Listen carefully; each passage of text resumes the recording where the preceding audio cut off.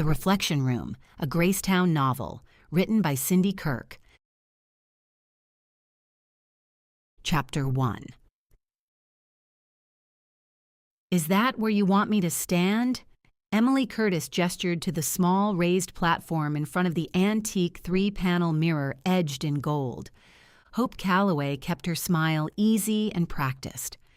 The reflection room was barely bigger than a walk-in closet, tucked off the main salon like a secret, insulated from the rustle of garment bags and the chatter of mothers and bridesmaids waiting just beyond the door. The air always smelled faintly of steamed silk and lavender sachets, warmed and softened by the enclosed space. "Yes," Hope said. "Right there." Emily, a concert violinist with the GraceTown Chamber Orchestra, had arrived in a short, flirty dress that showed off well-muscled legs, the brightly colored pattern the perfect foil for her blue eyes. Thoroughly modern, confident in the way she took up space, like she was used to being seen. On looks alone, Hope would have pegged her for something sleek. Mermaid, trumpet, a gown that made an entrance. But looks were only one kind of truth. And she didn't need to guess, not with the mirror. "Step right up," Hope added, because most brides expected the mirror later, after the dress, after the pins, after the gasp. Hope liked doing this first, the one-on-one, the moment before anyone else's opinions crowded the air. Instead of stepping onto the platform, Emily leaned forward to read the words, carved into the wood at the top of the center panel. "Some truths are seen only in reflection." That's profound. Her voice had softened. It didn't surprise Hope that Emily appreciated the sentiment. "I think so. When I first saw the words, I loved the mirror even more," Hope said. She kept her tone light, but the words landed in her chest the same way they had the day she'd first wheeled the mirror into this room and realized what it could do. Emily pushed her blonde hair back from her face and turned to Hope. "Is there a story?" "There are always stories," Hope said. "But the truth is, the mirror came with the shop, and I don't know its history other than it originally came from Paris." "That's too bad. I love a good story." Emily stepped up onto the platform. "Okay, I'm here. Now what?" The overhead chandelier threw soft light across the gilt frame, and Emily's large emerald-cut diamond winked as she lifted her left hand without thinking. An unconscious little check, as if reassurance lived in the weight of it. Hope stepped up behind her. This was always the part she liked best, the quiet before the mirror revealed what brides believed no one could see. "Now," Hope said. "I want you to look into the mirror and imagine yourself on your wedding day." Emily's gaze found her own reflection. Her lips curved, immediate and sure, as if the scene was already waiting for her like a piece of music she'd practiced her whole life. Hope took a breath and looked too. The room changed, not with any flash or shimmer, nothing you could point to and explain. The mirror simply told the truth in its own language. Emily ran her hand over her hip as she mused about a modern fit-and-flare style, then lifted her arms away as she asked, "Or, I don't know, maybe a ball gown. What do you think?" But Hope didn't have to think, because while Emily saw her regular reflection, Hope saw something else. Not all at once, just enough that the room seemed to still around it. The light caught differently, and the edges of everything else softened, as if the glass had decided where her attention belonged. In place of Emily's summer dress, Hope saw an ivory lace gown, high-necked and delicately fitted through the bodice, long sleeves clinging like a second skin. Seed pearls, hundreds of them, caught the light with a restrained gleam, each one hand-sewn as if someone had purposefully taken their time with them. The skirt bell-shaped into a soft, mid-century sweep that made her look effortlessly regal. The image held clearer than the room itself, as if it had been waiting. "Not modern, timeless," Hope murmured. Emily was the kind of bride who didn't need to work hard to be unforgettable. Hope's breath caught, a tightness rising in her throat before she could stop it. She didn't let it show. She'd learned to hold emotion behind her teeth until she could make use of it. "Oh," she murmured, the word barely there. Emily laughed, breathy. "What was that?" The vision slipped. It didn't vanish, just loosened, as Emily's voice pulled her back. The mirror was only a mirror again. Emily glanced between Hope and the mirror as if trying to understand what had Hope so entranced. Quickly, Hope snapped her attention back to her client. "I said you seem like someone who needs something more than modern. You need a gown that's timeless." Hope let her eyes trace the lace at Emily's collar, the way it framed her long neck, the confidence of it. Then she described the dress that only she could see. From the hundreds of hand-sewn seed pearls to the sway of the bell skirt as Emily shifted from side to side on the platform. "You're going to look like you belong in a song," she said, like someone chose every note carefully. Emily's smile widened, her eyes brightening as if that landed exactly where it was meant to. "No wonder everyone talks about how talented you are, Hope. It's as if you can already see me in the dress." Hope felt the familiar pull in her ribs, the strange intimacy of witnessing something no one else could, the steadiness of being right about someone in a way that mattered to them. "Sometimes," Hope said, "it's easier to see it from the outside." Emily touched her throat, seeming to imagine lace that wasn't yet there. "Are you nervous?" Hope asked. Emily laughed. "About finding the perfect dress? A little. About Dalton? Not even a little." "That's a good place to start."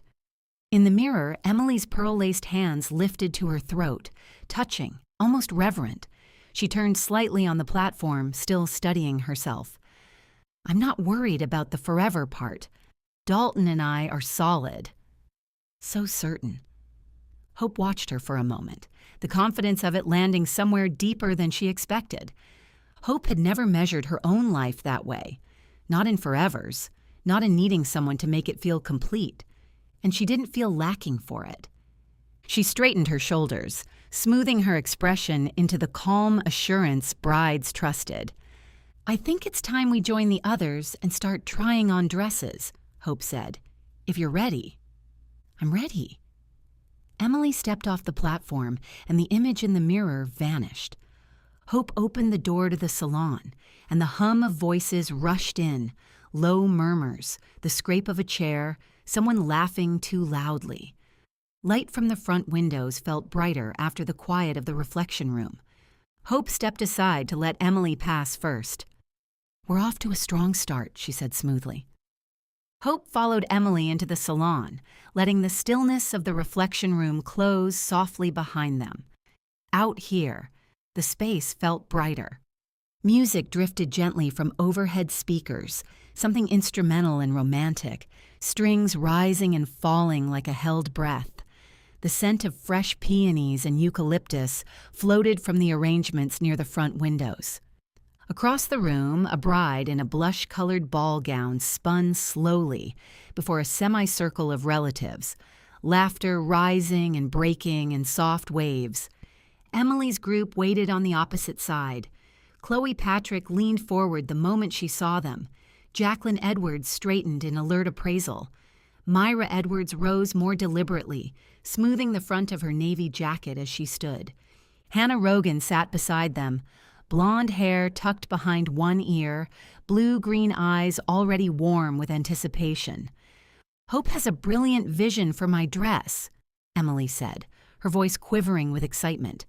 Hearing her describe it was like hearing everything I never knew I wanted. "It sounds as if your reputation is well-earned," Myra said to Hope. "Everyone says you have a talent for always knowing what will look best on a bride." "We're ready to try on dresses," Hope said. "Can I get anyone more to drink while you wait for Emily to try on the first dress?" "Skip the drinks," Jacqueline said, turning to Emily with a quick smile. "What were you doing in there if not putting something on?" Emily was in the reflection room, not the fitting room, Hope said. "It's a quiet space reserved for brides, so they can think about what they want in a gown. Wedding dress shopping can be overwhelming. I like to make sure my brides get to make at least one choice that belongs only to them, before family and friends start making suggestions." She smiled at the group. She always felt protective of her brides. She wanted them happy, not talked into a dress they didn't love just to please someone else, but she had to be careful not to make any of the party feel excluded either. "Hope had the most beautiful idea for what I should wear." Emily started to laugh as she spoke. "I was so enamored with what you described, I didn't think to ask if you actually have a dress like that in the shop." "I have a few dresses like the one I envisioned, that I think you'll like and one you might love. Let me go pull them for you," Hope said. Myra, Emily's future grandmother-in-law, met her gaze. She'd pulled Hope aside when they arrived and made one thing clear. She was paying for the dress, and price wasn't a concern. "We won't be long," Hope said. She crossed to the racks lining the far wall and selected 3 gowns, because she always selected 3, but put the lace, high-necked one on top. "Hope says she knows exactly what I need," Emily said, a hint of laughter in her voice. "I guess now's the time to find out." Hope felt Myra's earlier words echo faintly. No limit on cost. Just make sure she feels beautiful. Jacqueline's brow creased slightly when she saw the dress in Hope's arms. "That's very traditional." Chloe tilted her head. "It's gorgeous. I just thought maybe something sleeker. Mermaid, maybe?" Hope only smiled. She'd learned long ago not to explain what she already knew. The reflection room always knew better than even the most loving parent or well-meaning bridesmaid. "Hope has a way of picking just the right dress," Hannah said quietly. Hope glanced at her. Hannah's expression held calm confidence, not blind optimism, but something steadier.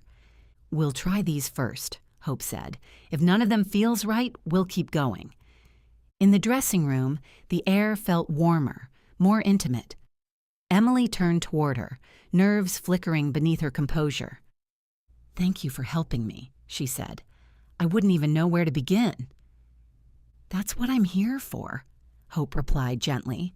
"And I have a feeling this one might surprise you." She lifted the lace gown from its hanger. Sometimes she humored a mother's request or indulged a bold style first, knowing it wouldn't be the one. But today, no one seemed married to an idea, and Hope already knew. "Let's start here," she said. Fabric whispered as Emily stepped into the gown. Hope fastened the long row of buttons up the back, each pearl catching the light as if the dress had been waiting for her. Emily's posture shifted as the bodice settled. Her shoulders drew back. Her chin lifted slightly. When she turned toward the mirror, she went still. Traditional. Yes, but not old-fashioned. Timeless. Emily began, then swallowed. Her eyes shimmered, though she didn't blink the tears free. "For a long time, I didn't think I'd ever be a bride."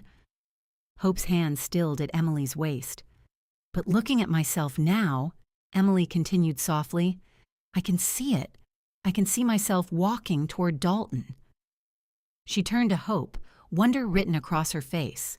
"I can see myself." The words reached deep into Hope's chest. "I think the others should see," Hope said carefully. Emily nodded, luminous. "I think so, too."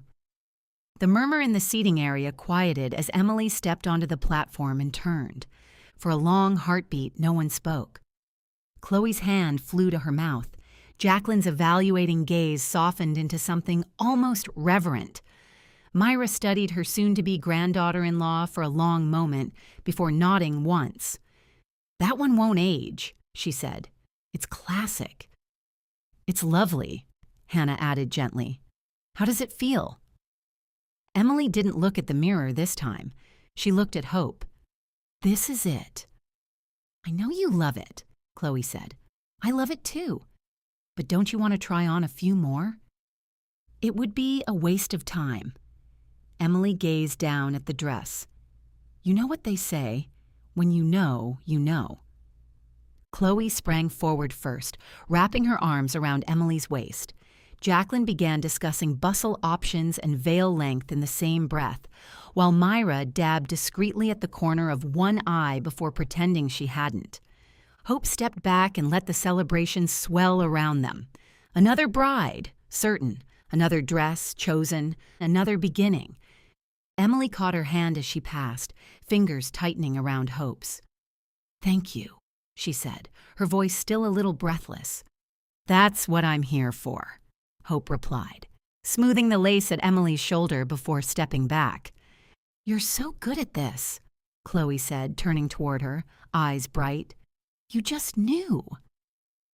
Hannah's smile deepened, her gaze resting on Hope. "You're going to be easy when it's your turn," she said warmly. "You'll know exactly what you want." Laughter rippled through the group. Hope only smiled. As she turned toward the counter to begin the paperwork, she felt it. Hannah watching her. When she glanced back, Hannah's expression hadn't changed. Calm, unwavering. Not teasing now, not speculative, just sure, as if it was that simple. Hannah looked away first and joined her friends in a group hug. Hope shook her head and smiled. She'd seen countless young women in GraceTown appear as perfect images of joy and love inside her gilded mirror. The one reflection she'd never seen was her own. Chapter 2. Nancy Calloway lived in a narrow white cottage down the street from Collister College, its fresh paint bright against the older brick homes lining the street. When her mother had mentioned last year that she'd accepted a job as dean of students at Collister and would be moving to GraceTown, Hope had been surprised. She and Nancy hadn't lived in the same town since Hope left for college nearly 15 years ago. She'd told her mother about a condo that was for sale overlooking the River Walk, not far from hers. But a modern condo hadn't been what her mother was looking for. Hope paused at the gate and took in the porch. Baskets spilling over with petunias, pansies and defiant purple, the brass frog door knocker polished bright from years of use. She shook her head, a small huff of laughter slipping out before she could catch it. Her mother stepped out onto the porch before Hope reached the steps. "I've got a glass of wine with your name on it." Hope smiled. This was the mother she knew. She lifted the sack in her hand. "And I have chocolate chip cookies from Cozy Crumb." Nancy laughed and took the bakery sack. "We know what each other likes." Hope gave her mother a quick hug.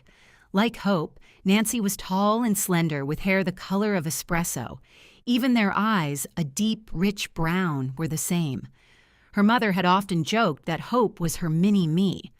"How are things at Collister?" Hope followed her mother inside the tastefully appointed home. Her mother had avoided the trap of too much furniture, which would have made the small space feel cluttered. Instead, each piece seemed to have earned its place. Though stylish, the home felt lived in. Throw pillows slightly askew, a book face down on the arm of the sofa as if she'd meant to return to it.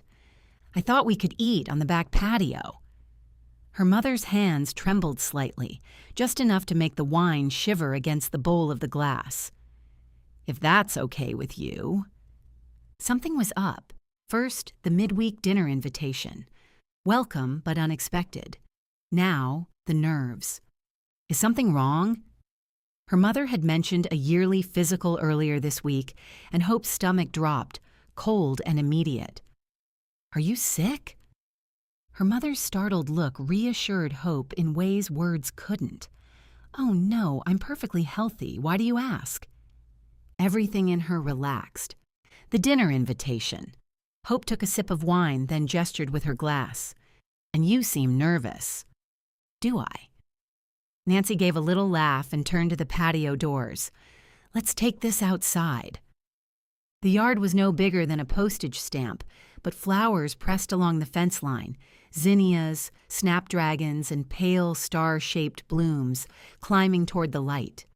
The glass-topped patio table already held brightly colored napkins and silverware, so they were clearly eating outside tonight. That suited Hope. She'd spent more than enough time indoors on such a beautiful late spring day. Her mother gestured to the table. "Want to sit? Dinner won't be ready for another 30. "I like this," Hope said, moving to the edge of the patio. This was a good move. "Coming to GraceTown has changed my life." Nancy stood beside her, gazing out over a freshly mown lawn as if seeing it for the first time. "I never thought you'd leave Agnes Wayne," Hope said, referring to the private college in Athens, Georgia, where her mother had spent 20 years in a role much like the one she held now. Nancy turned to her. "I wanted to live closer to you. We were both so busy, it felt as if we hardly saw each other. I didn't want to drift apart as your life got busier." "I'm glad you're here," Hope said, "but there was no danger of drifting. You and I don't drift." Reaching over, she closed her fingers around her mother's hand, squeezing once, firm and reassuring. "You're important to me." Nancy traced the rim of her wine glass with her thumb. "Looking back, I do have regrets." So her nerves weren't about anything medical, but this wasn't ordinary. "What kind of regrets?" "I wasn't around as much as I should have been when you were growing up." "Stop." She could see where this was headed. She wasn't sure what had brought this on, but she wouldn't allow it. "You were always there for me. You showed me every day what a strong, capable woman looks like. But, no buts. You were a great mom. You still are." If her mother needed reassurance, she'd come to the right person. Hope couldn't imagine having a more devoted parent. "You built a life and a career you can be proud of, and you raised me on your own. Don't say you weren't around enough. You were always there when I needed you. Always." "Thank you for saying that." Nancy blinked back tears. Hope gave her mom's hand another quick squeeze. "It's the truth." Neither spoke for several seconds, then Nancy exhaled. "I have no regrets over the course my life took. But as we've talked about before, life doesn't stand still." Hope tilted her head. Nancy met her gaze. "I've met someone, Hope. I'd like you to meet him." The wind moved through the oak leaves above them, scattering shadows across the table. Instead of drinking, Hope lowered the glass she'd just lifted. The wine was too warm in her hand. "Met someone?" "His name is Richard Renner. He's a professor in the history department at Collister. I think you'll really like him." Had her mother mentioned Richard before? Was he the one you went to that Civil War lecture in Baltimore with? "A colleague," her mother had said. "A friend." It was on Civil War letters, not the battles, but the correspondence, the things people wrote when they didn't expect anyone outside of family to read them. Nancy smiled faintly. "Richard said afterward that history tends to forget the soft parts. I kept thinking about that all week." She traced the stem of her wine glass absently. "Shared interests are important," Hope said. "He stops by my office most mornings," Nancy said, a hint of color rising in her cheeks. "Brings me a matcha latte from City Hall Coffee. He knows it's my favorite." "I'm glad you found someone you enjoy spending time with," Hope said. "Actually, Richard and I have grown close over the past couple of months. He's a wonderful man." Nancy met her eyes. "I think it's time you get acquainted." "Is this serious?" Serious meant permanence, rearranging furniture, making space in a life that already seemed complete. "It is. I always thought you were happy being independent. You have your friends, your work." That had always been enough. At least, Hope had always thought it was. "You've never dated before." "Is that what you think?" Nancy asked, laughing. "Well, yes." The answer came out slower than she'd expected. "I did date." Nancy took a sip of wine. "Off and on." "I never met any of them." Hope frowned. "You never brought anyone home." "You were my priority during those years, and I was building my career." Nancy waved a careless hand. "Even after you went off to college, there was never anyone worth mentioning." "But now there is." Hope tried to place the feeling that followed. Not jealousy, not even worry. Just a sense that something she'd always taken as fixed had changed without her noticing. A smile bloomed on Nancy's lips. This thing with Richard is unexpected, but it's been wonderful. Unexpected. Hope rolled the word slowly through her mind, as if testing it for weakness. 2 bright patches of pink colored her mother's cheeks. I hope you'll be happy for me. The glass-topped patio table caught their reflections. Of course, Hope said, setting her glass carefully on the table before her hand could shake and give her away. I never meant for you to think being alone was best. I didn't, Hope said. I don't think that. I'm not closed off. Her mother's gaze searched hers. Please don't misunderstand. I'm not saying you need a man to be complete. And if you're happy with your life the way it is, I'm happy. Nancy's eyes softened. But if you're not closed off, you might want to make time for it. Hope let out a small breath. I leave room. At her mother's skeptical look, she offered a quick, cheeky smile. I just haven't found anyone I want to introduce to you. Touché, Nancy said, laughing. How about after dinner? We pull out our calendars and find a time for you to meet Richard. By the time Hope left, dinner with Richard was in her calendar. She had a week to get used to the idea of her mother in a relationship, a week before she had to sit across from Richard and pretend the situation was ordinary. The door to the underground garage slid closed behind her, sealing the evening away. She took the elevator to her second-floor condo. Normally, she would have taken the stairs. Tonight, climbing them would take more energy than she had. Once inside, she poured a glass of water and stepped out onto the small deck overlooking the river walk. Modeled after the river walk in San Antonio, the stretch of restaurants and bars along the water still hummed despite the midweek hour, with patio lights strung overhead, music drifting upward in uneven pulses. Hope took a slow sip of water.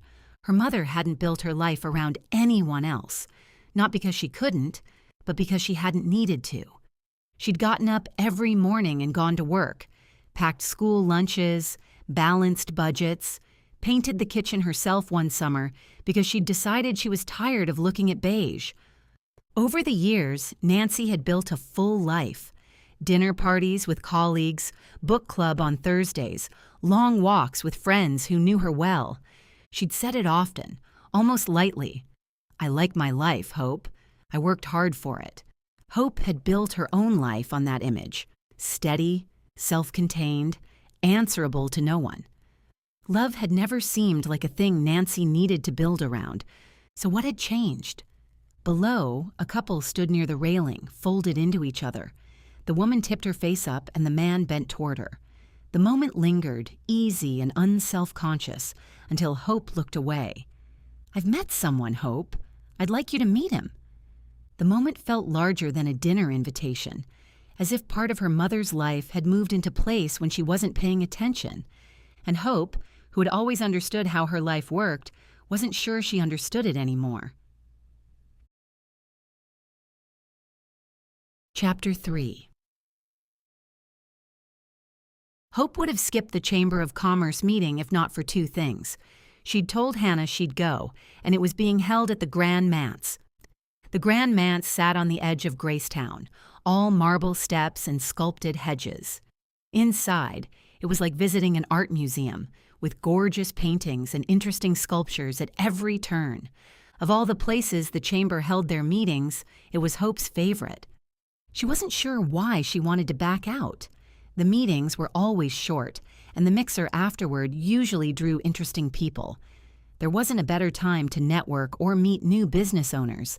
Even tonight's presentation about how legacy businesses survive generational change sounded more interesting than most she'd endured. She didn't know Dr. Summers from Collister's history department, but Hannah had heard her speak and said she was excellent. Her phone buzzed with a text from Hannah. On my way. Since Hannah didn't live far, Hope took the stairs down and stepped out into the cool night air. Keeping busy seemed safer. Last night, her thoughts had circled back again and again to her mother and Richard. Just how serious was this relationship? Despite the warmth of the night air, Hope shivered. Her mother was an adult. If she wanted a relationship, that was her choice, even if Hope couldn't quite make sense of it. A quick beep had Hope looking up. Hannah's car sat at the curb just a few feet in front of her. Sliding into the passenger seat, Hope buckled her seatbelt. "Thanks for driving tonight." "It's more fun to go with someone." Hannah flashed a smile as she pulled into traffic. "Let me clarify. It's more fun to go with a friend." Hope chuckled. She liked most of the chamber crowd, but there were a few people she'd learned to avoid. "How's Luke?" Hope asked. Early last year, Hannah and her husband, Charlie, had welcomed a baby boy. "He's wonderful." Hannah's voice softened the way it always did when she spoke about him. "He loves being outside, toddling around and picking up twigs and dirt and everything he shouldn't. Charlie and his mom are going to take him to the park. Can Lisa manage it?" Charlie's mother had MS. The last time Hope had seen Lisa, the former librarian had been in a wheelchair. "She can if Charlie pushes the wheelchair with Luke in her lap." Hannah turned onto the road that would take them to the Grand Manse. Lisa never remarried after her divorce. "She didn't," Hannah said matter-of-factly. "After her experience with Charlie's dad, she had no desire to go down that road again." Hope nodded. No desire. That was how she'd thought it had been for her mother. "That dress you picked out for Emily to try on was absolutely gorgeous." Grateful for the change in topic, Hope latched onto it, and they talked weddings the rest of the drive to the manse. Inside, the grand parlor smelled like a floral shop. Green stems, crushed petals, and damp leaves. Rows of chairs faced the front, a temporary order that would disappear once the networking began. "Who is that?" Hannah asked, her fingers wrapped around a glass of wine. "That's our replacement speaker," replied a woman standing nearby. Hope vaguely recognized her as the owner of a local veterinary clinic. "I heard him tell Ken he'd be filling in for Lynn since she's ill." Ken Edwards, an attorney and Emily's future father-in-law, was the current chamber president. "I'm not sure what his name is," the woman added. "It's Richard Renner," Hope said, her gaze settling on the man across the room.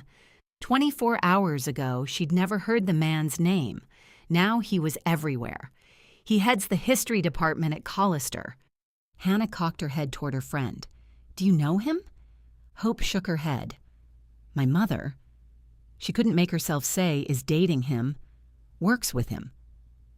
"I hope he's a good presenter," the woman said.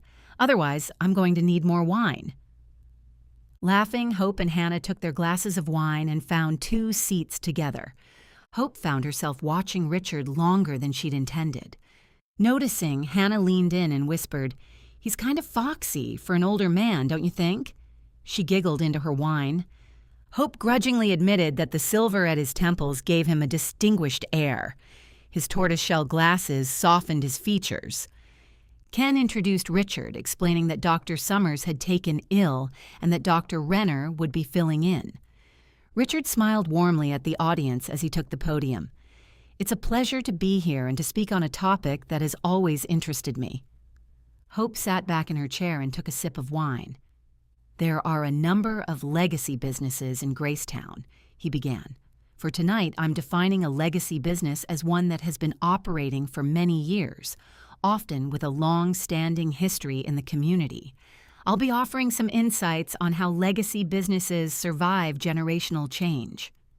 His voice carried easily through the room, steady, measured, practiced. The voice of a man who expected to be heard. When he outlined the characteristics of businesses that weathered change, the assessment landed closer to home than she'd expected. Businesses survived and thrived by adapting and embracing change. The words lodged somewhere she hadn't meant to leave exposed. Hope noticed an unexpected softness in his voice when he spoke of Joe and Helen Miller, founders of Miller Hardware, who'd stayed and reinvested. Together, they built a business they could be proud of, one that still serves the GraceTown community today. Hope found herself smiling when his gaze swept past her. Across the room, a dark-haired man leaned forward during the Q&A. When Dr. Renner called on him, he asked about the value of restoring original structures instead of tearing them down. Richard nodded, considering the question. "There's a temptation to start fresh," he said. "To believe something new will be better, simply because it's new." He rested his hands lightly on the podium, but more often than not, what's already there has value. History, craftsmanship, intention. You don't discard that lightly. His gaze moved across the room. If the foundation is sound, you preserve it. You reinforce it. You let it carry forward into whatever comes next. Hope felt the tightness in her chest ease, just slightly. The previous owner had restored the building Hope had purchased for her salon. It had character, and she was always glad it hadn't been demolished. After several people asked more questions, Hope felt her legs getting stiff from sitting, and she was grateful when Ken Edwards announced they were moving into the networking portion of the evening. Hannah grabbed her arm. "Oh, there's Jacinta Ramirez. She just got engaged, and she's excited to meet you." They wove their way through the mingling crowd as Hannah explained. "She runs Mama Rosa's on the River Walk.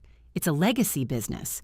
Her parents started it back in the 1990s and turned it over to her a couple of years ago."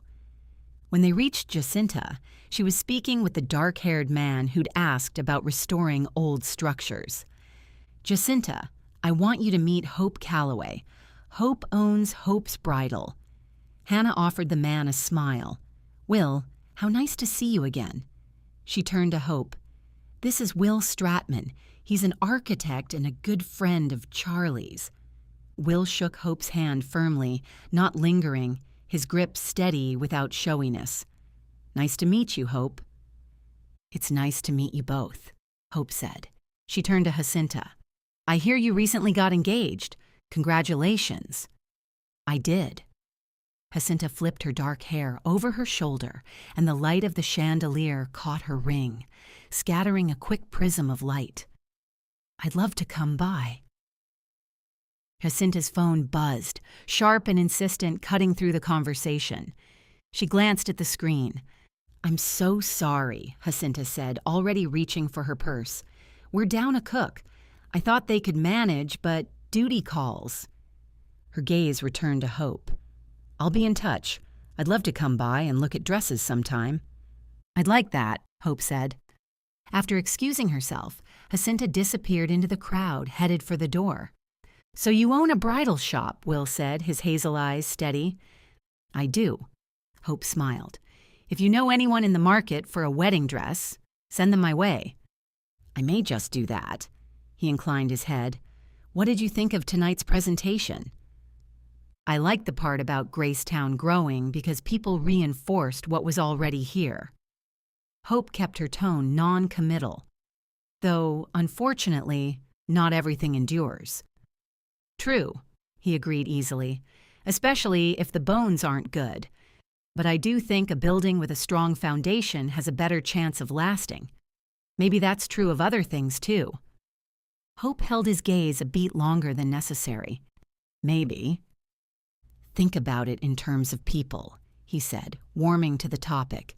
"A business lasts because the owners build relationships and keep showing up for customers, employees, families, the town itself. That matters as much as the brick and mortar." "Like Mama Rosa's," Hannah said.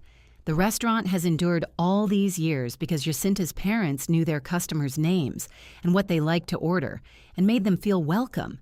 Jacinta is carrying that forward." "Exactly," Will smiled. "That's what I mean. A strong foundation gives you something to build on." Chapter 4. The sun hovered low over the horizon when Hope unlocked the door to the salon the next morning. Her first appointment, the one she would handle herself, wasn't for another couple of hours. But she'd awakened before her alarm, gone for a quick run to clear her head, and arrived early anyway. She stood in the entryway for a moment, breathing in the scent of spring, green stems and open petals, from the vase of brightly colored blooms. When she'd purchased the business several years ago, it had been a formal wear shop. The modern interior had suited the previous owner, but Hope had found it too cold, at odds with the stately exterior. Lynette, the owner, had offered to sell her some of the furnishings, but aside from a few racks, Hope had declined. Then she'd seen the mirror. It had been propped against the wall in the back storage room. Lynette had said it had belonged to her great-grandmother and had come from Paris. Her mother had foisted it on her, but it hadn't fit her sensibilities. Hope had purchased it that day. Had it shown Lynette anything? Had she even bothered to pull off the protective sheet and peer into the glass? On impulse, Hope walked to the reflection room and flipped on the light, bathing the space in a soft glow. Maybe it was the muted blue walls or the gentle lighting, but each time she stepped into the room, something in her eased.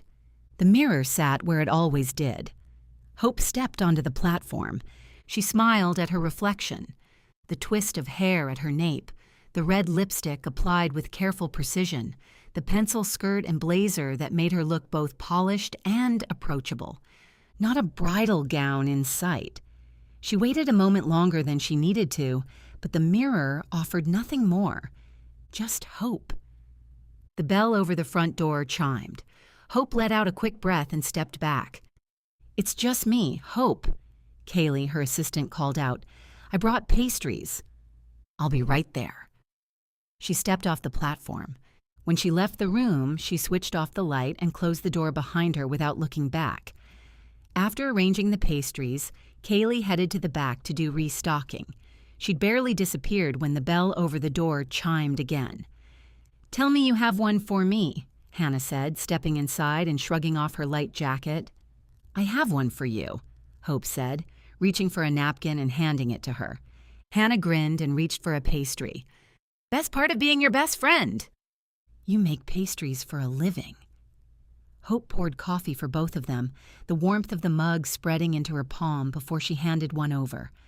"But not these kinds."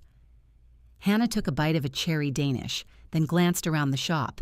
"It smells amazing in here, like spring decided to move in permanently." "That's the goal." Hope loved it when Hannah stopped by after delivering pastries to the local shops. She always smelled faintly of sugar and coffee and the warm, yeasty air of the bakery, and somehow she made even a quick visit feel like a pause in the day. They fell into an easy rhythm: coffee, pastries, small talk. Hope was aware of the room behind the door the entire time, the slight pressure just behind her ribs, the mirror, and the closed door at her back. Hannah must have sensed Hope was distracted. She tilted her head. "Okay, what's going on?" "Nothing's going on." Hannah gave her a look. "You got here early. You don't do that unless you're avoiding something or thinking too much. Which is it?" Hope huffed out a breath. Thinking too much. About? Hope hesitated, then nodded toward the back. "Come here." Hannah followed her into the reflection room, taking in the soft lighting, the platform, the mirror. "Is this where the magic happens?" she asked lightly. Hope didn't smile. "Sort of."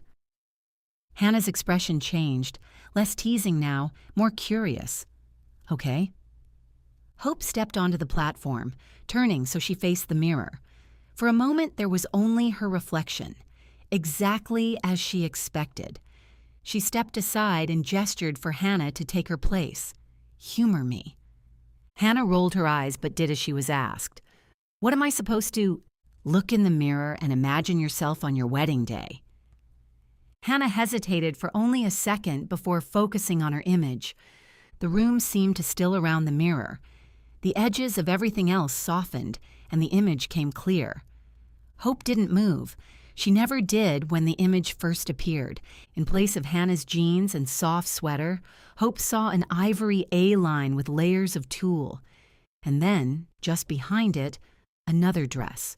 This one shorter, lighter, lace instead of tulle. 2 wedding dresses. Hannah waited, then glanced over her shoulder. "Am I missing something?" Hope shook her head. "No, you're not." Hannah stepped down. "Okay, I officially don't get it." Hope leaned against the edge of the platform, arms folded loosely. When a bride stands there, I see her differently. Hannah stilled. Different how? Hope met her eyes. I see the dress that belongs to her. I see it on her. Hannah blinked once, then again. You're serious. Hope nodded. As in, it's not your intuition or a really good eye. Hannah glanced toward the mirror, then back at Hope. You actually see the dress? The actual dress, Hope said. On her. Hannah stared at the mirror for a long moment. Okay. That is, she let out a breath that was almost a laugh. That is very GraceTown, but still, wow. Despite everything, Hope felt her mouth curve into a smile. After a second, Hannah's expression changed, curiosity pushing past surprise. And what did you see on me? 2 dresses. Hope didn't hesitate. One a long ivory gown with lots of tulle, the other cocktail length with lace. Hannah gave a slow nod. That fits. It does? When I married Brian, I wore a long gown. A distant look entered Hannah's eyes as she thought of her late husband, but the look was gone almost as quickly as it came. Charlie and I got married in his backyard. It was a simple ceremony, but no less beautiful. She let out a small breath, as if setting the memory aside. You saw both of those dresses on me in the mirror? Yes. The mirror has never shown me a dress that didn't fit the woman standing in front of it. Hope raised a hand. I know how it sounds. This is GraceTown. Hannah shook her head. Weirder things have happened. Hope had heard the stories. Silence stretched between them for several moments. Hannah glanced back at the mirror, then at Hope. I think it's cool. You do? Don't you? Hannah asked. You've built an entire business on it. Either you're a genius or something weird is happening. Both can be true. Hope huffed a laugh. Helpful. I'm serious. Hannah studied her. But this has been happening for a while, right? Why are you telling me now? Hope's smile faded. The question shouldn't have surprised her. I don't know. Hannah waited. Hope looked toward the glass, then away. Because of a lot of things, Hope said finally. Hannah's gaze sharpened, but she didn't push. Instead, she gestured toward the mirror. Has it ever been wrong? No. Never. Never. What about you? Hope went still. What about me? What do you see when you stand there? Hope's eyes flicked to the mirror, then away. Nothing. Nothing? Just me. She shrugged lightly. I've never pictured that for myself. Hannah didn't respond right away. She studied Hope for a beat longer than usual. Because you don't want to. Hope looked back at her. Because the mirror has never shown me. That's not the same thing. It feels like the same thing. Hannah's expression softened. Hope. I know. Hope folded her arms, her gaze moving toward the glass despite herself. It sounds ridiculous when I say it out loud, but I've watched that mirror show hundreds of women in wedding dresses. I've stood in front of it more times than I can count, and I've never seen anything but myself. Her mouth curved faintly without humor. After a while, it's hard not to wonder if that means I'm never going to be one of them. One of the brides? Hope nodded. Or maybe, Hannah said carefully, the mirror doesn't work that way for you because you're the one who sees it. Maybe it shows you something about other people because that's what you're supposed to notice. Hope looked at her. Or maybe it hasn't shown you because there isn't anything to show yet, Hannah added, not because there never will be. Hope let out a slow breath. Maybe. But as she turned toward the door, her gaze caught on the mirror again and lingered. For years, seeing only herself had not bothered her, or at least she had been very good at pretending it hadn't. Now she wasn't so sure. Chapter 5. After the shop closed at 6, Hope walked with Kaylee to the Black Apron Bistro. It was a long shot that they'd score an outside table for drinks and appetizers, but they could always hope. The bright blue sky and warm sunshine lifted her mood. The river walk hummed with early evening energy, voices drifting up from the water's edge, the soft clink of glasses, music threading faintly through it all. When they were shown to a small table outside, Hope felt a small surge of satisfaction. This was how every day should end. "I'm going to break my old record this month," Kaylee told her. "You just watch." "You're well on your way," Hope said. Only 10 days into the month, Kaylee had already met her sales quota. Hope lifted her glass of wine in a toast to Kaylee, who has an inner sense of what brides want. Kaylee clinked her glass against Hope's and grinned. "I'll take the praise, but you're the one who never misses. The dresses you pull are often ones I'd never imagine a bride liking, but they don't just like them, they buy them. Tell me your secret." Hope brought the glass to her lips and took a slow sip, smiling. "No secret. When I look at a bride, I just see her in a certain dress." Kaylee reached for an olive from the charcuterie board they'd ordered. "For me, it's more about giving them what they say they want. Then, when they figure out it doesn't suit them, I offer alternatives." "Well, judging from your sales, that strategy works." Leaning back in her chair, Kaylee studied her. "You look happy." "I am happy." Hope scooped up hummus on a cracker. "Sales are up. The sun is shining. What's not to be happy about?" They talked about ordinary things for a few minutes before Kaylee brought up the chamber event. "I wish I could have gone." Kaylee heaved a sigh. "I had Dr. Summers for a couple of history classes. I love listening to her speak." "Well, you'd have been disappointed. She was sick and couldn't speak." Hope took a sip of wine. "Dr. Renner spoke instead." "Dr. Renner, I had him in my sophomore year." "You did?" "Yeah, he was good, made the material interesting." Kaylee opened her mouth as if to add more, then took a sip of wine instead. Hope narrowed her eyes. "What?" "Nothing." "Kaylee." Kaylee sighed. "Fine. He was also kind of hot." Hope nearly choked on her wine. "That's my mother's boyfriend." "I know, which is why I tried not to say it." Kaylee lifted both hands. "But you asked." "Kaylee," a woman suddenly squealed, tight, dark curls bouncing. A woman who looked to be about Kaylee's age reached over the low floral barrier to hug her. "Dio, I didn't expect to see you. Oh my gosh, you look adorable." The woman gave a little twirl in her bright orange dress and laughed, then paused and glanced curiously at Hope. "I'm sorry to interrupt. I'm Dio King." "We were roomies in college," Kaylee said, "and we've been friends ever since." "Nice to meet you," Hope said. "Dio, this is my boss, Hope Calloway." More pleasantries were exchanged, and Hope, or maybe it was Kaylee, invited her to join them. She had just settled into a chair when she glanced toward the walkway and brightened. "Oh, there they are, Mia!" Hope turned. A couple made their way along the river walk at an unhurried pace. The woman spotted them and smiled, her expression brightening in a way that carried even from a distance. The couple changed direction without breaking stride. "Mia, perfect timing," Dio said as they reached the table. Mia's gaze moved between them, open and warm.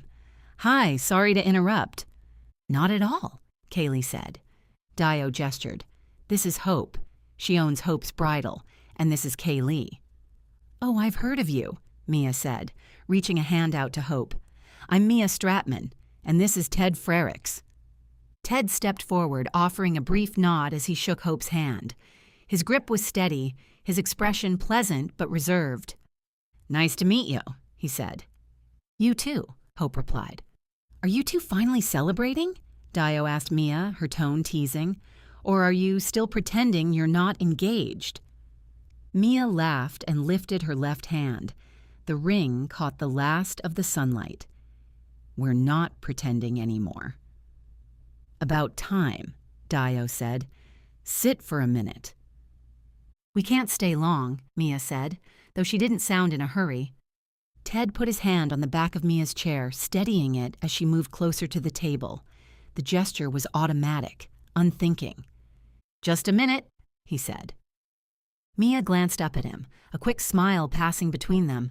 Small, familiar, not showy, not performative, just natural. So, Mia said, turning back to Hope, you own a bridal shop? I do. You may be seeing me sooner than I expected, Mia admitted. I haven't started looking yet, but as soon as we announced the engagement, everyone started asking what I'm going to wear. That tends to happen, Hope said. Do you already have something in mind? Kaylee asked. Mia shook her head. Not really. I figure I'll know when I see it. Ted glanced at her, something like amusement flickering across his expression. You say that like you're not going to overthink every option. I will absolutely overthink every option, Mia said cheerfully, but I'll still know. Kaylee laughed. You'll figure it out. Mia has a way of circling back before she decides. Mia rolled her eyes, smiling. That's a very generous way of putting it. Ted's smile held, but it tightened briefly before easing again. He huffed a quiet laugh. Easy enough, if Hope hadn't been watching so closely. She lifted her glass, taking a slow sip as the conversation flowed around her. Mia was smiling. Ted had his shoulder angled toward her. They looked easy together, affectionate, comfortable. And still, Hope's gaze kept returning to him. She couldn't shake the feeling that she was missing something. But what? Chapter 6.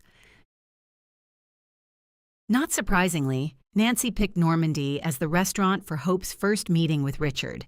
The French restaurant had been a favorite since Nancy had arrived in GraceTown.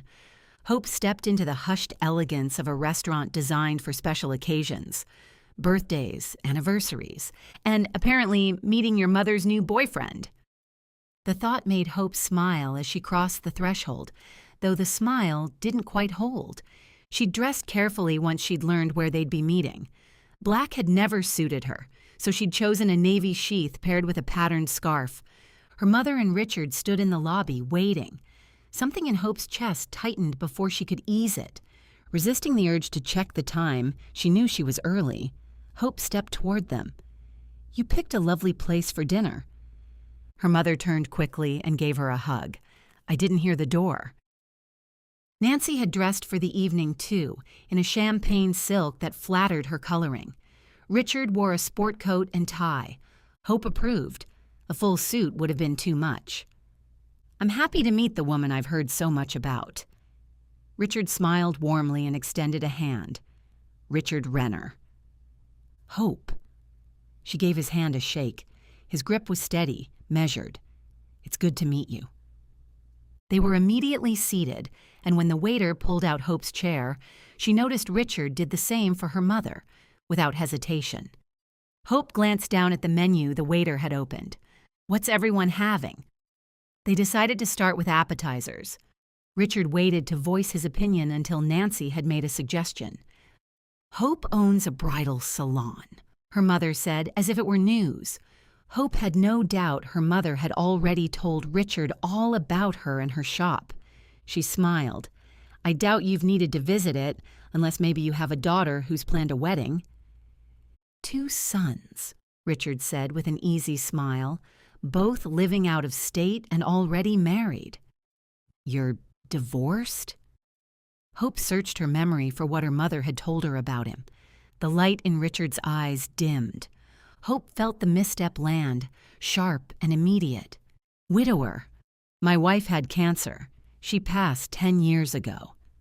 I'm sorry, Hope said. She was sorry for the loss, and for the asking. Thank you.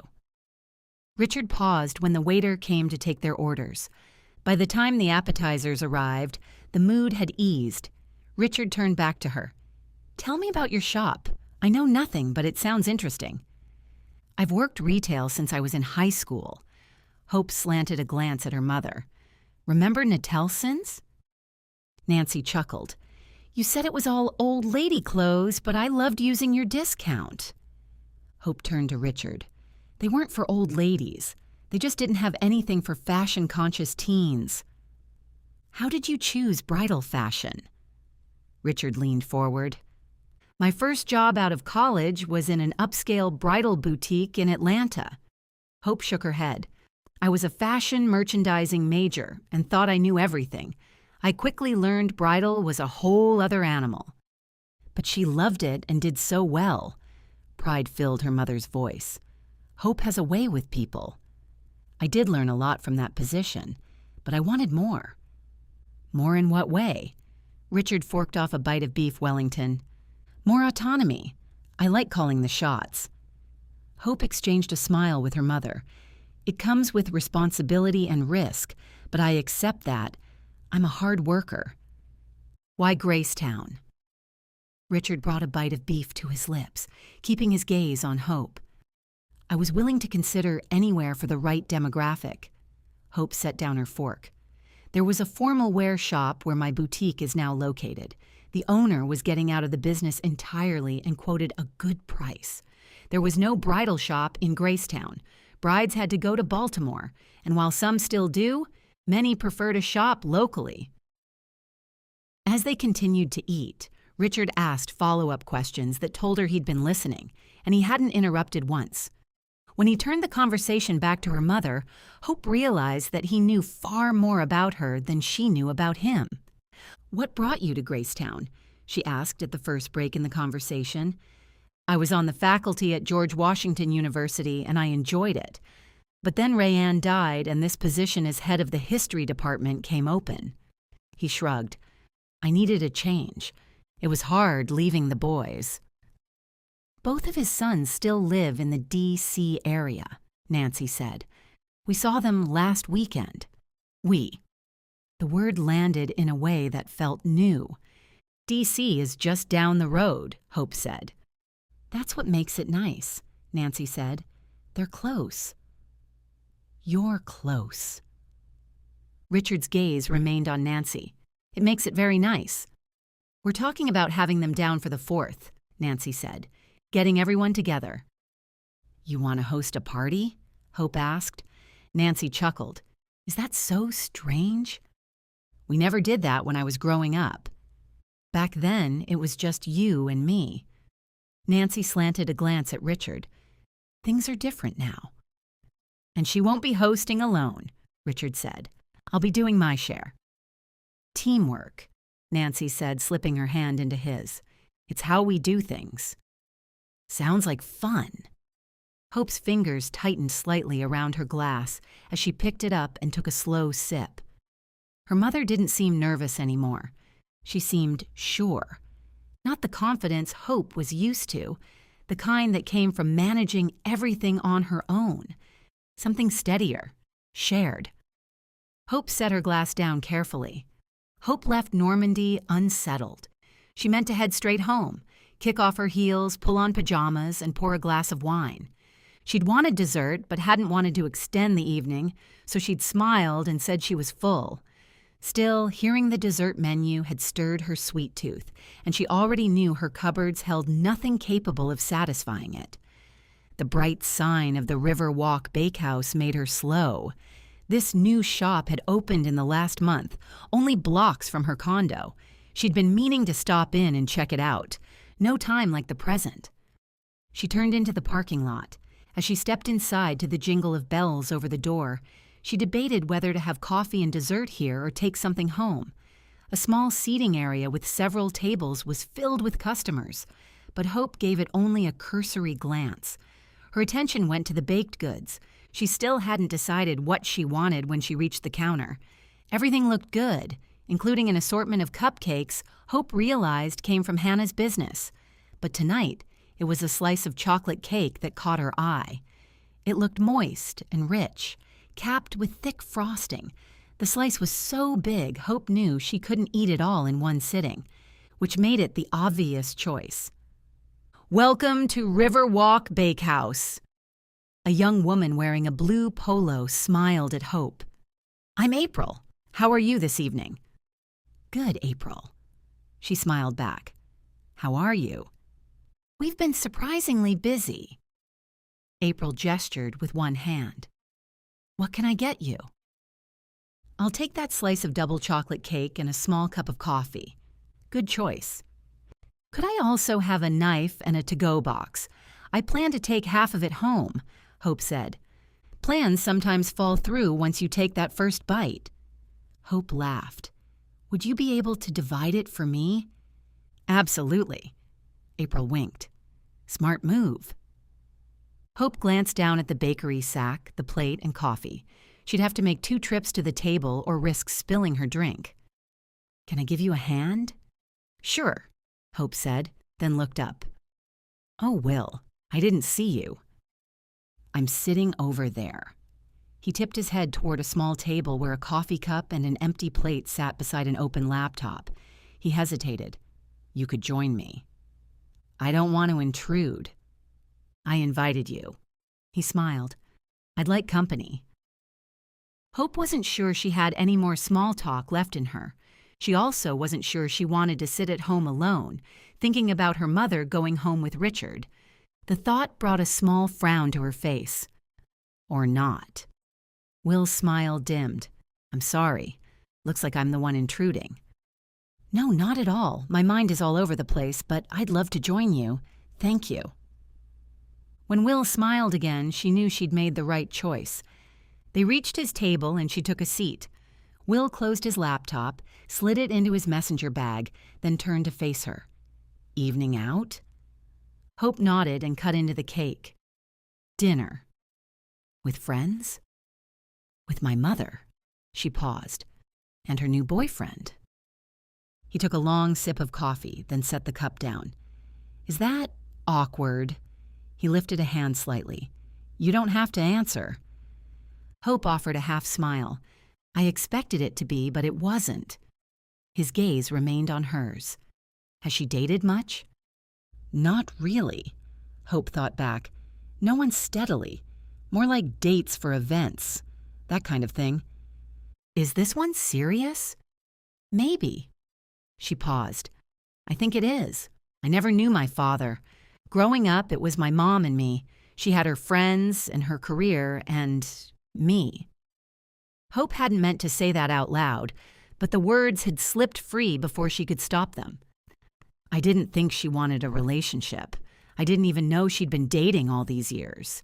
Nothing was serious, I guess. Until now."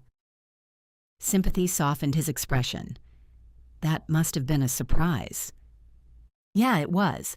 But I want her to be happy." Her throat tightened, cutting off the rest. He'd invited her to sit with him, expecting casual conversation, not to hear her spill her life story. "A close friend of mine lost his wife a few years ago," Will said. "I spent a lot of time with them when she was sick. After she passed, he was just lost for a long time." He paused, as if choosing his words. "When he started seeing someone again, it caught me off guard. Not because I wasn't glad. It just changed how I thought of his life. Like a chapter I'd assumed was closed wasn't." He glanced at her. "I was surprised. But I was glad too." For a second, he said nothing more, then added, "It took a minute to catch up to it." "Yeah." Hope took a bite of cake and let it linger. The cocoa was deep, not sugary but full-bodied, softened by the smooth weight of buttercream. It melted gradually, rich enough that she closed her eyes for a second before swallowing, the tightness inside her loosening just a little. Will smiled. "That good, eh?" She nodded. "It's just what I needed." The conversation turned to the upcoming 4th of July events and to people they both knew. 20 minutes later, Hope stepped back into the night and realized that it hadn't been only the cake she'd needed. She walked to her car without hurrying, bakery sack in hand. Chapter 7. On Monday, Hope arrived at the salon early, already thinking through the day ahead. She had 2 appointments that morning with brides who had personally asked for her. The afternoon would be devoted to the business side of the salon. She didn't mind that. She liked seeing which promotions had worked and which hadn't, which designer lines GraceTown brides favored and which went untouched. Even her mother's early morning call, Nancy still preferred calling to texting, asking what she thought of Richard hadn't thrown her off course. She'd answered honestly that she'd enjoyed the meal and the conversation, then set it aside. Her thoughts had returned more than once last night, and again that morning, to her conversation with Will Stratman. Not only because it had been easy, unforced, but because of what he'd said about his parents, about love being less a single decision than a choice made again and again. The thought had stayed with her, steady and inconvenient. Hope understood choosing a dress, choosing a business, choosing a town, but choosing another person day after day when the outcome couldn't be guaranteed, that was harder to set aside. She moved through the main salon, adjusting a mannequin sash and checking inventory, and staying out of the reflection room. "Good morning, Kaylee," Hope called out to where the young woman was placing a new headpiece on the mannequin they'd dubbed Sandrine. "It is a good morning," Kaylee said. "I have 2 appointments this morning and 1 this afternoon." Unlike some associates Hope had hired in the past, Kaylee enjoyed being busy. Like Hope, she went out of her way to make the dress shopping experience special for her brides. "I made coffee," Kaylee said, stepping back and eyeing Sandrine. "Yes, that looks much better." "Coffee sounds wonderful," Hope said, just as the bell over the door jingled. "But here's my first appointment now." Rebecca Fortenberry had been referred by a friend who'd purchased her dress here. In the years since opening the salon, Hope had learned that no paid promotion beat word of mouth, and Rebecca had made it clear that she specifically wanted Hope, and only Hope, to help her find the right dress. Rebecca, Becca, as she asked Hope to call her, stepped into the shop with her mother, sister, and aunt. Hope strode over to greet them. "Welcome to Hope's Bridal." They exchanged the usual pleasantries before Becca told her family that she would speak to Hope privately, and then the dress show would begin. Kaylee appeared at that moment, offering refreshments as Hope and Becca stepped into the reflection room. Becca glanced around. "This is exactly as Josie described. Very chill." "It's a good place for me to learn what you want in a dress." Hope smiled as they sat. "Why don't we start with your fiancé?" "Chuck is..." Becca's lips curved. "He's the nicest guy. He's my person." "How did you and Chuck meet?" "We met at Founders Day. I was there with friends, he was there with friends, and we started talking." Becca chuckled. "Normally, I'd get all flustered around guys, but with Chuck, it was different. There were butterflies, sure, because I really liked him, but he was calm, comfortable." Something in that reached Hope, recognition more than surprise. "Did he ask you out right then?" The question was all it took for Becca to launch into her history with Chuck and the details of their 2-year courtship and subsequent engagement. Hope had all she needed after 5 minutes. Becca talked for 15. At a momentary pause, Hope rose. "I'd like you to step in front of the mirror and envision yourself on your wedding day. I've thought a lot about the kind of dress I want. I have lots of pictures on my phone I can show you." Becca reached into her bag. "I'd love to see them," Hope said. "But first, the mirror." Becca set her purse down. "Josie told me about this part." Obligingly, Becca stepped onto the platform. She studied her reflection. A young woman with straight brown hair, a round face, and blue eyes sparkling with excitement, looked back at her. Then the image came clear, immediate, and distinct. Becca wore a trumpet-style wedding gown with a birdcage veil. The style suited her curves, the flare at mid-thigh balancing her hips. She looked lovely. No hesitation, no second-guessing. Though Hope would pull several dresses, part of the fun was variety, she already knew which one Becca would choose, and just like Chuck, it would be the perfect fit. Chapter 8. At mid-afternoon, Kaylee popped her head into Hope's office. "Sorry to interrupt." Hope looked up from her spreadsheet and smiled. You're never an interruption. What's up? I have someone asking to see you. Kaylee lowered her voice. He's really cute. Hope pushed back her chair and rounded the desk. For a second, she considered touching up her lipstick. Her fingers hovered, then dropped. No reason to keep anyone waiting. She stepped into the salon and immediately wished she had paused for the lipstick. Not a bride's fiancé. Will. He stood there in jeans and a polo, taking in the mannequins, the mirrors, the soft sofas. Will. She heard the smile in her voice. This is a nice surprise.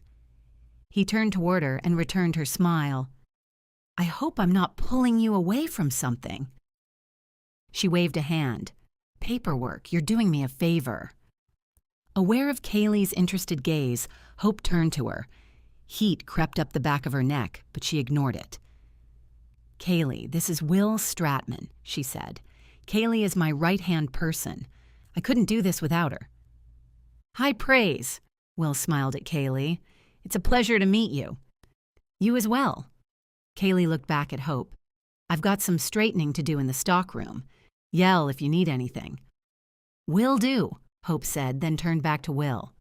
You're probably wondering why I'm here, he said. The thought did cross my mind. She chuckled. We don't get many men stopping by. I bet. His gaze moved around the shop before returning to her. I came to get one of your cards for my sister. Hope blinked, feeling a quick dip of disappointment before she waved it away. Mia is engaged.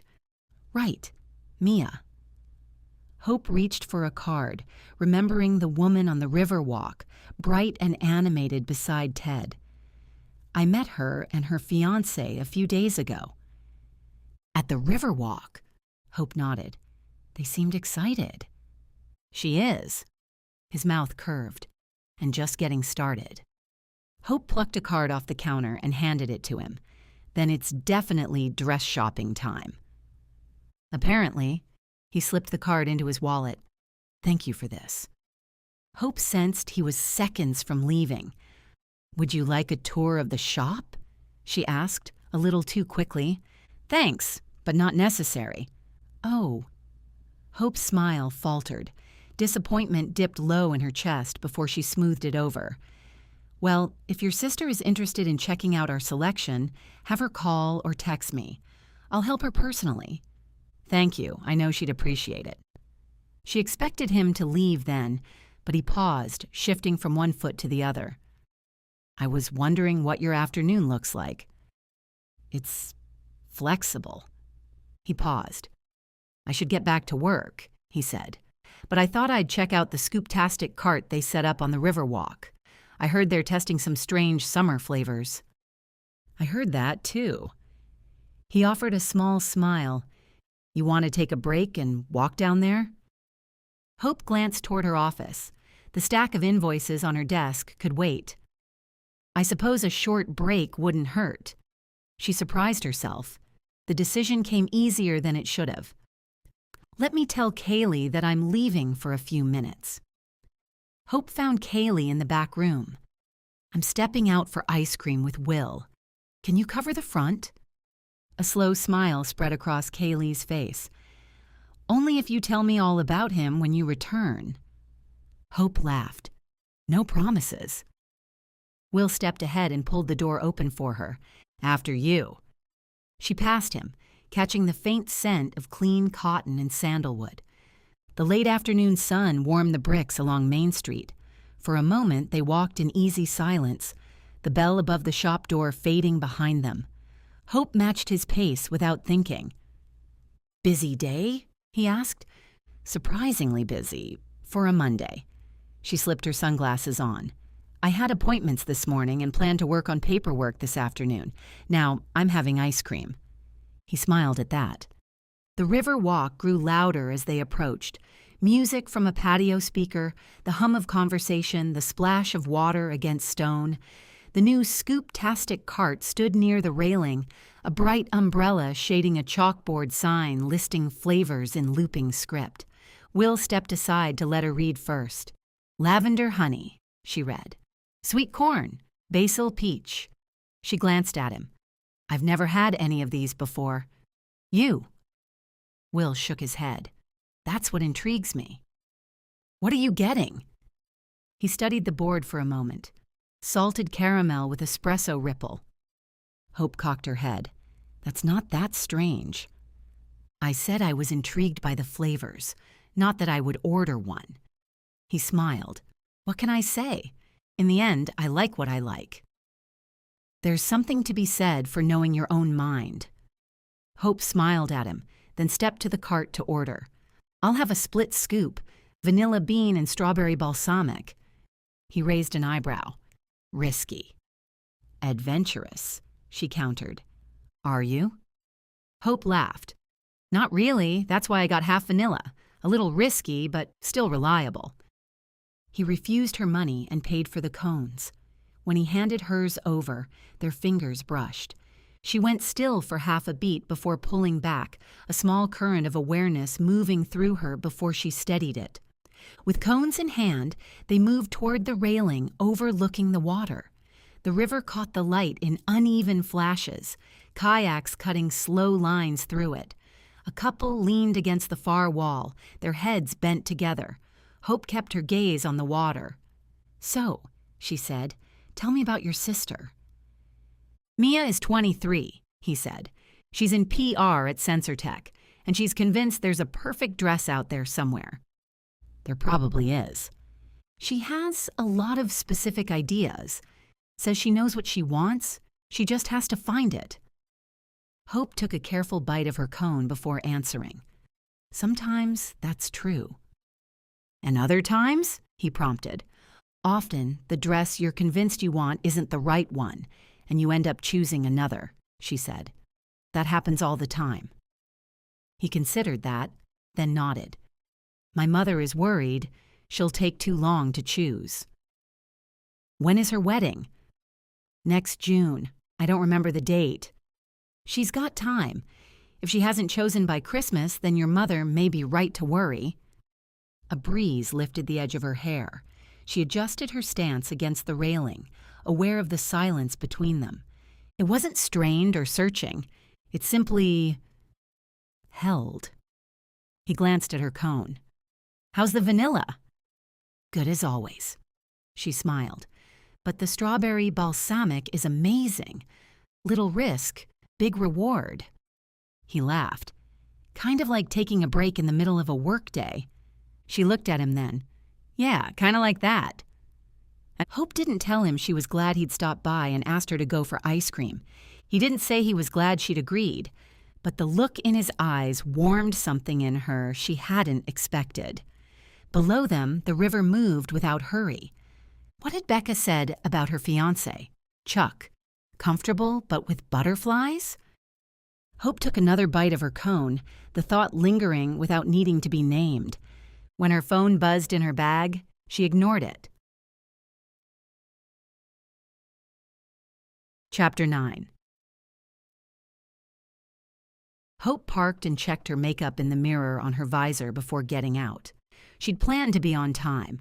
She'd even brought a change of clothes to the salon. That way, she could head directly from there to Collister College, where Richard was being honored. The excitement in her mother's voice had told Hope this was one of those must-attend situations. Richard was receiving the Chancellor's Award for Distinguished Contribution to the Humanities for his work on Civil War correspondence. His sons were driving in from D.C. She could have said no. She could have easily made up a plausible-sounding excuse. Saturdays were always a busy day at the salon, and she had appointments booked all day. But Richard was important to her mother, which meant he was important to her. She would drive separately because of that last appointment, but she would be there. What Hope hadn't known was that the last bride of the day would be difficult. Louisa had an unlimited budget and loved the spotlight. Hope had seen clearly the dress that would win Louisa's heart, an $18,000 Bitsy Klein, but the gown had been one of the first Louisa tried on. Louisa's entourage insisted that no matter how much she loved the dress, she couldn't choose the first one she tried on. By the time Louisa left with an alteration appointment for the Bitsy Klein, it seemed as if she'd tried on every gown in the shop, which made Hope late, very late, for Richard's ceremony. She'd texted her mother, of course, assuring her that while she might be late, she'd be there. Easing open the doors to the Hawthorne Hall auditorium, Hope stepped inside and paused at the back, surprised by the size of the crowd. Artis Tomlinson, the Chancellor of Collister College, stood slightly behind Richard at the podium. In conclusion, I'd like to thank those who have offered steadfast support and reminded me that while it's good to immerse myself in the past, it's just as important to live in the present. Richard smiled warmly and gestured with one hand. Hope remained where she was, watching as he introduced his sons, Ben and Tyler.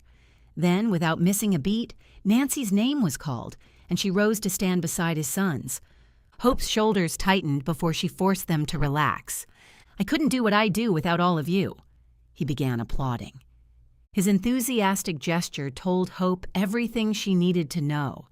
She remained standing through the rest of the speeches. Once the professor receiving the Lifetime Achievement Award had been recognized, Hope moved to the side when the large doors behind her were opened.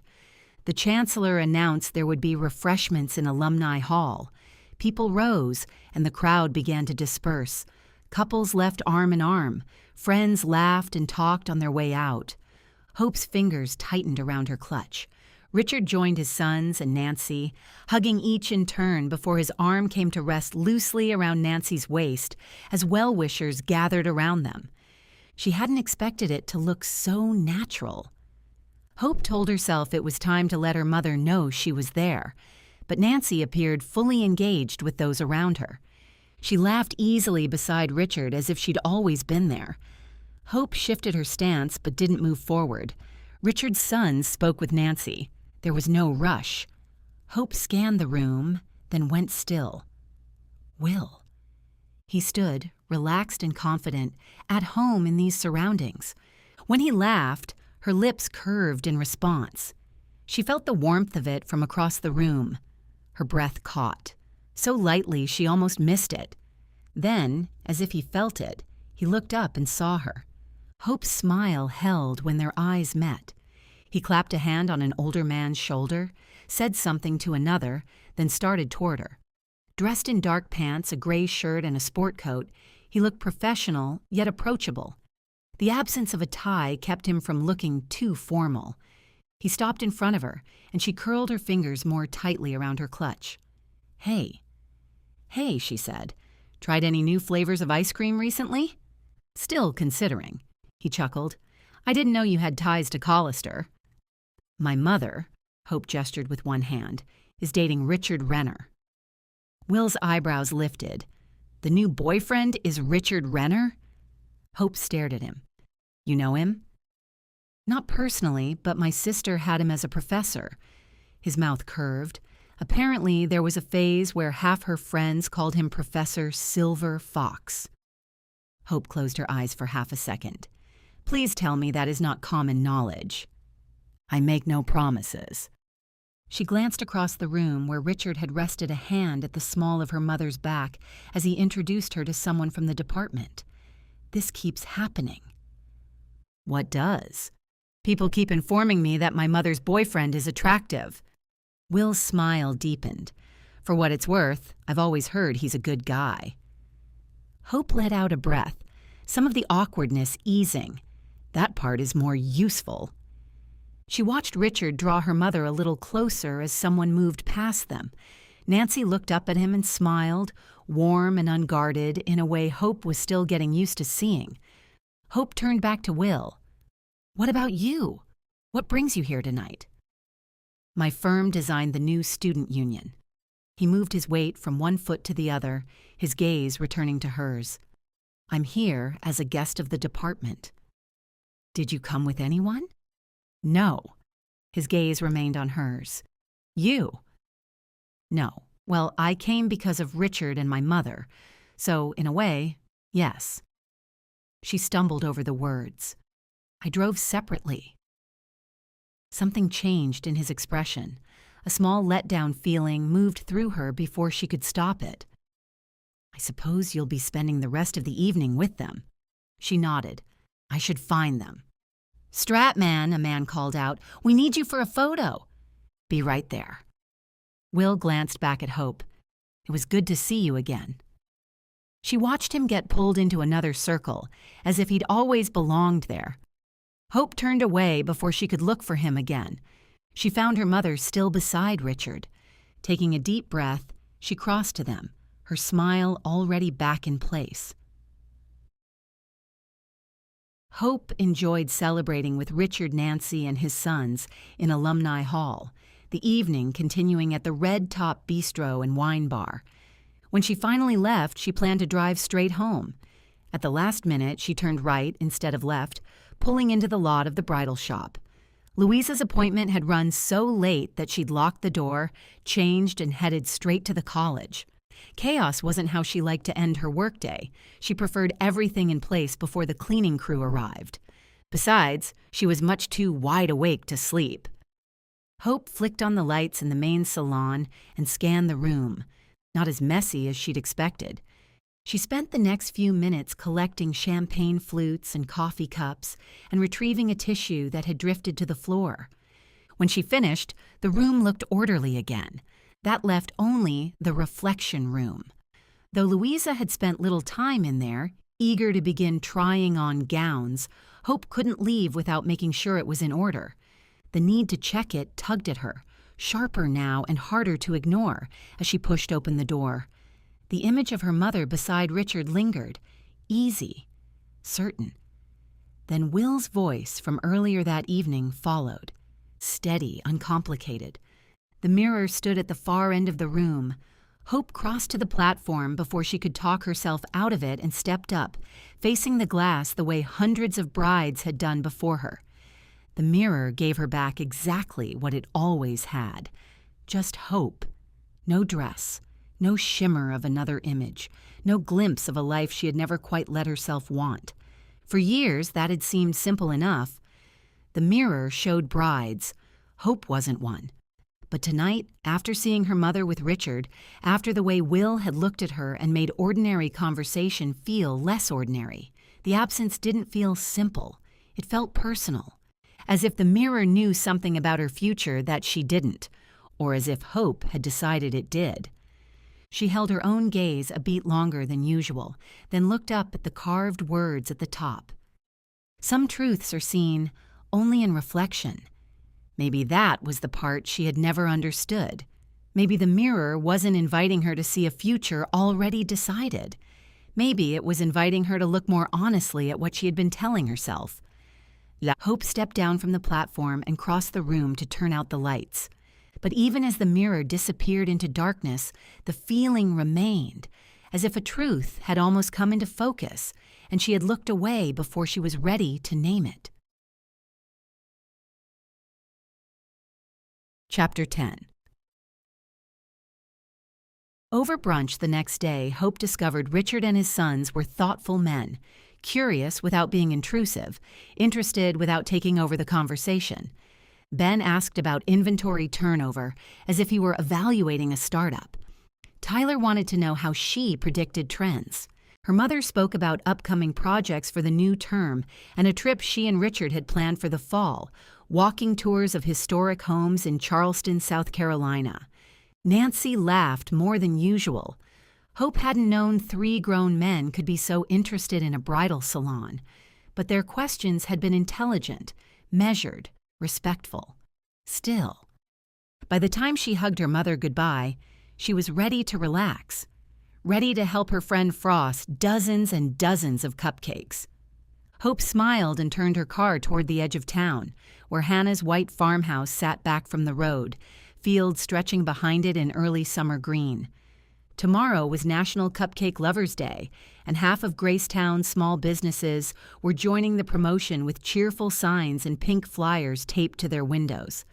When Hannah had mentioned her helper was out of town for a family emergency, Hope had volunteered to help before thinking twice. Standing in Hannah's large commercial kitchen, steel counters gleaming, ovens humming, the air thick with sugar and warm vanilla, Hope accepted the apron and hairnet with solemn ceremony. Pulling her hair into a bun that morning had been, in retrospect, inspired. She tugged the hairnet over her head and struck a pose, hip cocked, chin lifted. Be honest. Is this my look? Hannah laughed, wiping her hands on her own flour-dusted apron. You've never looked more OSHA-compliant? High praise. You're lovely as always. Very sanitized. Hope curtsied. I live to serve. The kitchen smelled like butter and sugar, and something faintly yeasty from the morning's batch of brioche cooling on a rack by the window. What can I do? Hope asked, stepping up to the long counter where trays of unfrosted cupcakes sat in tight, orderly rows. Well, Hannah exhaled a weary but satisfied breath. Yesterday, I batch baked until I questioned my life choices. Today, we pipe. She gestured to 3 massive bowls of frosting in shades of pale ivory and rich brown. Hope leaned over one and inhaled. This is how cavities begin. Don't mock the buttercream. She is temperamental. She? Absolutely. If the room's too warm, she sulks. Too cold, she stiffens. Too much powdered sugar, and she tastes like regret. Hope laughed. Remind me again why I own a bridal salon and not a bakery. Because you prefer satin to sugar, Hannah said, handing her a piping bag fitted with a star tip. Fill that halfway. If you overfill, your hand will cramp, and you'll end up hating me. Hope scooped frosting into the bag. It was heavier than she expected, dense and silky against the spatula. How many flavors are we doing? Vanilla, chocolate, red velvet. I tried selling them on lavender honey, but the shops wanted the classics since they're discounting for the promo. Maybe next time, Hope said lightly. She thought of the cone she'd had. Half vanilla, half strawberry balsamic. Next time, she'd try 2 new-to-her flavors. Classics work, Hope said. They fell into rhythm. Twist, press, swirl. Twist, press, lift. The frosting formed neat spirals, glossy and peaked just so.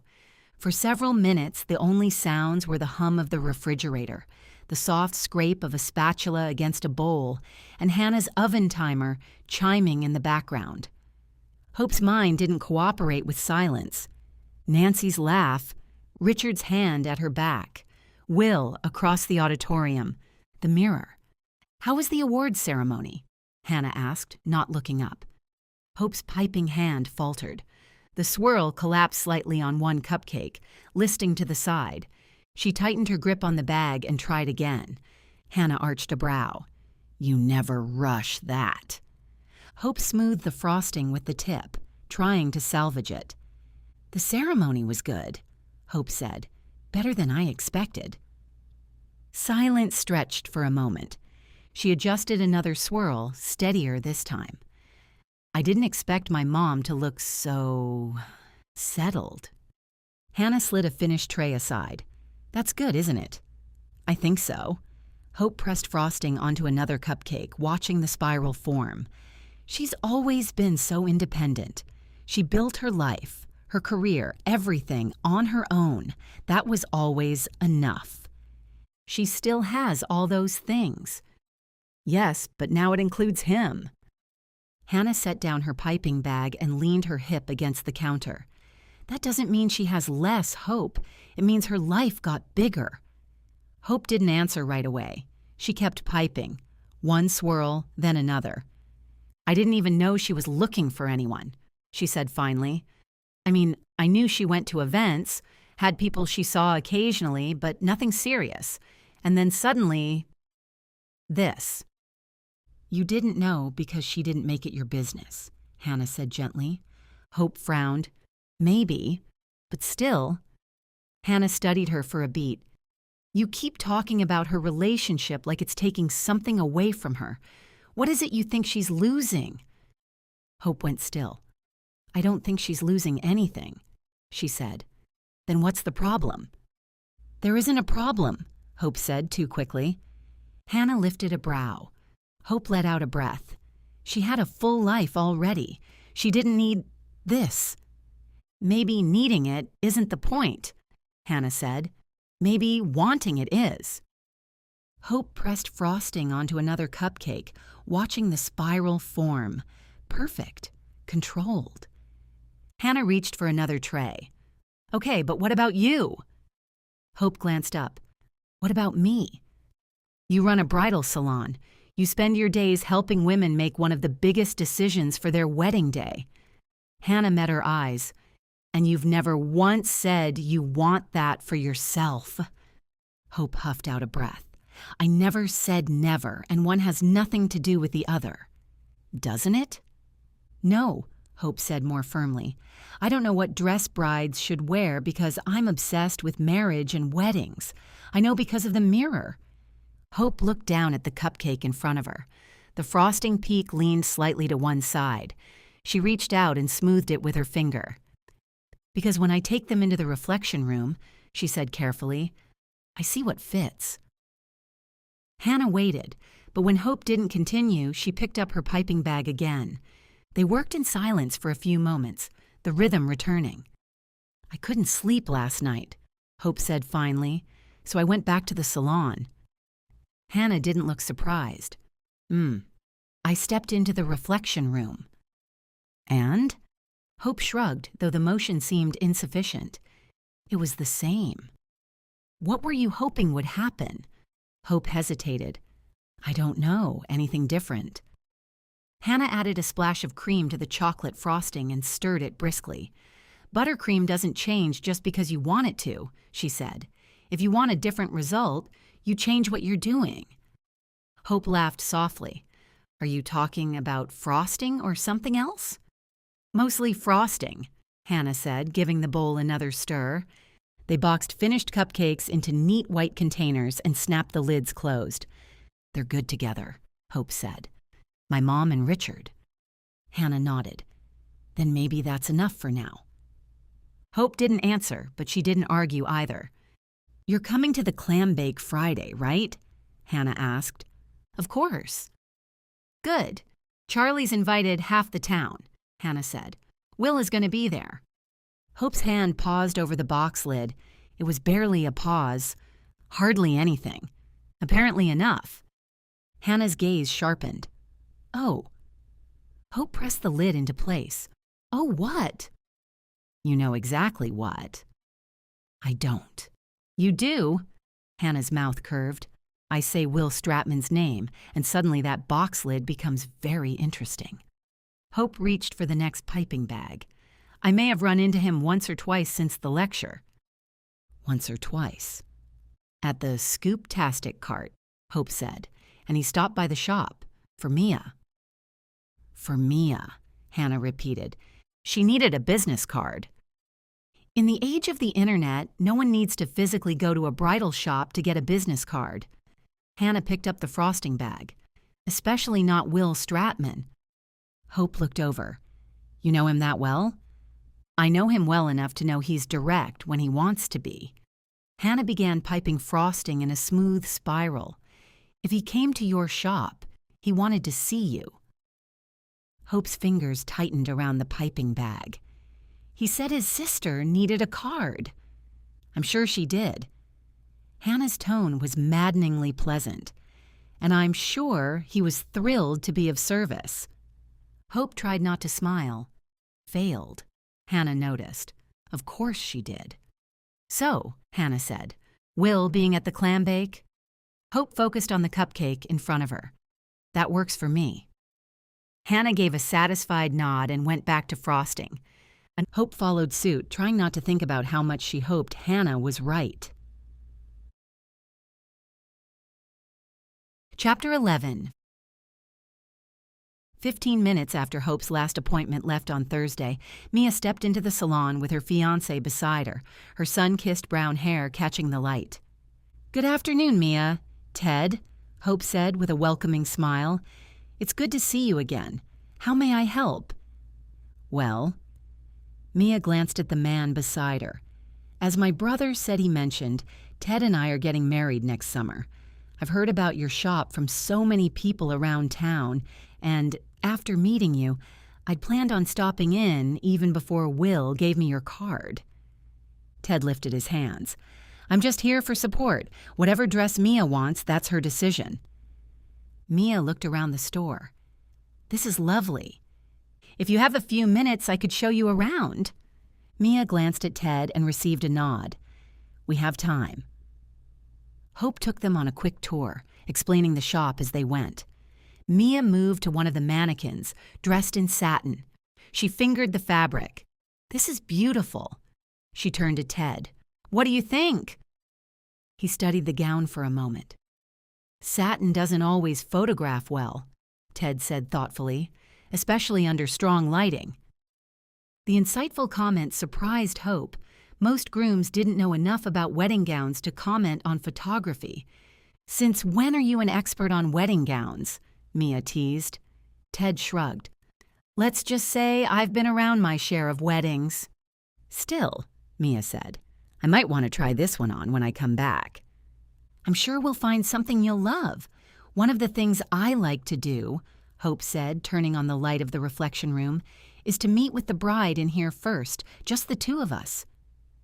Mia cocked her head, a question in her eyes. It gives me a chance to learn more about you and your fiancé, Hope said, smiling at Ted, and what kind of wedding you're planning. Ted gestured toward the platform. Why the mirror? Hope smiled, already reaching for her usual explanation. It helps brides focus on what they really want before everyone else starts weighing in. Ted stepped up onto the platform and grinned into the mirror, running a hand through his hair. I'm beautiful. Mia laughed, delighted. You're such a goof. Hope let out a small laugh of her own, though it came half a beat late. Careful, she said lightly. That's not exactly how this part works. She stepped forward, meaning to guide him down, to redirect. Then she went still, not a full stop. Not obvious. Just enough that the room seemed to draw in around her. Mia noticed first. Oh, sorry, she said quickly. Ted, stop messing around. But Hope didn't answer. Her attention had gone to the mirror. In the reflection, Ted stood in a tuxedo. A bride stood at his side in a sleek satin sheath, her dark hair pinned low at the nape of her neck. A bride who was elegant and composed, and not Mia. Hope didn't move. The image held, clear, unwavering, long enough for the wrongness of it to get beneath her skin. Then it was gone. The mirror returned to what it should have been. Ted in jeans, grinning. Okay, he said, stepping down. Sorry. He slipped an arm around Mia's shoulders. Didn't mean to disrespect your process. I just try to keep things light. This whole dress hunt can be intense. Mia rolled her eyes, but she leaned into him. He's not wrong. Hope blinked once, forcing her focus back into place. No, of course, she said, her voice steady enough. I was just going to tell you the mirror's an antique from Paris. Ted nodded. Noted. No more posing. His phone buzzed. He pulled it out, glancing at the screen. Jake and Sarah are at Wasabi Wave. They want to know if we want to join them. Mia brightened. Absolutely. Tell them we'll be there in 10. Turning to Hope, Mia smiled. Is it okay if I text you to set up an appointment time? Yes. Hope walked them to the door. It was nice seeing you both. Mia, I look forward to seeing you again. Her voice stayed steady. She wasn't sure how. Outside, Ted reached for Mia's hand and she leaned into him as they crossed the sidewalk. Hope stood for a moment after the door closed. She thought she understood the mirror's rules. A bride stepped onto the platform. Hope asked her to imagine her wedding day. The dress appeared, the gown that fit the woman standing before the glass. It had happened that way for years. Mothers, sisters, friends, even the occasional groom had passed through the reflection room, but the mirror had never changed for them. They remained exactly as they were. Ordinary reflections in ordinary glass. Until Ted. He had stepped onto the platform without invitation, without imagining anything except his own joke, and the mirror had answered anyway. A tuxedo, a bride beside him. Not Mia. Hope looked back toward the closed door, her pulse still uneven. For the first time, the mirror had shown her an image that did not begin with the bride, and she had no idea what that meant. Chapter 12. Hope had just finished dinner when Hannah called to say she was downstairs with leftover cupcakes. Cupcakes and visits from friends were always welcome, especially tonight. Talking with Hannah might stop Hope's mind from circling back to what she'd seen in the mirror. "Come on up," Hope said. She buzzed her in and was waiting at the door when the elevator opened. Hannah stepped out carrying a white baker's box. "I love having the option of an elevator," Hannah said, lifting the box slightly, "especially when carrying these." "Most of the time, I take the stairs," Hope said, stepping back to let her in. "But it's nice when I have something to carry." "Where do you want these?" "In the kitchen." She set the box on the counter and flipped the lid open just enough to let the scent escape. Hope smiled. "How did you end up with so many extras?" "Once I got my contracted cupcakes done, I did a little experimenting." Hannah shrugged good-naturedly. "I may have gone a little overboard. There are only so many matcha green tea cupcakes with white chocolate ganache a family can eat." "Well, feel free to go overboard anytime you want." Hope inhaled. "These look amazing." "They are," Hannah smiled. "I'm hoping the coffee shops will take them as a limited-time offering." "They will." "I appreciate the vote of confidence." Hope poured 2 glasses of lemonade. "Want to sit outside?" "I'd love that." They carried their drinks onto the deck. The evening air was soft and warm, the trees beyond the railing moving gently in the breeze. Somewhere in the distance, water murmured, faint and steady. Hannah sank into a chair with a sigh. "This is nice." Hope sat beside her but didn't relax into the moment the way she usually would. Persistent unease sat just beneath her ribs. She wrapped her fingers more tightly around her glass. "Something happened at the shop today." Hannah glanced over. "It's about the mirror in the reflection room." "Oh no," Hannah straightened. "What happened?" "It's fine. I mean, it's not broken." Hope held up a hand. "It just showed me something I don't understand." She hesitated for a moment, not sure where to begin. "You're going to need to spell this out for me," Hannah said gently. "You know how I use the mirror with brides," Hope said. "I bring them into the reflection room and have them picture themselves on their wedding day." Hannah nodded. "And you see the dress." "The dress that fits who they are," Hope said, "or who they already are in that moment, even if they don't know it yet." "And the bride only sees her own reflection," Hannah said. "I remember. Wait, did you finally see yourself in the mirror?" Hope shook her head. "Still just me." Hannah leaned back slightly. "And you've never questioned how it works?" Hope hesitated. "No." Then, more quietly, "There was never a reason to. Until today." "What happened today?" Hope drew in a breath. "Will's sister stopped by. Mia, with her fiancé." Hope stared out toward the trees for a moment before continuing. "I took them into the reflection room to show Mia the space." "And?" Hope's grip tightened on the glass. "Ted stepped onto the platform." Hannah sat forward a fraction. "The fiancé?" Hope nodded. "He was joking around, looking at himself in the mirror. I was about to tell him to step down when—" She stopped. Hannah's fingers stilled against the condensation on her glass. "I saw him in a tux. A bride was standing next to him in a wedding gown." Silence held for a beat. "It wasn't Mia." The words hung between them. Hannah didn't respond immediately. She leaned back slowly, her gaze fixed on Hope, as if testing the shape of what she'd just heard. "Have you ever seen a groom before?" she asked finally.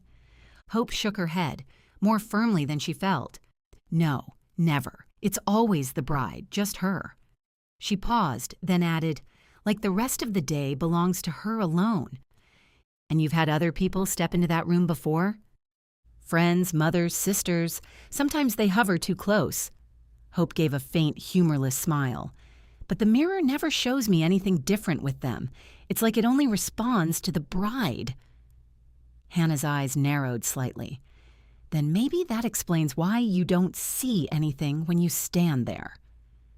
Hope looked at her. You're not a bride, Hannah said gently. Not right now. I know. Hope reached for her glass, then left it untouched. That's the reasonable answer. But not the one that scares you? Hope looked down at her hands. I've stood in front of that mirror more times than I can count. Part of me always wondered if one day it would show me that version of myself. Not because I was engaged, not because I had a wedding planned, just because... She let out a breath. Because maybe then I'd know I wasn't outside that story completely. Hannah didn't answer right away. Hope forced herself to go on. But it never has, so yes, maybe the mirror only responds to brides, or maybe it's only meant to show me other people, or maybe I've been reading too much into nothing. Her mouth curved faintly.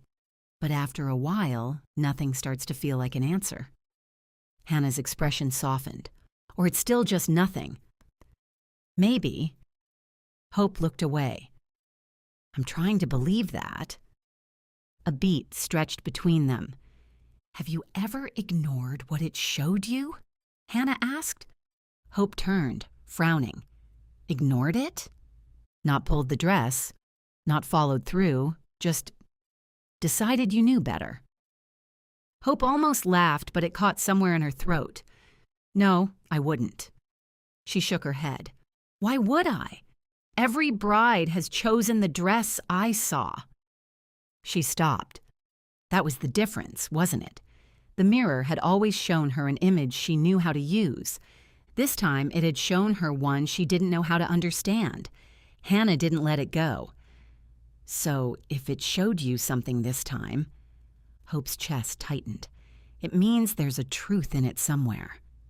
No. Do you think it's showing you something you're supposed to act on? Hannah asked. Or is it just showing you something true? I don't know. Hope looked away, back toward the darkening trees. I don't know what it could mean. Let's start simple, Hannah said. You saw a bride. Yes. So maybe the mirror is still doing what it does. Hope set down the glass she'd been holding. Yes, but not with Mia. Not the way you expected, Hannah said. Hope turned back to her. It's never done this before. Maybe you need to look at it differently. Hannah's voice stayed calm, as if an impossible mirror showing an impossible image were perfectly natural. You've always thought the mirror was there to help the bride. It is. Then what if this actually is about Mia, too? The question landed harder than the others. Hope went still. That doesn't make sense. Doesn't it? Hannah asked. You saw a bride. That hasn't changed. Hope's stomach tightened. But it wasn't Mia. Hannah didn't look away. Then maybe the question isn't only who you saw. Maybe it's who the mirror was trying to help. The question slipped under Hope's guard before she could stop it. She swallowed. I don't know. Is the mirror helping Mia? Hannah asked. Hope's fingers clenched together. Or is it helping Ted? Hope's breath caught, not sharply, but enough that she noticed. That doesn't... She broke off. She hadn't even considered that. I've always thought of it one way, she said slowly, that it shows me what dress to pull, what the bride needs to see herself wearing. And this doesn't fit that, Hannah said. No. Then maybe this time it isn't only about the dress. For a moment, neither of them spoke. If the mirror is still showing you the truth, Hannah said slowly, then some part of what you saw is true. Hope let out a breath she hadn't realized she'd been holding. Somewhere across town, Mia and Ted were probably thinking about venues, guest lists, flowers, planning a future they both seemed to believe in. Hope's fingers curled and uncurled. The mirror had shown her something else, something different, something that didn't fit what she thought she knew about them, and she had no idea what to do about it. Chapter 13. Hope assumed this year's clam bake was already a success when she had to park 2 blocks from Hannah and Charlie's house. The walk gave her a place to focus her attention: steps, voices, the hum of people gathering, on anything but the mirror. Hannah and Charlie's home sat on the edge of town, not far from what locals simply called the forest. Hannah had once confided that she'd met her mother, who died when Hannah was a child, in a pink house somewhere inside those trees. The large white frame house was home to Hannah, Charlie, their son, and Charlie's mother, Lisa, a librarian with a wide range of eclectic interests. Though Hannah had told Hope she didn't need to bring anything, Hope carried a bowl of seafood orzo dip, one of those dishes that was always a hit at a clam bake.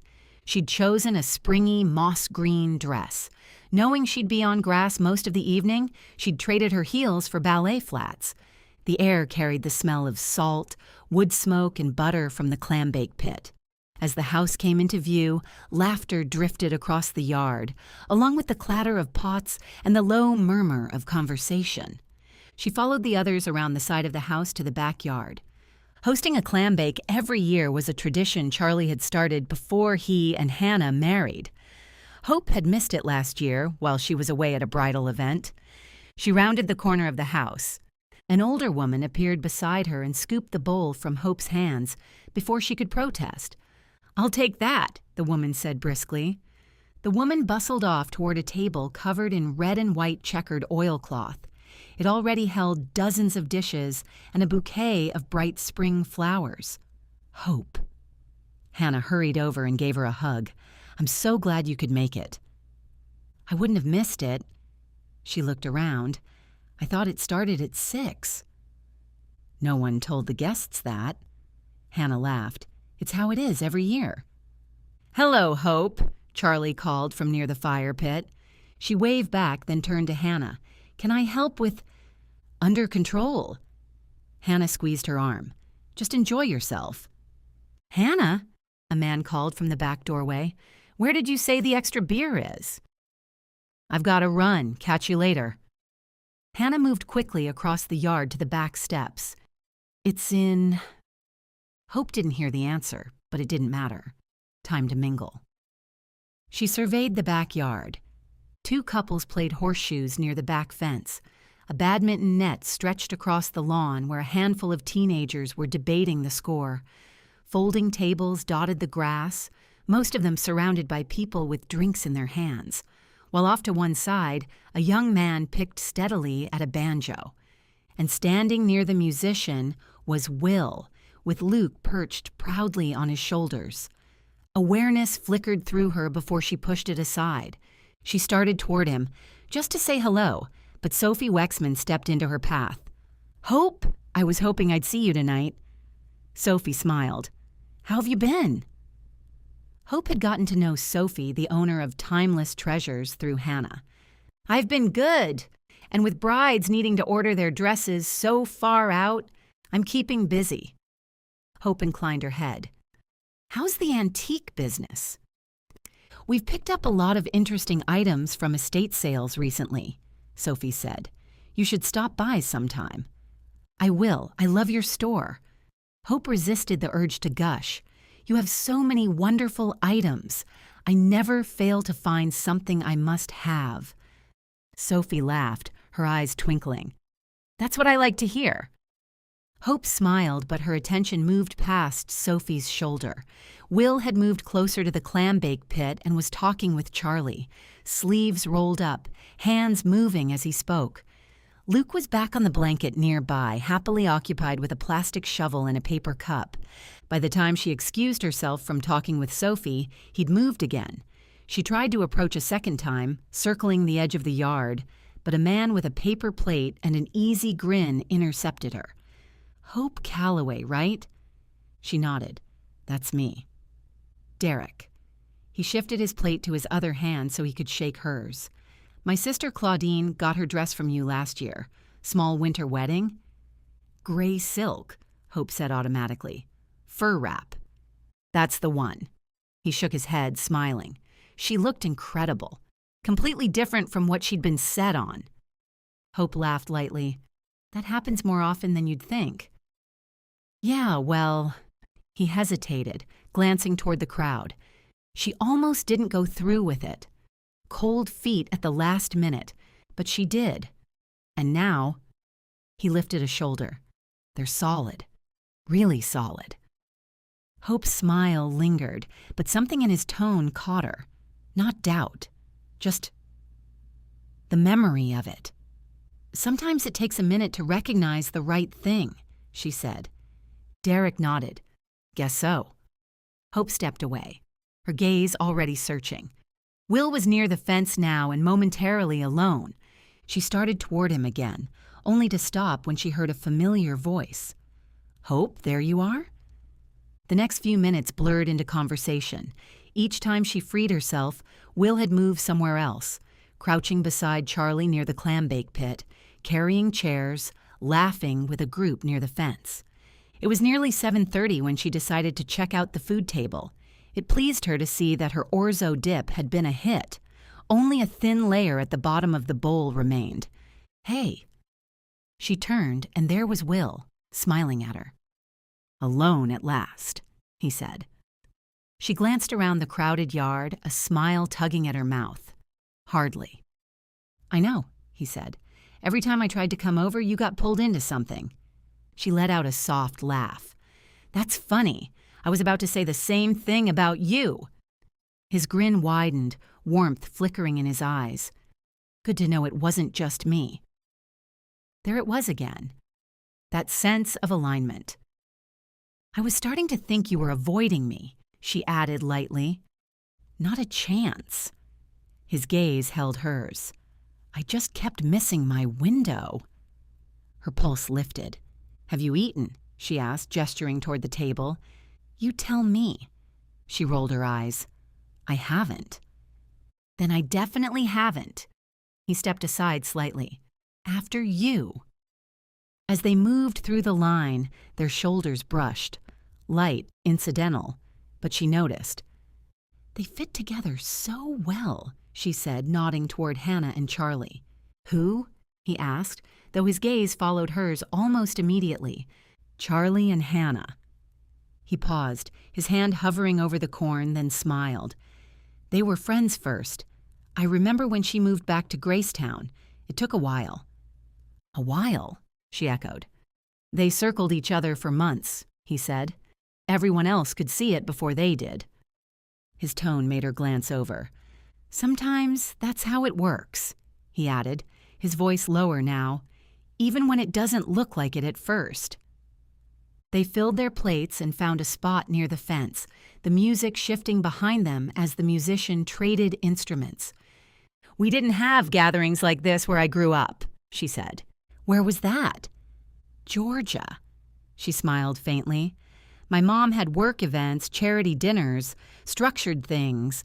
People didn't just gather like this. That's a shame, he said, taking a sip of his beer. This is the good stuff. She watched the group of laughing teenagers by the badminton net. That would have been nice, she admitted. Then quickly she added, but I had a great childhood. My mom was the best. I didn't mean, I know. She smiled, easing the moment. His hand closed briefly over hers on the table. It wasn't a grand gesture, but it steadied her. The warmth of his hand lingered even after he pulled away. She glanced down at their empty plates. I think it's time for dessert. Good call. He stood with her. Hope reached for the dishes, and his hand closed gently around her arm. She turned. He was closer than she'd expected, close enough that the noise of the other guests seemed to fade at the edges. I meant what I said. Her breath caught, not sharply, but enough to notice. About what? That I kept missing my window. Her gaze dropped, almost involuntarily, to his mouth. I don't want to do that again, he said, quieter now. Her chest tightened. His eyes met hers, the corner of his mouth lifting as if the moment surprised him too. He leaned in, Not fast, not assuming, just enough to close the space between them. She didn't move away. Hope. The sound of her name broke through the moment. She turned, blinking, to see Emily waving from across the yard. She lifted a hand in response, the motion automatic. When she looked back, the space between her and Will had returned. Not much, but enough. He smiled, with awareness now. "We'll have to do this again," he said, his voice low. The words landed differently this time. She held his gaze. "I think we will." Chapter 14. Hope couldn't imagine a better place to showcase a century of fashion than GraceTown's majestic theater.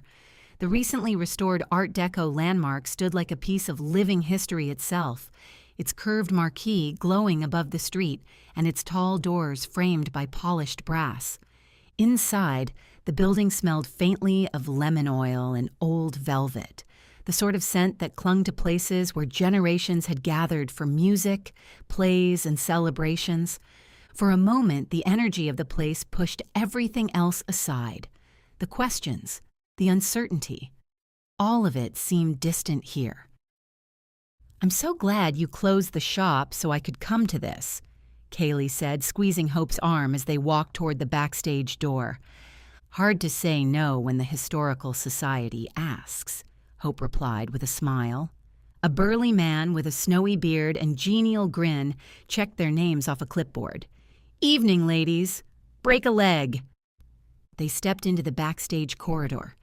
Excitement pulsed through the building like electricity. Volunteers hurried past carrying garment bags and armfuls of hangers.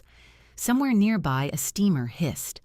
Laughter drifted from beyond the curtain, where the audience had begun filling the theater. Hope paused just long enough to peek through the curtain.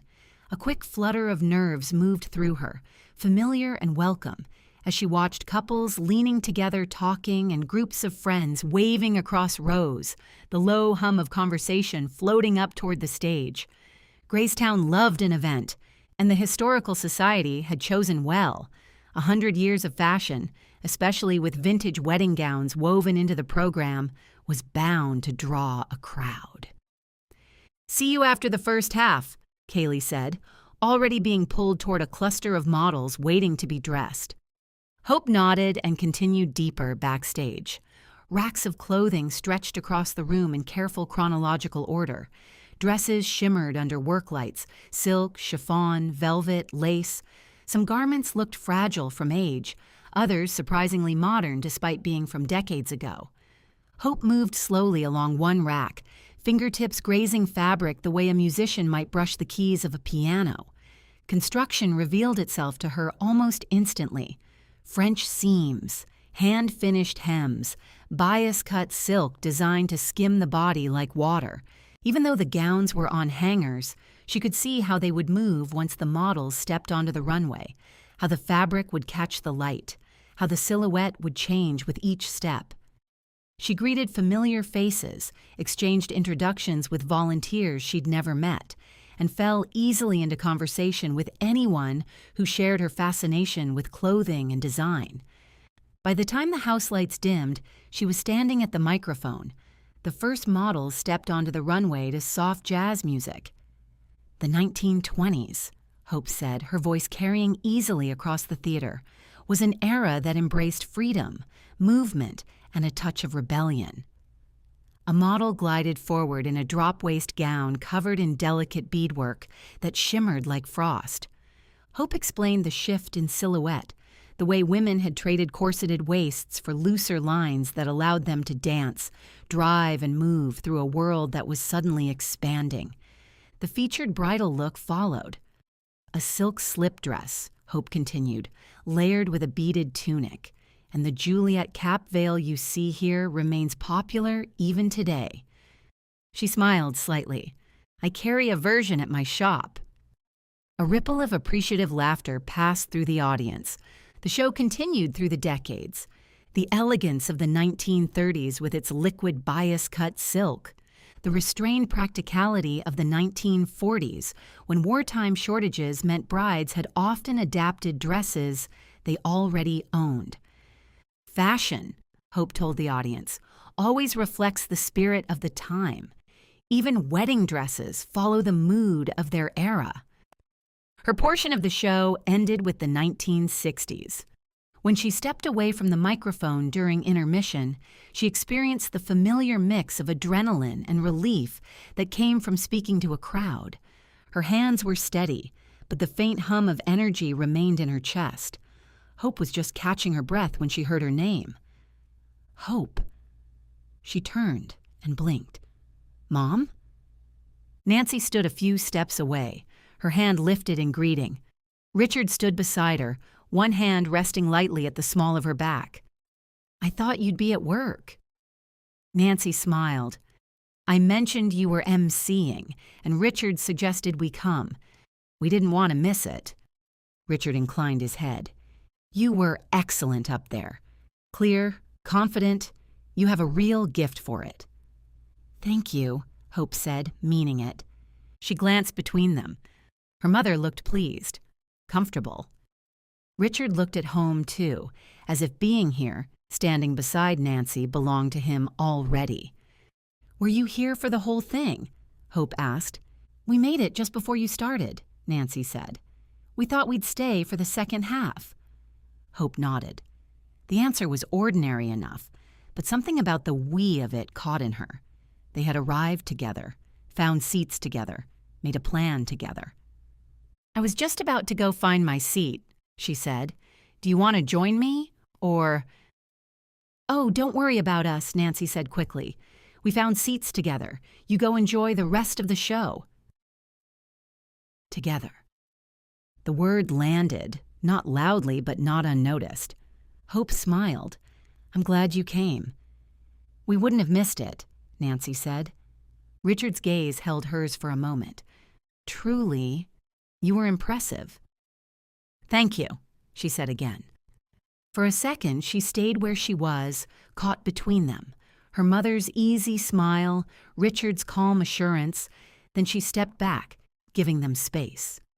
The lobby came back into focus around her, voices rising and falling, the clink of glasses, a ripple of laughter from near the doors.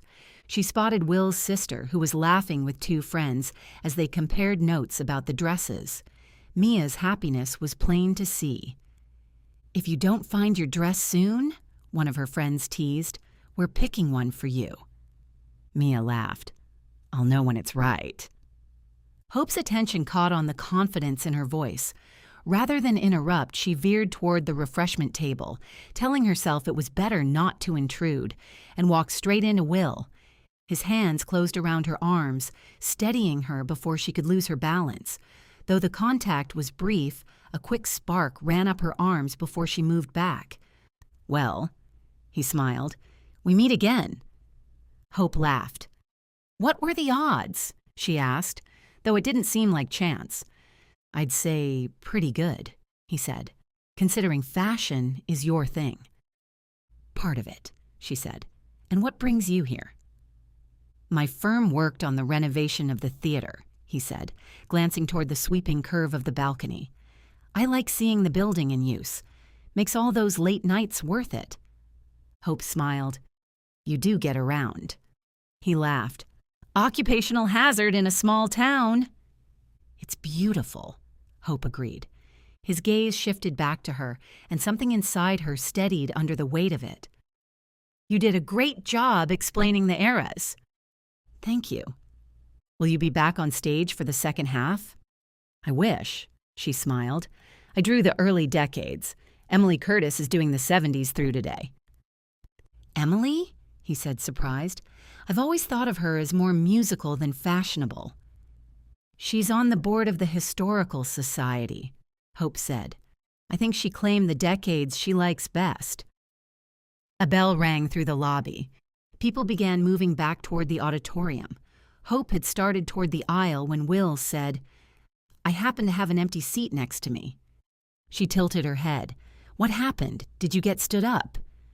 The moment the words escaped, she wished she could retrieve them. Heat touched her cheeks before she recovered. Will laughed. "One of my partners. Apparently the golf course made the stronger argument."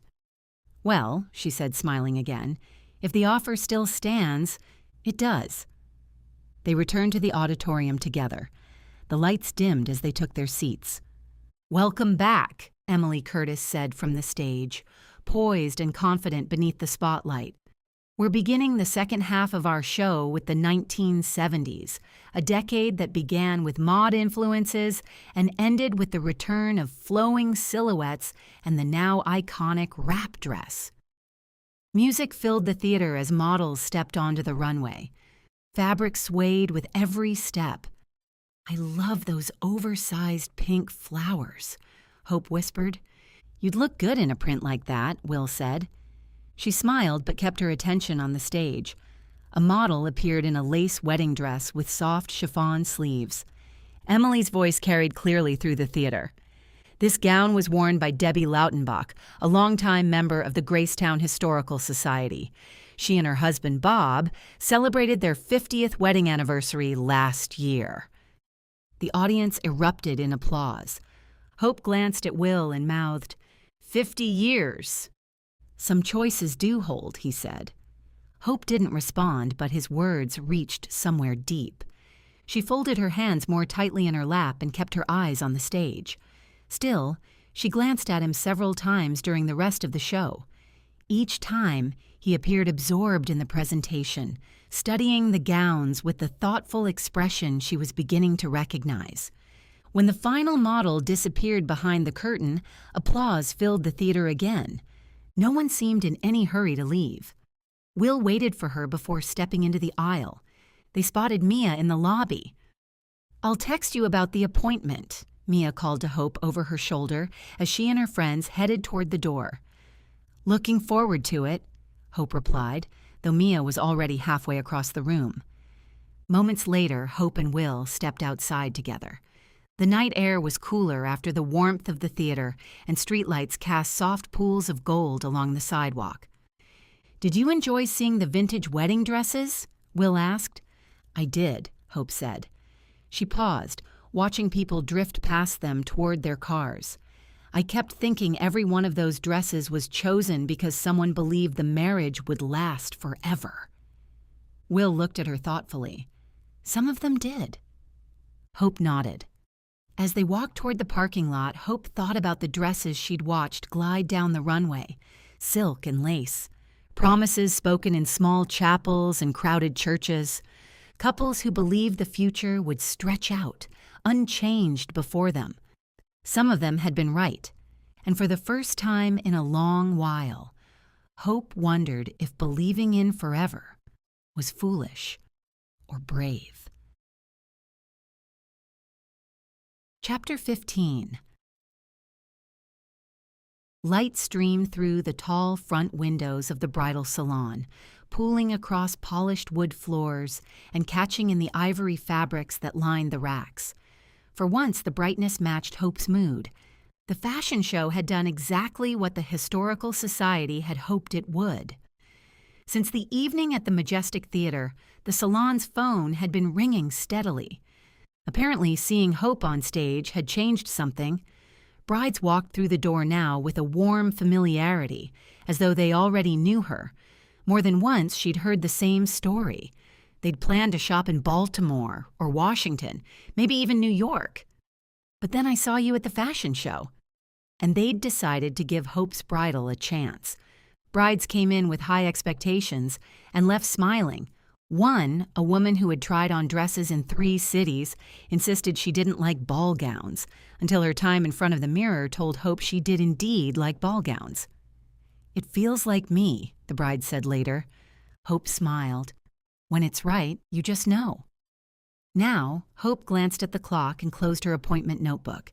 It was time to meet her mother for lunch.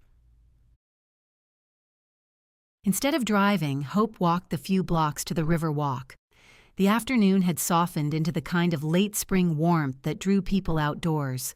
Couples lingered along the water, office workers carried iced drinks toward Main Street, and the faint sound of a street musician drifted through the trees.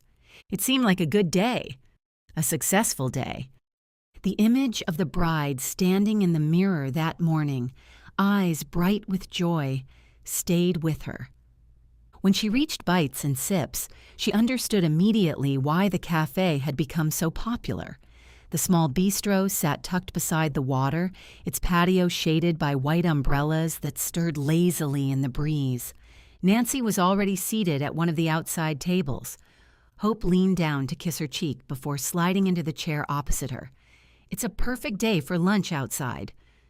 "I thought so, too," Nancy said, smiling. Once they'd ordered, Nancy rested her elbows lightly on the table. "How was your morning?" "I had 2 appointments," Hope said, lifting her glass of water. "Both brides found dresses they loved, so I'd say my day has been a success so far." She took a sip, then asked, "How about you?" "Meetings all morning," Nancy said on a soft exhale. "Nothing resolved." She offered a smile that didn't quite reach her eyes. "You did better than I did."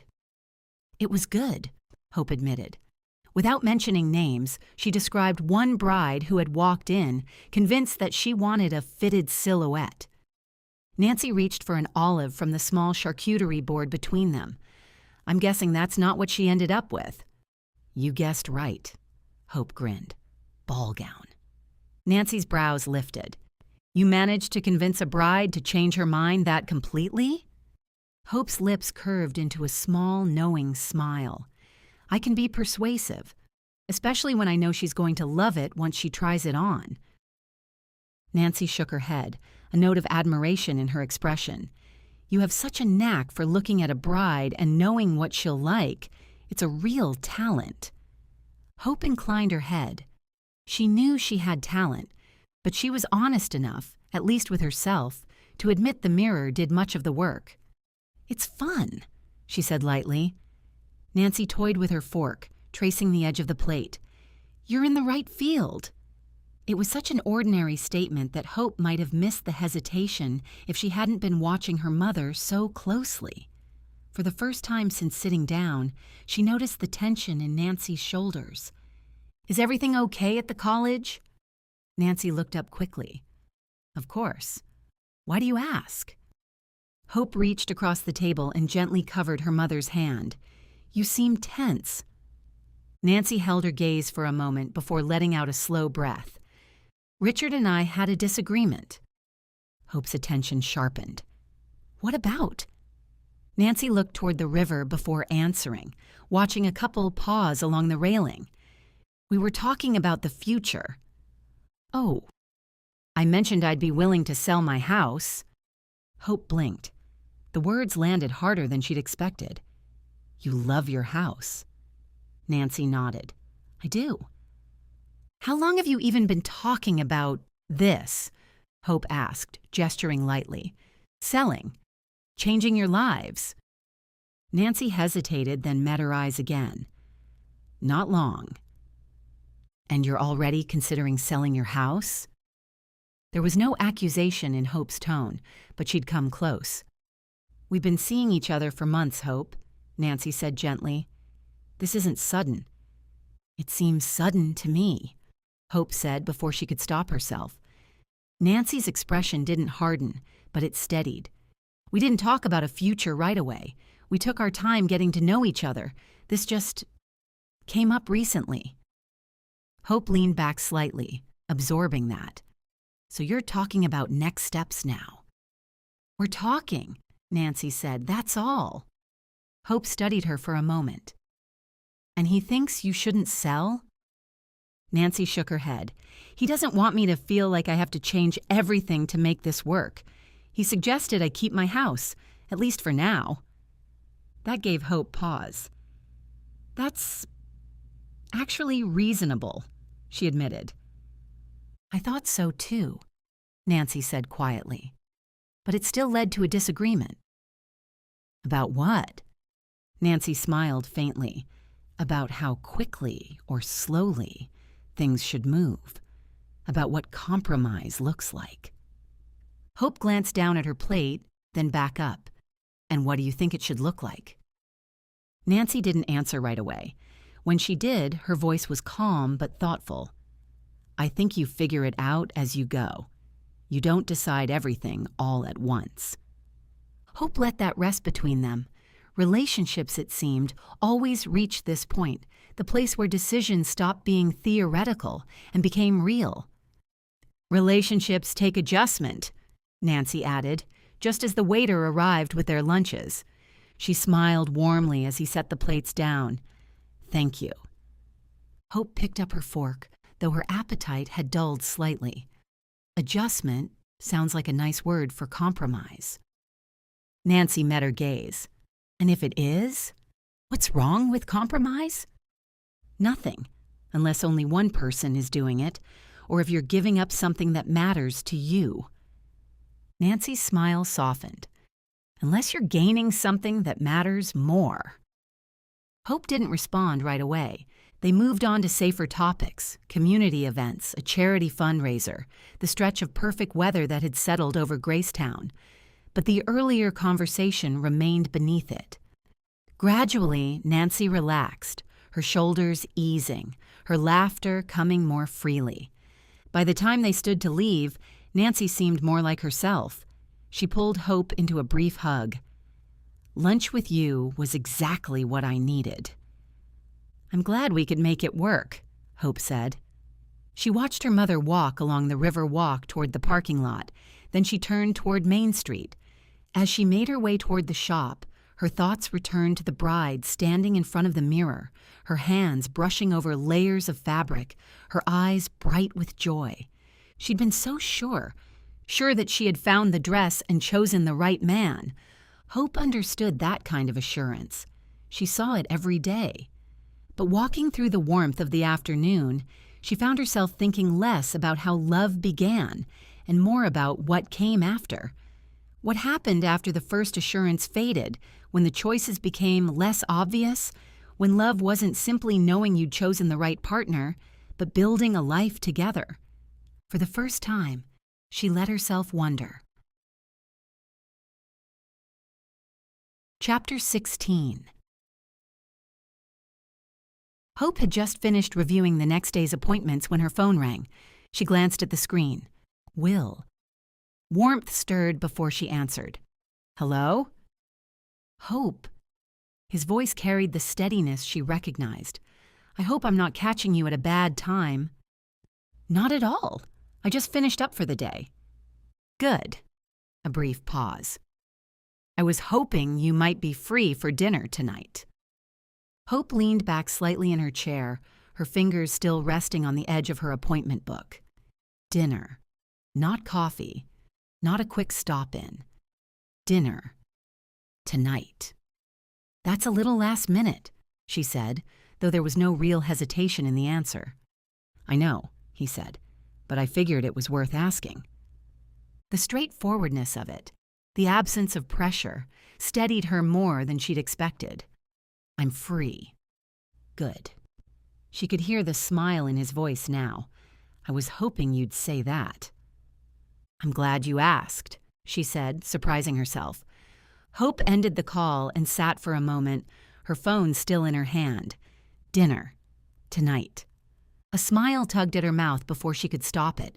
She wasn't in the habit of saying yes to last-minute invitations, not without weighing the offer, turning it over, considering what it might lead to. But Will made that instinct go quiet. Saying yes had seemed simple. Hope set her phone down and reached for her bag, already mentally moving through the rest of her evening. A quick stop at home to change, then the short walk to the wine bar. As she locked up the shop a few minutes later, she caught herself wondering not whether she should have said yes, but what the evening might hold. The Red Top Bistro and Wine Bar was just beginning to fill with people when Hope arrived, the low hum of conversation and soft lighting giving the space a welcoming warmth. She spotted Will almost immediately. He was already seated, one arm resting along the back of his chair as he glanced toward the door. When he saw her, pleasure moved across his face before he could quite hide it. A candle flickered between them, catching briefly in the curve of the glassware as he stood. You made it.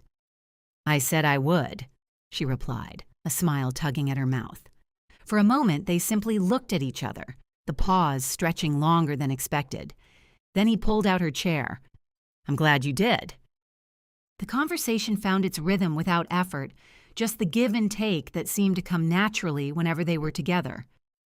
"I heard the fashion show was a success," Will said as the server set down their drinks, the soft clink of glass briefly interrupting them. "It was." Hope smiled. Everyone was happy with the response. "You were good up there." "Thank you." "It was interesting seeing all those dresses lined up like that," he said. "Different decades, different styles." Hope nodded. "It's a reminder of how much changes." "And how much doesn't," he added. She glanced at him. "What do you mean?" "My grandparents," he said. "They celebrated 70 years last fall." Hope blinked. 70? He nodded. Still in the same house, still arguing over the same things. A faint smile touched his mouth. Hope let out a soft breath. "That's rare." "It is," he agreed, "but I don't think it's because they got lucky." She glanced at him. "No?" "I think they just kept choosing each other." He traced a slow circle along the rim of his glass, as if the thought reached deeper than the words. "I don't think most people expect a marriage to last that long anymore." After a moment, he lifted his glass and took a sip. "Mia told me she stopped by your shop, then got home and texted you about an appointment." Hope smiled. "She did. I'm looking forward to working with her." "She'll be pretty easy." He paused. "She tends to know what she wants." Hope thought of Mia's confidence, the assurance in her voice. "I noticed." Will leaned back. "She's been that way for as long as I can remember." "And you?" Hope asked. "Less so." Hope studied him. "I'm not sure I believe that." He smiled. "I know what I don't want." "That helps." Hope tilted her head slightly. "Does it?" Will considered that. "It gets you part of the way there." "And the rest?" A slow smile lifted his lips. "You figure it out as you go." Hope held his gaze for a moment longer, the words reaching more deeply than she'd expected. Their food arrived, the plates warm against the table, and for a while the conversation turned to lighter topics, small observations, shared reactions to the menu. Comfortable, easy. By the time the server returned to clear their plates, Hope realized she hadn't checked the time once. "I think we made a mistake," Will said. Hope raised a brow. "Only one?" "We didn't order the dessert sampler." Hope laughed. "There's still time to right that wrong." When it arrived, Hope took a bite of the chocolate mousse and closed her eyes briefly. "This is incredible." She set her spoon down slowly, reluctant to rush through it. Will smiled. "They're all good. Too good. I keep thinking just one more bite, and then another." "Well, I didn't notice any lack of restraint," Hope said lightly, "but I did notice you left plenty for me, and I took full advantage." His smile sent an unexpected flutter through her chest, or maybe that was the second glass of wine. "I'm glad you asked me to dinner," she said. "I'm glad you said yes." Hope laughed. "It seems we can both agree things worked out." They did. His gaze lingered on hers for a moment longer than necessary, long enough that she felt it. She reached for her glass, though she didn't take a sip, her fingers resting lightly against the stem as the conversation moved on. 30 minutes later, Hope reluctantly pushed back her chair. "I'm afraid I should call it a night. Saturdays are one of our busiest days at the shop." Will rose with her. "I'll see you to your car." "I walked," she said. "I don't live far, and I figured I might have a drink or—" "Then I'll walk with you." He paused, his confidence softening slightly. "If that's okay." Hope smiled. "I'd like that." Outside, the night had fallen into a cool rhythm. Soft music drifted from a nearby patio, mingling with the low hum of conversation and the distant clink of glasses. Lights from the restaurants shimmered across the water, breaking into long ribbons with every ripple. They walked side by side without speaking for a few moments, and Hope matched his stride without thinking about it. She didn't mind the silence. Beside her, Will seemed just as comfortable letting the night fill the space between them. Too soon, the brick building that housed her condo came into view, and she slowed near the entrance. "This is me." Will glanced up at the building before looking back at her. "Thanks for letting me walk you home." "Thank you for dinner." He smiled. "We should do this again." Hope felt the words settle somewhere steady. "We should." This time the answer didn't surprise her. He gave a small nod, then turned back toward the river walk. She watched him go, his figure gradually disappearing into the glow of the streetlights. Only after she stepped inside did the realization surface. She hadn't hesitated with him once. Chapter 17. It was nearly 6 when the last customer walked out of the shop. The bell over the door gave one final cheerful jingle as it swung shut. Kaylee collapsed onto the sofa as if her bones had suddenly turned to pudding, one arm flung dramatically across the cushions. A wide grin stretched across her face. "Best day ever," she declared. Hope leaned her hip against the counter, arms loosely crossed as she looked around the salon. The late afternoon light slanted through the tall front windows, catching the satin skirts of the mannequins and turning the room soft and golden. Total agreement. Not only had every bride arrived for her appointment, which wasn't always the rule, but several walk-ins had stopped by to book appointments in person. And through it all, the mirror in the reflection room had shown Hope exactly what she'd expected. "Every bride I helped bought a dress," Kaylee announced, pointing toward the dressing rooms with theatrical pride. "The last one? A $10,000 ball gown." "Great job," Hope said and meant it. Each of her own brides had purchased dresses as well, though theirs had fallen into the more modest $2,000 to $4,000 range. The salon where Hope had once worked in Georgia had carried only gowns priced above $5,000. But when she'd opened Hope's bridal, she'd wanted a different kind of shop. She wanted every bride who walked through the door to believe there was a dress here meant for her. Kaylee sprang to her feet as if remembering something. "I'd love to sit here and gloat about my day," she said, grabbing her purse from the counter. "But I have a date." "Jackson?" Hope asked. The laugh that burst out of Kaylee instantly told Hope she'd guessed wrong. "Jackson and I were over before Valentine's Day." Kaylee wagged a finger at her. "You really should pay better attention." I know. Hope lifted both hands in surrender. Keeping up with Kaylee's dating life was nearly impossible. She switched boyfriends faster than she switched hair color. "Put me out of my misery. Who is it?" "Dax." Kaylee's smile turned dreamy. Hope's mouth curved, though she couldn't quite match her enthusiasm. "He's adorable, and he doesn't like to be kept waiting, so gotta go." The bell jingled again as she hurried out. Hope barely had time to lift a hand in goodbye before the door closed. Silence fell over the salon. Hope let out a slow breath, remaining where she was for a moment as the silence seeped in. The soft scent of pressed fabrics and fresh flowers lingered in the air. Eventually, she pushed herself up and began straightening the room for the cleaning crew. Champagne glasses from a celebratory appointment waited on a side table. A tissue had drifted to the floor beside a pedestal mirror.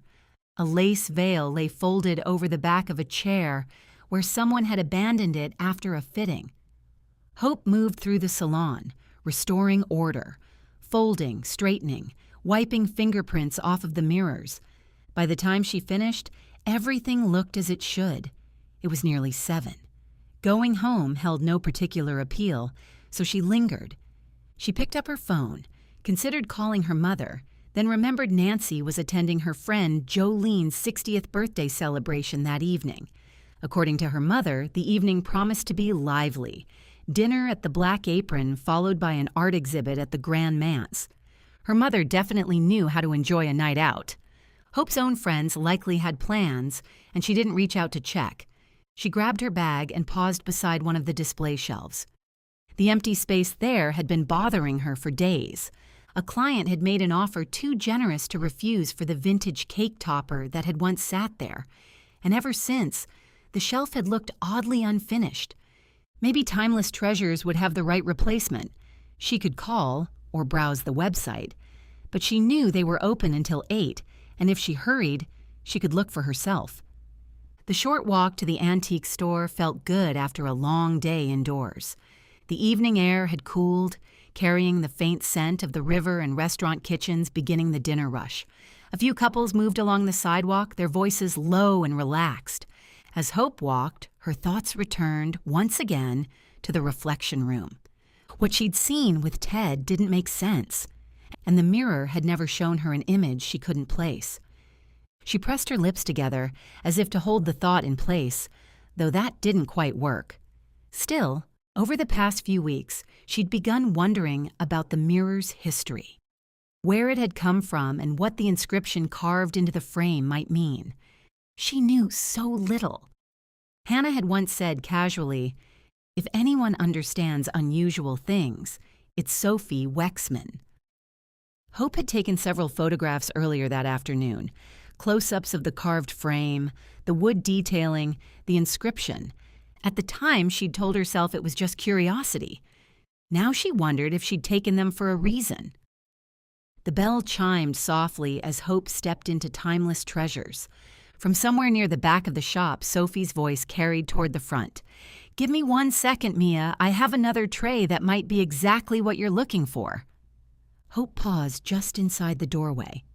Mia stood near the front display case, leaning over the glass, her attention fixed on a collection of vintage necklaces and bracelets laid out in a velvet-lined tray.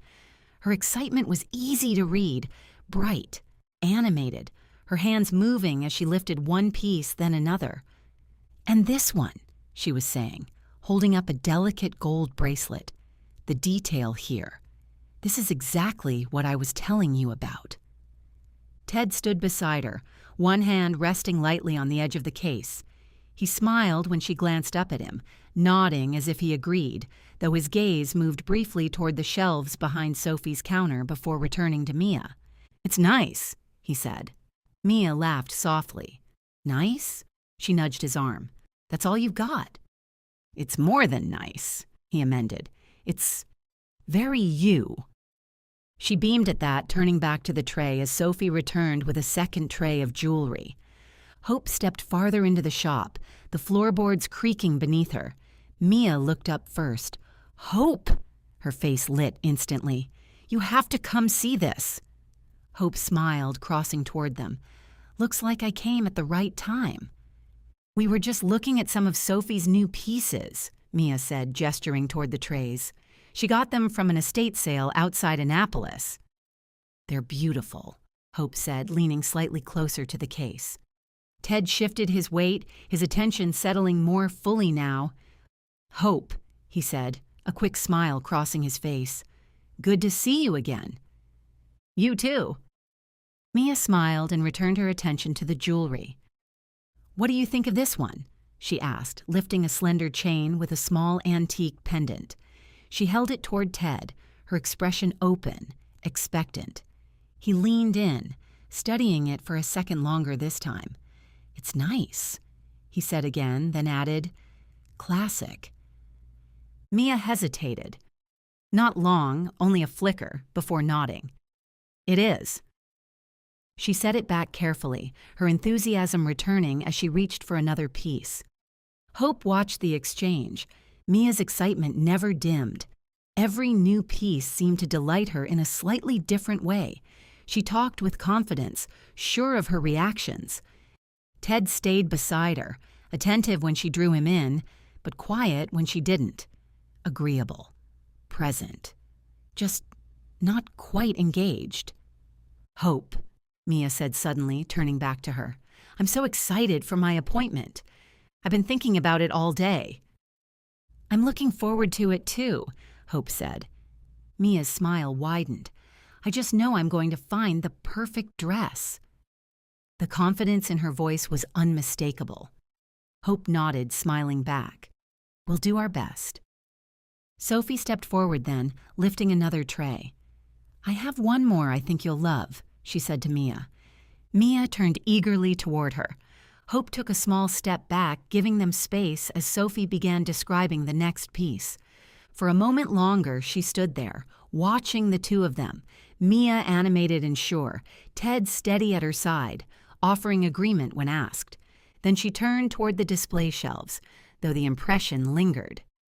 A moment later, as Mia and Ted moved toward the front of the shop, Sophie stepped away from the case and came toward her. "Hope, it's good to see you." Her smile held for a moment, as if she'd noticed more than she was saying, and Hope had the brief, uneasy sense that she wasn't entirely wrong. "What can I help you find today?"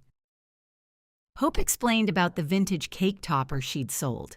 Sophie listened thoughtfully, then shook her head. "Nothing quite like that at the moment, but I do have these." She guided Hope toward a glass display case and lifted out a small French porcelain wedding vase, its delicate handles shaped like intertwined ribbons, followed by a garter and glove set from the 1940s. "They're lovely," Hope said, "but not quite what I'm looking for." She smiled faintly. "The trouble is, I'm not even sure what I am looking for. Whatever I put in that spot has to be right." Sophie nodded. "I'll keep my eyes open." Hope wandered toward a nearby display and picked up a silver brush and mirror set. The small mirror caught the overhead light as she turned it in her hand. "I love mirrors," Sophie said with a small smile. "Unfortunately, I don't get enough of them in." Hope hesitated, then set the piece back carefully. "Do you have a minute for a mirror question?" Sophie's eyes brightened. "Ask away." Hope pulled out her phone and showed Sophie the photographs. "The person I bought this from said it came from Paris." Sophie studied the images, her attention sharpening. "The craftsmanship is beautiful. That frame alone is extraordinary." "Not for sale," Hope said lightly, then her expression shifted. "You know how they say GraceTown is known for the unexplainable?" Sophie nodded. "I do." "There's something different about this mirror," she said, the words coming more easily once she started. Hope explained what it showed her and how it always reflected a dress that fit the bride standing before it. "I've trusted what it shows me," she said then, more quietly, "until recently." She described Ted stepping onto the platform, the tux, the bride beside him. The image rose again, clearer now, sharper and uncomfortably close to what she'd just noticed across the room. "I don't know what to make of it." Hope studied Sophie's face, looking for disbelief, alarm, or even polite concern. She found only interest, thoughtfulness, a willingness to accept that some things in GraceTown didn't fit neatly inside ordinary explanation. A small part of her eased. She hadn't realized how heavy the secret had become until she'd begun handing pieces of it to people who didn't make her feel foolish for having carried it alone. Sophie held out her hand. "Let me see the photos again." She zoomed in on the inscription, reading it slowly. "Some truths are seen only in reflection." Hope waited. Sophie looked up. "Maybe the problem isn't what the mirror showed you. Maybe the problem is what you assumed it meant." Hope folded her arms loosely. "That's not especially comforting." "Probably not." Sophie's mouth curved slightly. "But it may be useful." Hope frowned. "You saw Ted in a tux," Sophie said, "and you saw a bride beside him." "A bride who wasn't Mia." "Right." Sophie handed the phone back. "So maybe the question isn't whether the mirror was wrong. Maybe the question is why that image belongs to him." For the first time, Hope wondered if the mirror had shown her exactly what it had meant to show her, and she had simply been asking the wrong question. Chapter 18. By next Saturday, Hope was off the weekend schedule.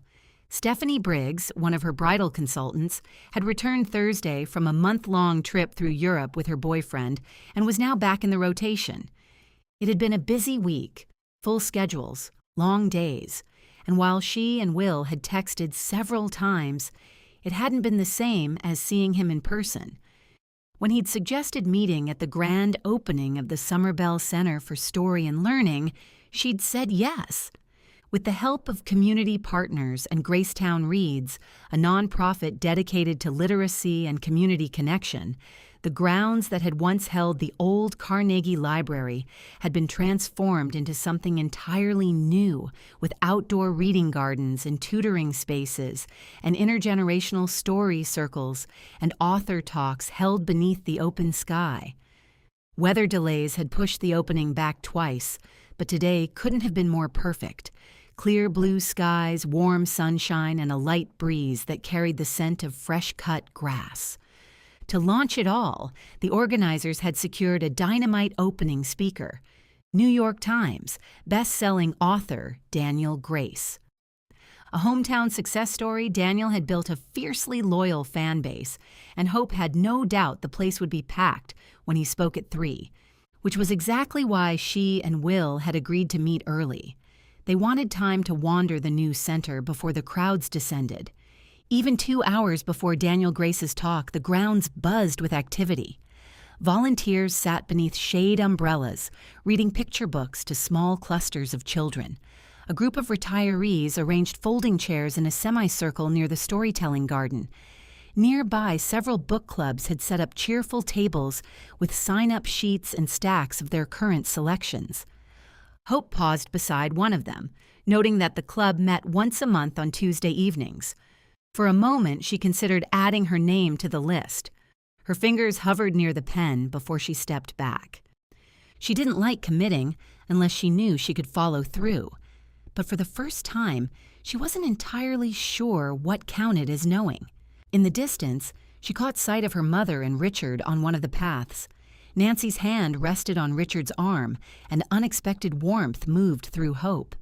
It looked natural, more natural than she'd once believed that kind of ease could be. A nearby woman's voice drew her attention away. "I was supposed to deliver this to the stage, but I don't want to leave it out in the open." Hope turned. A few yards away, an older woman stood in front of Will, one hand cupped protectively around a small lapel microphone. Her snow-white hair reminded Hope suddenly of her grandmother, and the nervous tremor in her voice made Hope pause. "That's a valid concern," Will said, studying the microphone thoughtfully. "Let's find someone who knows where the equipment is being kept."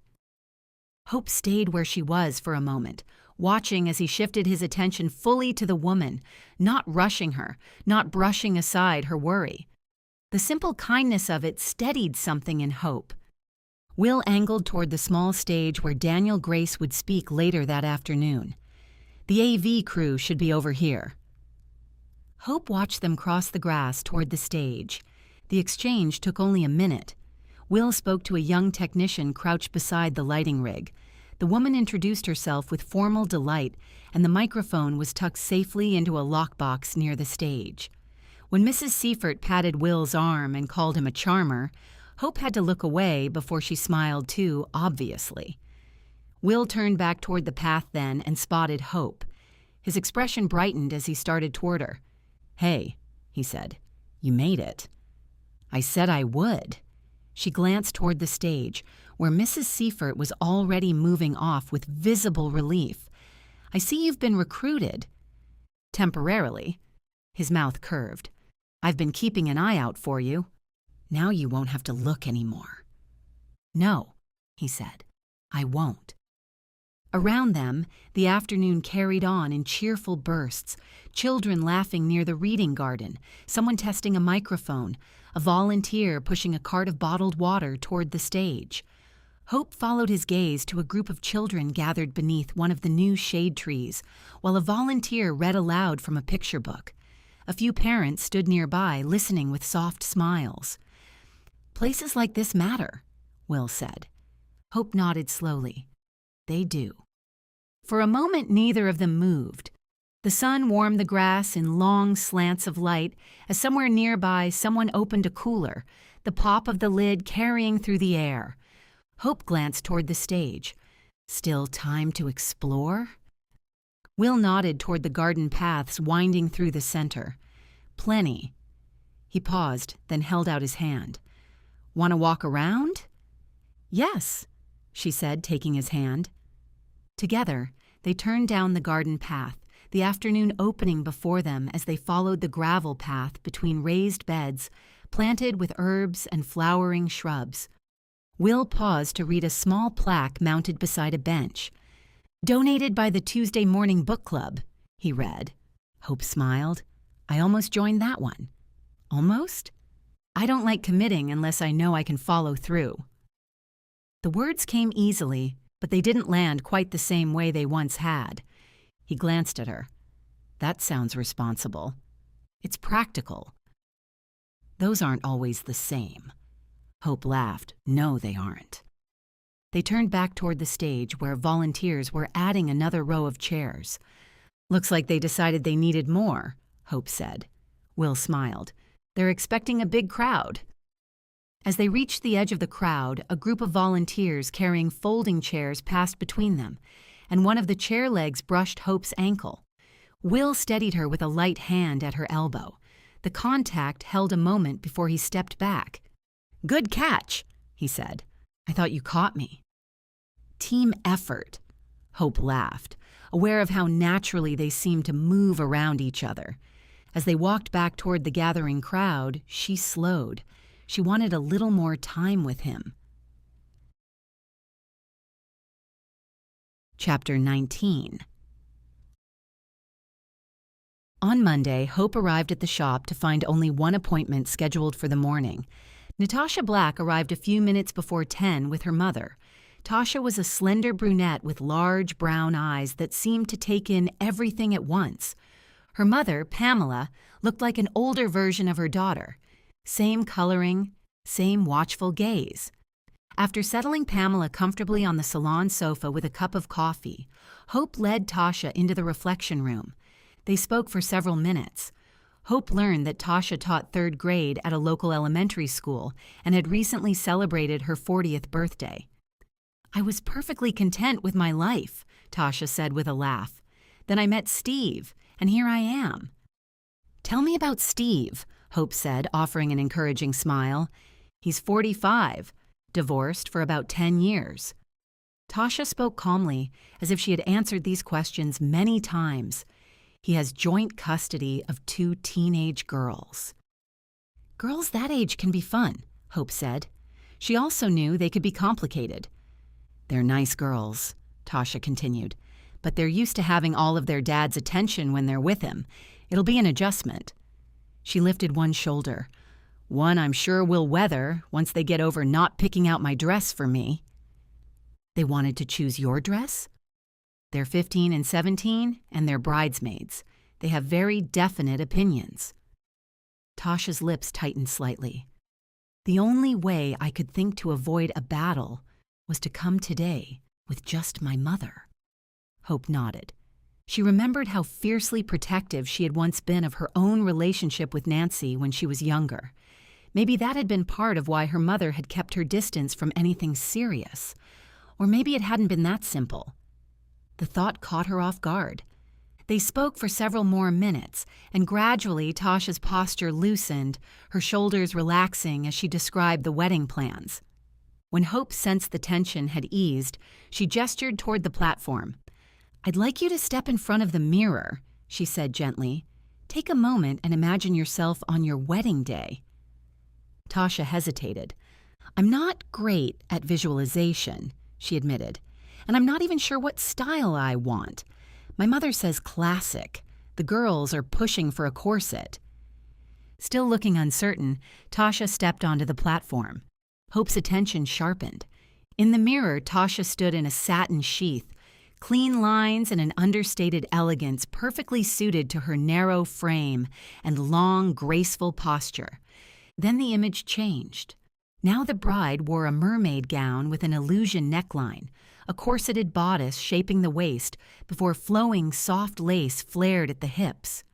Hope didn't move, her pulse kicking unevenly. For a moment, she simply watched. The mirror didn't change again. It held the second image as clearly as the first. 2 dresses, Two possibilities. Tasha stood there in a simple navy dress, studying her own reflection before stepping down from the platform. "I'm ready to try on some dresses," she said with a hopeful smile. "I'm guessing you have a better idea of what will look good on me than I do." "We'll find what feels right," Hope said. She returned with 3 gowns draped carefully over her arm. 2 of the dresses followed the clean, elegant line of the satin sheath she had seen first. The third echoed the lace mermaid she'd seen. "I thought we'd start with these," she said, guiding Tasha toward the dressing room. Tasha eyed the gowns curiously. "You picked all of these just from talking with me?" "That's part of my job," Hope said lightly. Inside the dressing room, Tasha tried on the first gown, one that Hope knew would be her mother's favorite, a satin sheath with a bateau neckline and subtle buttons trailing down the back. When Tasha stepped out of the dressing room, her mother whispered, "Oh, sweetheart." Pamela's eyes filled with tears. "You look beautiful." Tasha studied herself in the mirror, turning slowly. "It's elegant," she admitted. "Very grown up." Her hand moved uncertainly along the smooth fabric. Hope saw it immediately. Not quite right. The second dress, a variation of the same silhouette, received a polite nod from both women before Tasha stepped back into the dressing room. When Hope returned with the lace mermaid, Tasha frowned slightly. "This one has a corset," Hope said. "See what you think." Tasha hesitated, then took the dress. A few minutes later, she stepped out again. The lace hugged her frame before flaring softly at the knee, the illusion neckline framing her collarbones in delicate floral detail. Her mother pressed a hand to her chest. "Oh my." Tasha stared at herself in the mirror. For a long moment, she said nothing. Then she laughed in disbelief. "This is me." Hope smiled, but something inside her wouldn't settle. "When it fits," she said, "you usually know." Tasha nodded slowly. "Yes, this feels right." Tasha turned toward Hope, delight brightening her face. "You know what?" she said. "The girls are going to love this." She smoothed her hand over the lace bodice. "They've been campaigning for something with a little drama." Her mother laughed. "You mean something with a corset?" "Exactly." Tasha grinned. "They knew what I needed before I knew it myself." Hope smiled with them, but the moment stayed with her. The mirror had shown her 2 dresses. For the first time, Hope wondered if both had mattered. Later, after Tasha and her mother left with a fitting appointment scheduled, Hope returned to the reflection room and stepped onto the platform. Only her own reflection looked back, unchanged. But she couldn't stop thinking about what she had seen earlier. The image replayed whether she wanted it to or not. 2 dresses, 2 possibilities. And the way Tasha had chosen between them unsettled her most of all. Not because Tasha had doubted, because she hadn't. She had loved one dress and still recognized herself in another. She had chosen without needing the unchosen option to be wrong. For the first time, Hope wondered if the mirror's strange behavior hadn't been a failure at all. Maybe it had been showing her there could be more than one way to be right. And if that was true, maybe the answer wasn't to change everything. Maybe it was to allow room for more. Chapter 20. Hope had been aware of Mia's upcoming appointment all week, anticipating it with equal parts eagerness and dread. On Tuesday, when the bell chimed and Mia stepped through the door, she was ready. Mia looked exactly as Hope remembered, bright, open, every inch the excited bride-to-be. Today she wore a soft blue dress that moved gracefully as she walked, her expression brightening when she spotted Hope. "And this is Hope Calloway," Mia said after introducing Hope to 2 of her bridesmaids. "The one who can pick the right dress for a bride with her eyes closed," Essie, a petite brunette, said, her dark eyes sparkling with mischief. Hope smiled. "Let's not test that theory today." The women laughed. After, we should go to that new place down by the river walk. Boathouse something. Celine, a blonde with a halo of curls, added, "Celebrate you finding your dress." "We haven't found it yet," Mia said with a laugh. "Yeah, Celine," Essie teased. "Don't count on those sweet treats yet." "I've looked at a ton of dresses online," Mia admitted, her smile softening at the edges. "But there's always one detail I don't like. I'm starting to think the perfect dress doesn't exist." "We'll find what feels like you," Hope assured her. Once the bridesmaids were settled on the sofa with sparkling water and a small plate of cookies, Hope led Mia into the dressing area of the main salon. "Why don't we start out here today?" Hope said, keeping her tone casual. "We can talk through what you're drawn to, pull a few possibilities, and save the reflection room for later." Mia glanced toward the hallway that led to the reflection room, but didn't question it. "That's fine. Honestly, I feel like I've been overthinking it anyway. Maybe this will be better." "Sometimes simpler is," Hope said, though the words didn't carry the same assurance they once had. They talked for a few minutes about the wedding plans, the venue, the way the timeline seemed to compress the closer the day came. Mia spoke easily, her excitement threaded with steady confidence. "I think I've been trying too hard to picture it perfectly," she admitted. "But every time I do, it changes." "Are you nervous about anything?" Mia let out a small breath, the question clearly catching her off guard. "Not exactly nervous," she said slowly. "Just aware, I guess." "Of what?" Mia shrugged. "That it's a big step. That it's not only one day, it's everything after." She glanced down, then back up again. "But when I think about that part, I'm not scared." Hope studied her. "When everything else changes in your mind, the dress, the flowers, the details, what stays clear?" Mia didn't hesitate. "Ted, at the front of the church, looking at me, probably trying not to fidget with his cuff." Hope tilted her head slightly. "And when you talk about the wedding together?" Mia smiled, her expression softening. "He gets excited about the small things. Music, food, all of it. It's so cute how he talks fast, like he's afraid he'll forget something." She let out a small breath. "I'm the one who keeps pulling it back to what matters." "Which is?" Mia didn't hesitate. "Us." Hope nodded once. "That's a good place to start."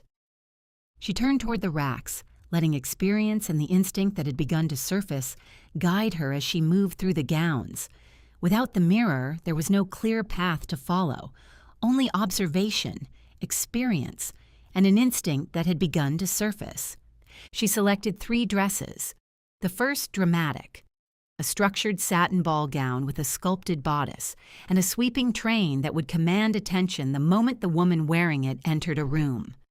The second leaned fully into what was trending, a fitted lace mermaid with a sheer corseted bodice and delicate applique that caught the light. The third choice came without effort, soft ivory chiffon layered over silk, the bodice gently draped, the skirt falling in an easy A-line that moved with the body rather than shaping it. The neckline sat just off the shoulders, romantic without trying. She carried them back to Mia in the dressing room. "Let's start here," she said, holding up the ball gown. Mia studied it, then laughed. "That looks like what Ted would expect. Well, other than the satin." "Let's see how it feels on you," Hope replied. A few minutes later, Mia stepped out of the dressing room into the area where her bridesmaids sat. The room responded immediately. Any bride would have looked striking in it. But Hope watched Mia instead of the others. Mia adjusted the weight of the skirt, her shoulders straightening just slightly, as though accommodating the gown rather than inhabiting it. "Wow," Mia said, turning once. "This is a lot." "It is," Hope agreed. The second dress drew more enthusiasm from Mia. "The girls will love this," she said, smiling. The dress won instant approval. "That is so you," Celine declared. "Very modern," Essie chimed in. Mia tilted her head, studying her reflection. "It's lovely." She glanced at Hope. but it's a little like I'm trying to be someone else. Let's try the next one, Hope said. Before she could help Mia into the third gown, the bell at the front of the shop chimed. I'll be right back, Hope said, stepping out into the main room. Ted stood just inside the door, a small velvet box in his hand. He looked slightly out of place and completely uncomfortable. The memory of the mirror returned, quick, unwelcome. I hope I'm not interrupting, he said. Trying on dresses is a big step for Mia. I wanted to make today more special for her. He held up the box and Hope recognized the logo of Timeless Treasures. She gestured for Ted to follow her. Mia. She knocked lightly on the dressing room door. Ted is here to see you. Mia stepped out, wrapped in the silky robe that Hope provided to brides. Her expression turned to puzzlement the moment she saw him. Ted? A smile hovered on her lips. What are you doing here? I didn't mean to interrupt, he said, but I wanted you to have this. He opened the box. Mia's hand lifted to her mouth when she saw the delicate gold bracelet she'd admired the day Hope had seen her and Ted at Timeless Treasures. Oh my gosh, it's the one from the shop. I figured if you didn't like it, I could return it, he said. I love it, she said, already reaching for it. I absolutely love it. Ted fastened it around her wrist, his touch careful and familiar. Thank you. Mia flung her arms around his neck and kissed him. You're the best. Ted laughed, pleased and a little embarrassed.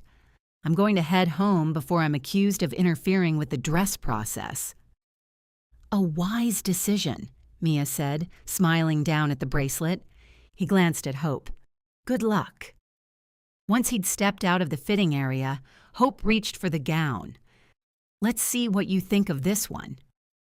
As she helped Mia into the dress, Mia kept returning her fingers to the bracelet, touching it almost without thought. That should have reassured her. Ted had noticed what Mia loved, remembered it, and brought it to her at exactly the right moment. It didn't. The fabric moved with Mia as she stepped forward, catching the light in soft ripples. Nothing about the dress demanded attention, and yet it held attention all the same. Mia blinked, then let out a small, surprised laugh as her eyes filled. I don't even know why I'm getting emotional, she said. This isn't what I thought I'd choose. Hope knew what she would say before Mia formed the words. This is me. Mia turned slightly, studying how the fabric fell and moved with her. It's not what I imagined, but it's right. Sometimes that happens, Hope said. Shall we show your bridesmaids? Ted will probably expect something more dramatic, but he'll understand, she added with a quick smile. And this is more me. That's what matters, Hope said. The words came easily, but they didn't sit quite the way they once had. As expected, the bridesmaids loved the dress. This time, their enthusiasm matched Mia's. With the decision made, they left the shop in a swirl of laughter, already debating where to go to celebrate. When the door closed behind them, the salon fell silent again. Alone, Hope stood near the fitting area, replaying the appointment from the beginning. Mia's certainty, Ted's bracelet, the way the third dress had moved around her as if it had been waiting for her all along. Every visible piece had lined up. That should have reassured her. It didn't, because Hope had skipped the one part of the appointment she never skipped. She looked toward the hallway, toward the closed door of the reflection room. She had told Mia they would save it for later, but later had never come. The dress had been chosen, celebrated, claimed, and Hope had let the appointment end without ever asking Mia to stand in front of the mirror. Maybe because she hadn't needed it, or maybe because she had been afraid of what it might show her. Hope's gaze stayed on the hallway. The dress seemed right. Mia seemed happy. Ted had looked thoughtful and loving and exactly like the man Mia believed she was marrying. But the mirror had already shown Hope something else. Ted in a tux, a bride beside him, not Mia, and no amount of laughter, chiffon, or gold at Mia's wrist made that image go away. Chapter 21. Once the salon closed for the day, Hope didn't go to the front desk, check the schedule, or straighten the racks. The usual closing tasks waited in their usual places. Appointment book near the register, gowns needing to be rehung, a scatter of veil combs left on a side table. But for once, she ignored them. Instead, she turned toward the hallway. The reflection room waited at the end just as it always did. For a moment, Hope stood outside the room, her hand resting lightly against the doorframe. There was no reason to go inside, no bride waiting, no appointment to guide, no dress to pull. And yet, she didn't turn around. Mia's voice came back to her, clear and sure. Us. Hope pushed the door open. Late afternoon light filtered into the room at an angle, catching the edges of the gilded frame and laying a muted glow across the platform. The air held the faint scent of lavender sachets and steamed fabric, familiar enough that she barely noticed it most days. Now it seemed stronger somehow, as if the room had been closed up around the questions she'd been trying not to ask. Everything looked as it always did. The platform, the mirror, the pale blue walls, the hush that gathered the moment someone stepped inside. Without hesitation, Hope crossed to the platform and stepped up, her gaze steady on her own reflection. Nothing changed. No second image. No glimpse beyond what was already there. Just Hope. In the clothes she had chosen that morning, her lipstick faded from the long day, a loose strand of hair slipping near her cheek. For years, Hope had accepted what the mirror did without question. It showed her a bride in the wedding gown that belonged to her. Hope had never understood how it worked, though she'd trusted it because it had never given her reason not to. It had never shown her an image of herself in a wedding dress. But then, she wasn't a bride. Neither was Ted. And yet, there had been a bride beside him. Hope let out a slow breath, her attention moving, not away from the mirror, but through it. The image rose again, sharper now than she wanted it to be. Ted in a tux, the formal set of his shoulders, the woman beside him in a wedding gown, dark hair pinned low, fingers curled slightly against her palms, a stillness about her that didn't seem like fantasy or whimsy or one of Ted's jokes. Hope hadn't imagined her. She'd seen her. The simplest explanation should have been easy enough to reach for. Maybe Ted had been married before. Maybe he was widowed or divorced or carrying some history Mia hadn't mentioned. Hope had seen Hannah in 2 dresses after all, 2 different weddings, 2 different lives. The mirror could hold more than one truth inside a single person's story. So why hadn't Hope asked? So is this Ted's first marriage too? The question sat there, plain and reasonable, and no less unsettling. Then she thought of Mia in the dressing room, the chiffon gown falling around her, her voice steady when she talked about Ted, the way her fingers kept returning to the bracelet, almost without thought. Ted had shown up. He had remembered what she loved. Mia had chosen the dress that made her eyes fill with tears. That should have reassured Hope. It didn't. Everything had seemed to align. The bracelet, the dress, Mia's joy, the way she spoke of Ted with such grounded confidence. And still, something in Hope refused to quiet. She held her own gaze in the glass and tried to dismiss it, tried to tell herself she'd read too much into what she'd seen, that the mirror had startled her only because it had broken a pattern she'd trusted for years. But the thought didn't hold. Maybe the mirror hadn't broken its pattern. Maybe Hope had misunderstood the pattern. The idea came without warning and moved through the room like a breath. The mirror didn't show what people wanted. It didn't promise what would happen. It showed something already true, or what had begun taking shape beneath the surface. Hope's fingers tightened into fists at her sides. If that was true, then the image beside Ted mattered. Not because it proved Mia was wrong for him, not because it told Hope what would happen next, but because it belonged to him somehow. A truth he carried, a truth Mia might not know. Hope closed her eyes briefly, then stepped down from the platform. The wood gave the faintest creak beneath her shoe, ordinary and grounding. She welcomed the sound. She didn't like where her thoughts were leading. didn't like the pull of a question she couldn't yet answer, but she couldn't dismiss it either. Her hand lingered briefly on the edge of the gilded frame, the carved details cool beneath her fingertips. For the first time, what the mirror withheld from her felt less like rejection and more like a boundary. It showed what it showed. It withheld what it withheld. Maybe that mattered too. Hope switched off the light and stood for a moment in the dim hallway, her hand still on the knob. She didn't yet know what to do with what she'd seen, only that the image no longer felt like an oddity in the mirror. It felt like a question waiting for an answer. Chapter 22. Since Mia's appointment on Tuesday, Hope had found herself replaying the same moments more often than she wanted to admit. The bracelet, Mia's confidence, Ted reflection with another woman that still made no sense. On Sunday evening, Hope strolled beside Will, leaning into the magic of the moment.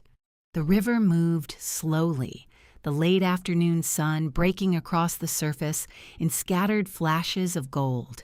Street musicians were set up at intervals along the path, guitars and violins blending with the murmur of conversation and the clink of glasses from nearby cafes. Couples walked past hand in hand. Families shepherded excited children toward the promise of dessert. A group of teenagers clustered around a guitarist, laughing as he tried to persuade them to sing along. A pair of kayaks slid silently through the water. Hope breathed in deeply. Warm air filled her lungs, carrying the mingled scents of river water, fried dough, and someone's lemony perfume as they passed. Her shoulders loosened before she realized she'd been holding them tight. "Checking out the food trucks is a good idea," she said, breaking the comfortable silence between them. "It'll be interesting to see which ones made it out tonight," Will replied. At the far end of the river walk, the city had set aside a small plaza where food trucks gathered on Wednesdays and Sundays, their painted sides bright beneath strings of cafe lights, generators humming softly behind them. The spot was close enough to the main path to draw a crowd, but far enough away that it didn't compete with the brick-and-mortar restaurants lining the river. "I have no doubt we'll both find something that appeals," Hope said. Will turned his head to look at her. "No doubt." His gaze lingered for a moment before he smiled. She felt it before she looked away. She had been pleasantly surprised when his text had arrived earlier that afternoon. Food trucks on the river walk tonight. Interested in conducting some highly scientific sampling? The message had made her laugh, and she'd said yes almost immediately. "Do you often work on Sundays?" he asked. When she'd accepted his invitation, she'd mentioned she needed to stop by the shop first. He had offered to pick her up there. "We're closed on Sundays," Hope said, pausing beside a lilac bush that leaned over the path. She bent slightly, inhaling the sweet fragrance of the blossoms.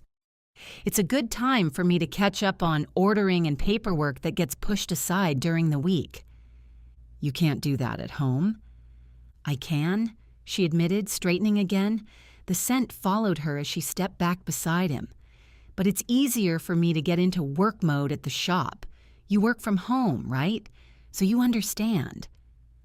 "I work from home most of the time," he said, "but I understand what you mean." They walked a few steps before he spoke again. "I ran into your mother and Richard Friday night." Hope's fingers tightened around the strap of her purse before she could stop them. "Really?" She had spoken with her mother earlier in the week, but Richard hadn't come up in the conversation. "They were at the Black Apron," Will said, "with Dr. Summers and her partner." Hope lifted an eyebrow. "An occasion?" "I didn't ask." Will shrugged. "I stopped by their table, said hello, and kept moving." Had he been there with someone? The thought slipped in before she could block it, quick and unwelcome. "Not your business." "It was my dad's birthday," Will added. "My parents, Mia, and me. Ted couldn't make it." "That sounds nice," Hope said. It was. His expression grew thoughtful. "After dinner, Mia and I talked for a while. Just the two of us." Hope glanced at him. She seemed distracted. I asked if something was bothering her. And she found an old social media post someone had tagged Ted in years ago, something about a big day and making it official. Hope's step slowed. That sounds like a wedding. That's what she wondered, so she asked him if he'd been married before. Will nodded. He said no. He was engaged once, but it ended before they got that far. And Mia believes him? She wants to. He looked out toward the river, but she said the way he answered seemed off. Did he say why the engagement ended? No. Mia said he doesn't like talking about it. Hope told herself to let it go, but the question stayed with her as they walked, keeping pace with the soft scrape of her sandals against the stone. When they reached the railing overlooking the water, she stopped and rested both hands on the smooth stone. It still held the day's heat. I hear brides talk a lot about certainty, she said after a moment. I would imagine you do, since you own a bridal salon. Brides talk about knowing, she said. Knowing the dress, knowing the person, knowing the future. With her hand still on the railing, she watched the restaurant light stretch across the surface of the water, break apart and gather again with each ripple. It amazes me that they're so certain. Why? Will asked. Hope let out a slow breath. Because they walk into the shop convinced they already know what their future looks like. The dress, the wedding, the person they'll spend their lives with. She shook her head slightly. I've never trusted anything that completely. Will didn't answer right away. A violinist farther down the path drew out a long, aching note, and for a second, Hope thought he might let the subject pass. I'm not sure I believe that, he said. No? He leaned back against the railing, studying her. You chose this town. You built a business. That doesn't sound like someone who doesn't know her own mind. That's different. How? Hope traced the edge of the stone with her thumb, finding a tiny chip in the surface and worrying it with her nail. Those were decisions I could control. Will's gaze didn't move. And spending your life with someone isn't something you can control. Not entirely. The answer came more quickly than she'd expected. Not when another person gets a say every day. He was quiet for a moment, as if considering that. Maybe that's the point, he said. She looked at him. Maybe it isn't about knowing nothing will change, he said. Maybe it's knowing you want to keep choosing someone even when it does. The steadiness in his voice unsettled her.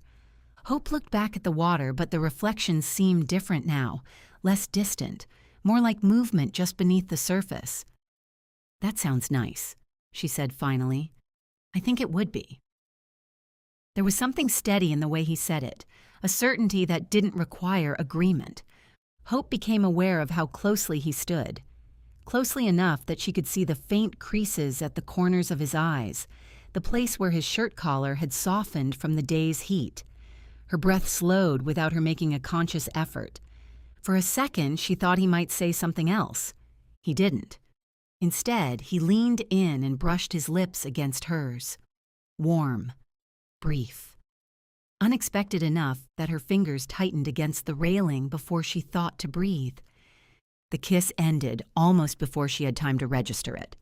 Will stepped back. Hope drew in a slow breath, the warmth of the kiss still there. She didn't move. It had been brief, so brief that she might have questioned whether it actually happened, if not for the way it reached deeper than she expected. Gentle. Deliberate. Right. Will cleared his throat, the corner of his mouth lifting as if he'd surprised himself, too, and gestured toward the glow of lights ahead. Food trucks? The ordinary words should have made the moment smaller. They didn't. Hope nodded and stepped away from the railing, falling into step beside him. They walked on, the sounds of the river walk rising around them again, the guitar, the laughter, the sizzle from a grill up ahead, but Hope carried the kiss with her all the way to the lights. Chapter 23. Hope drove to her mother's cottage after closing the salon on Friday. the wipers keeping time against rain she hadn't expected and couldn't quite resent. The week had been full enough that she should have been grateful for a quiet dinner. 2 bridal appointments, one mother of the bride who had opinions about lace that bordered on hostile, and a shipment delay Kaylee had handled with more grace than Hope might have managed at age 23. She had used the reflection room twice since Mia's appointment. That wasn't the problem. The problem was that every time she stepped inside with a bride, the image of Ted came back to her, standing on the platform, reflected in a tux beside a woman Hope couldn't name. By Friday, Hope had stopped pretending she wasn't looking for answers. She'd searched Ted's name twice online. Then she'd searched his name along with the word engagement, then wedding, then she'd gone broader still. She'd found a work profile, a few event photos, and a charity 5K result from 6 years ago. She had not found the social media post Mia had told Will she'd seen. Nothing explained why Ted had never mentioned a previous engagement, why Mia thought his answer didn't sit quite right, or why the mirror had shown him to Hope at all. Will had texted twice since Sunday night. Nothing dramatic. A photo of the Riverwalk at sunset, the water gold beneath the fading light, and a message the next day saying he had passed the empanada truck again and thought of her. Hope had answered both, smiling before she hit send. The kiss by the railing had been brief enough that she should have been able to tuck it away as a pleasant surprise. Instead, it kept returning at odd moments. When she locked the salon door, when she poured her morning coffee, when a bride's mother said something sentimental about knowing when a choice was right. That was the part she didn't know what to do with. Not that she had kissed Will, not even that she wanted him to kiss her again, but that wanting had begun to feel less like an interruption and more like a feeling she might be willing to make room for. So when Nancy had called that afternoon and invited her to dinner and dessert, Hope had said yes with more relief than she wanted to examine. In recent months, Nancy's Friday nights had often belonged to Richard. If her mother was suddenly free, that meant either he had plans or something between them had changed. Hope didn't like how quickly her mind chose the second option. Rain came down in a steady curtain as she pulled into the driveway of Nancy's cottage. The house still looked a little like her mother was trying it on for size. Planters flanked the front steps. A wreath hung on the door even though it was late spring. Warm light spilled from the kitchen windows, turning the rain silver where it struck the glass. Hope made a dash for the porch, but by the time she reached the steps, the damp had already begun to wave her hair. Catching sight of herself in the darkened window, she frowned, then dismissed it. It didn't matter tonight. This wasn't a date. This was her mother. The woman who had seen her with green hair in middle school, who had held her hair back when she'd had the flu and looked more like a ghost than a girl, who had loved her through braces, breakups, bad decisions, and the year Hope had worn so much black eyeliner, she looked perpetually startled. No matter what Hope looked like, her mother had always seen her the same way, loved her the same way. The thought warmed her as she turned the knob and stepped inside. It's just me. I'm in the kitchen, Nancy called. Come join me. Hope slipped off her wet shoes and crossed the small living room into the kitchen. Nancy stood at the stove, stirring a pot of something that smelled rich and comforting. Her hair was swept back, a linen apron tied over dark pants and a cream sweater. She looked exactly like herself, elegant, capable, not remotely like a woman whose Friday night or relationship had fallen apart. What are you making? Hope leaned slightly over the pot, breathing in the aroma. Cream of crab soup, Nancy said with a smile. And yes, before you ask, a 1/4 cup of dry sherry. That smells incredible. Hope's gaze moved to the counter where a loaf of freshly baked bread rested beneath a blue and white tea towel. And you baked bread. I took the afternoon off. Nancy's tone was casual but not quite careless. I needed a little time to myself. That landed differently than Hope had expected. Time to herself could mean rest or reflection. It could also mean a woman standing in her kitchen, trying to convince herself she wasn't hurt. Hope reached for the stack of plates on the counter. What can I do? You can set the table and pour the wine." Hope moved easily through the compact kitchen, setting the small round table by the window and leaving the vase of brightly colored flowers where it was. She picked up the bottle of Sauvignon Blanc and smiled. "Good choice," she called. "This will cut the richness." Nancy glanced over her shoulder. "I do try." A few minutes later, they were seated, soup steaming in shallow bowls in front of them, thick slices of bread between them, wine poured and rain tapping softly against the windows.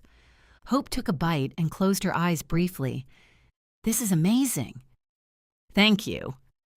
Hope studied her mother across the table, struck, not for the first time, by how vibrant she was, how put together, how entirely herself. Nancy had moved to GraceTown to be closer to Hope, but she had not arrived as a woman looking to be absorbed into her daughter's life. She had found work she enjoyed, made friends, built routines, and somehow made a cottage look as if it had been waiting for her all along. If Richard didn't appreciate that, he was a fool, but Hope didn't ask. Not yet. "How are things at the shop?" Nancy asked. "Good." Hope broke off a piece of bread. "Better than good. Revenue's up, Kaylee and Stephanie are doing great, and customers love them." "And you?" "I still love it." She smiled, thinking of Mia in the ivory chiffon gown, her face bright with recognition. "I had a bride this week who'd been everywhere looking for a dress." Nancy lifted a finger. "Let me guess. You found her the perfect one." "She wasn't even sure what she wanted," Hope said, "but it worked out." Something about those words, "it worked out," stayed with her, as if lives did that on their own. "You've found your niche," Nancy said warmly. "I have." Hope picked up her spoon again, but didn't take a bite. "How about you? Any regrets about Collister?" "None," Nancy said. "I love my work." The answer came quickly. Not falsely, exactly, but quickly enough that Hope noticed. She watched her mother over the rim of her wine glass, trying to read past the composed expression, the tidy kitchen and the soup that tasted like comfort, made tangible. "Is everything okay?" Nancy hesitated for only a second, but it was enough. "Richard and I had a disagreement." Hope set her spoon down carefully. "About what?" "Moving in together." "You mean about selling your house again? Has he changed his position?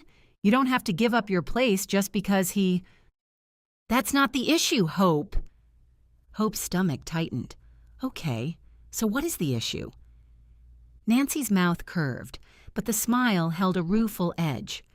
"The issue is that the subject came up, and I may have been more ready to move in that direction than he was." "You asked him to move in with you and he said no?" Nancy shook her head. "That's the complicated part. He didn't say no. He said we should take our time." Hope leaned back, trying to decide whether that was better or worse. With the relationship? "With changing the shape of it," Nancy said. "He thinks there's a difference between wanting more time together and being ready to build our daily lives around each other. He wants to know that I'm sure, that I'm ready for this next step." Hope hesitated. She wanted to dislike him for that. It would be easier if Richard was keeping one foot out the door, asking Nancy to wait while he decided whether she was worth choosing. This version was harder, because caution wasn't always cowardice. Sometimes, apparently, it was care. "Does Richard have a reason he thinks you're not ready for this step?" Nancy stared into her soup. "He says that as I've never lived with a partner before, the adjustment may be more difficult for me than it would be for him. Not having total control over my own space, having to accommodate another person's habits all the time. He worries I might miss my independence, regret changing our situation too quickly, and end up resenting him for it." "And you're beginning to think he might be right," Hope said. Nancy gave her a look. "I hate that you can read me that well." "I learned from the best." That drew a small laugh from her mother, though it faded quickly. "I know what I want. That's what makes this frustrating. Richard isn't pulling away from me. He's asking whether moving forward simply because it feels good is the same as being ready. Hope thought of Mia in the ivory gown, her smile softening into something private and sure. She thought of Ted fastening the delicate gold bracelet around Mia's wrist, the gesture so thoughtful it should have reassured her. It hadn't. Hope looked down at her bowl. The soup had cooled, its surface no longer steaming. "I'm sorry," Hope said. "Nothing to be sorry about." Nancy shook her head. "We're not fighting. We're talking." The steadiness of it caught Hope off guard. Talking. Hope had spent the week telling herself unease meant something, but across the table her mother didn't look uneasy. She looked thoughtful, present, willing to sit in the middle of a discussion without demanding an immediate resolution. Hope didn't know how people stayed there without reaching for an answer. "Right now, we're figuring out what works for both of us," Nancy added. Hope absorbed that, though it didn't sit easily. "Do you think he's right?" Nancy's mouth curved. "I hate that you asked that." "Because he is?" "Because he might be." Nancy looked toward the rain-streaked window. "I don't mean that I'm not ready for him. I mean, maybe readiness isn't only about wanting the next step. Maybe it's also about understanding what that step asks of you and of the other person." Hope reached for her wine glass, then stopped short of lifting it. She could have told her mother about Will, about the river walk, the kiss that should have been simple and somehow wasn't, the way he talked about love as if commitment wasn't a trap or a guarantee, but a decision made again and again. She could have told her about Mia, too. Not the mirror, never the mirror. Not because she didn't trust her mother, because she did. Because her mother would look at her with those steady, knowing eyes and understand too much. How long Hope had stood in front of that glass and seen nothing. How carefully she had pretended that seeing nothing didn't matter. Still, there were pieces of the truth that didn't require magic. The old social media post, the former engagement, the way assurance could look perfect from the outside and still leave one stubborn question underneath. She couldn't explain all of it, but she could explain that. Hope looked toward the rain-dark window. "I believe people should know what they're walking into." Nancy was quiet long enough that Hope looked back at her. "Yes," Nancy said at last, "they should." Hope was vindicated for half a second. Then Nancy continued, "But you can know someone well and you can love them without knowing everything that has hurt them, or everything they've ever done wrong, or every fear they haven't found the words for yet." Hope's fingers tightened around the stem of her glass. "That sounds generous." "It is generous." Nancy reached for her spoon. "It's also realistic." Hope almost laughed. "I'm not sure I've ever heard anyone make generosity sound practical." "It can be. So can caution." Nancy's gaze held hers. "So can asking better questions instead of assuming you already understand the answer." That one landed too squarely. Hope took a sip of wine. Nancy let the silence rest between them before she said, "I know who I am with Richard. I also know who I am without him. That seems like a good place to start. The rest will come." The words moved through Hope slowly. That was the part she hadn't known how to trust. Not with Will, not with anyone. How love could make room for a person without swallowing you whole. For a moment, she thought of Will's hand closing around hers at the Summerbell Center, then his smile after the kiss, surprised and pleased, and a little unsteady. Hope cleared her throat. "I thought Richard might be here tonight." "He had a department meeting." Nancy smiled. "He was disappointed to miss you." "It would have been good to see him. Tell him hello." "I will." The conversation moved on after that, easing into safer territory. Nancy spoke about a faculty initiative she was helping shape for the fall, something involving interdisciplinary seminars and community outreach. Her voice gained energy as she described the possibilities, and Hope let herself be carried along by her mother's enthusiasm. She shared a few things from the shop, upcoming appointments, a new designer line she was considering bringing in, and a bride who had surprised her by choosing the least dramatic dress in the room. Mia's name hovered on the edge of the story, but Hope didn't say it. She also didn't mention the mirror, Ted, or the way a single image could lodge itself inside a person and refuse to let go. It was familiar, sitting across from her mother with the rain blurring the windows and the kitchen smelling of crab soup and warm bread. Comfortable. But comfort didn't mean simple, and Hope was beginning to understand that, or at least beginning to resent that it might be true. Later, the rain softened to mist. Nancy wrapped half the loaf of bread in parchment and insisted Hope take it home. She accepted because refusing would have been pointless, and because tomorrow morning the bread would be excellent toasted with butter. At the door, Nancy hugged her longer than usual, not dramatically, not as if anything had gone wrong, just long enough for Hope to feel her steadiness. "Don't worry about me," Nancy said as she pulled back. Hope lifted a brow. "I didn't say I was worried." "You didn't have to." There was no accusation in her voice, only recognition. Hope kissed her mother's cheek. "Call me tomorrow?" "I will." Hope stepped out onto the porch, the air cool and damp against her skin. Behind her, the cottage glowed with warm light. Ahead, the driveway shone black beneath the porch lamp, rainwater collecting in shallow silver pools. As she walked to her car, something shifted inside her.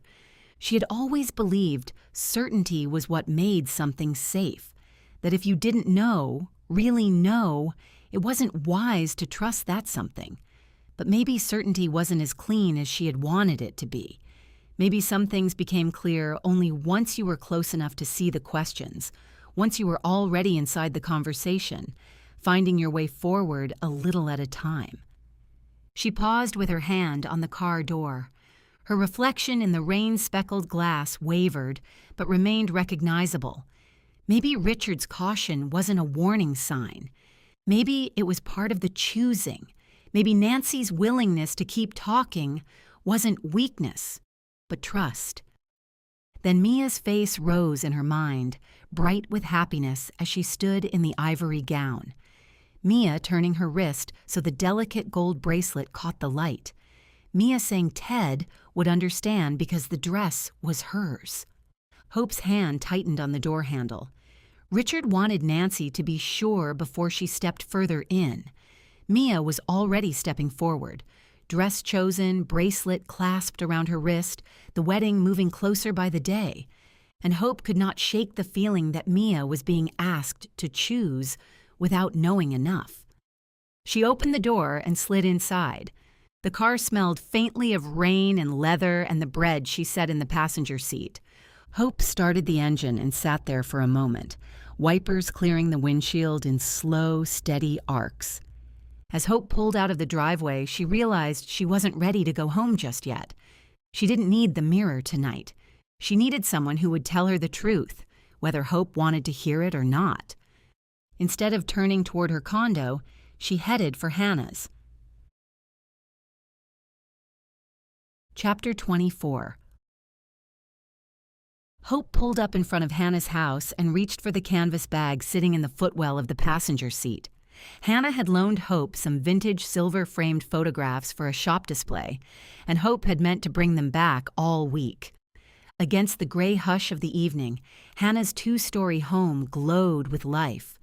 Warm light spilled from every window, soft and inviting against the mist-damp air.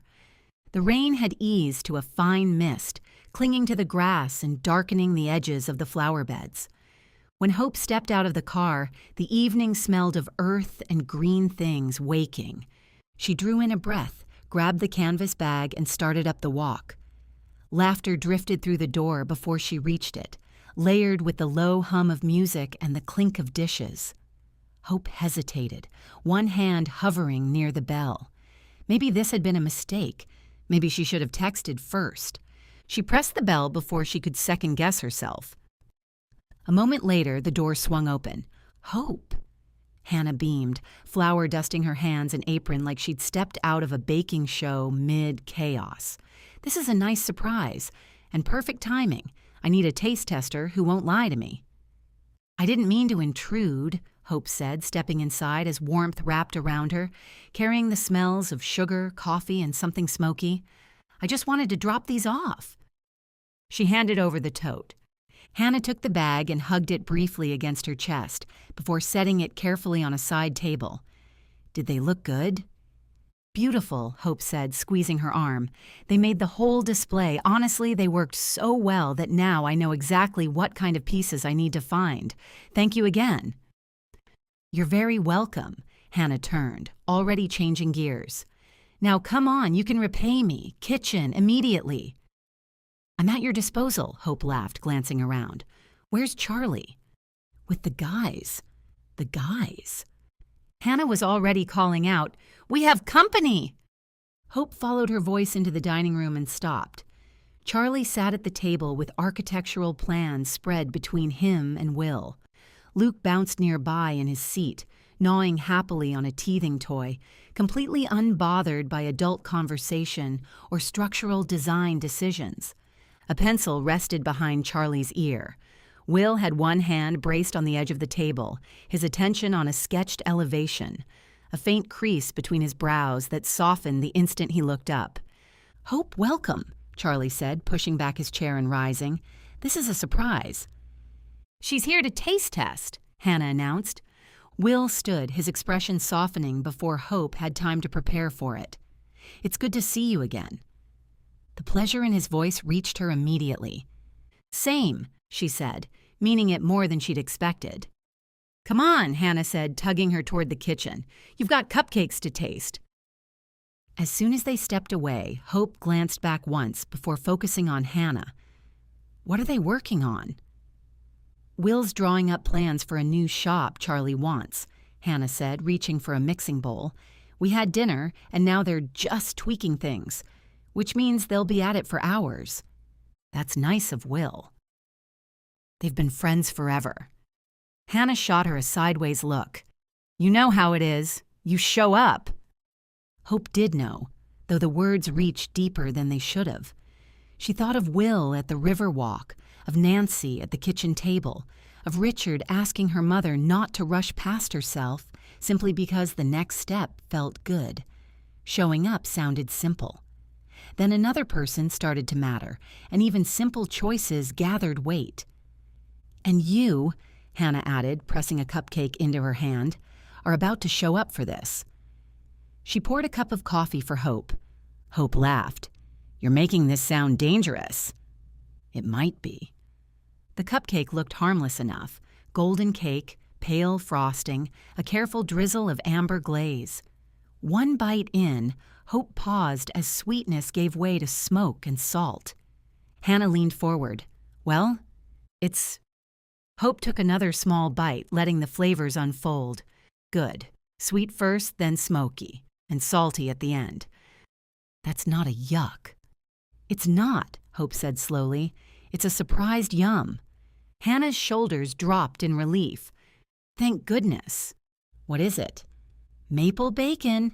Hannah studied Hope's face as if waiting for a verdict from a particularly stern food critic.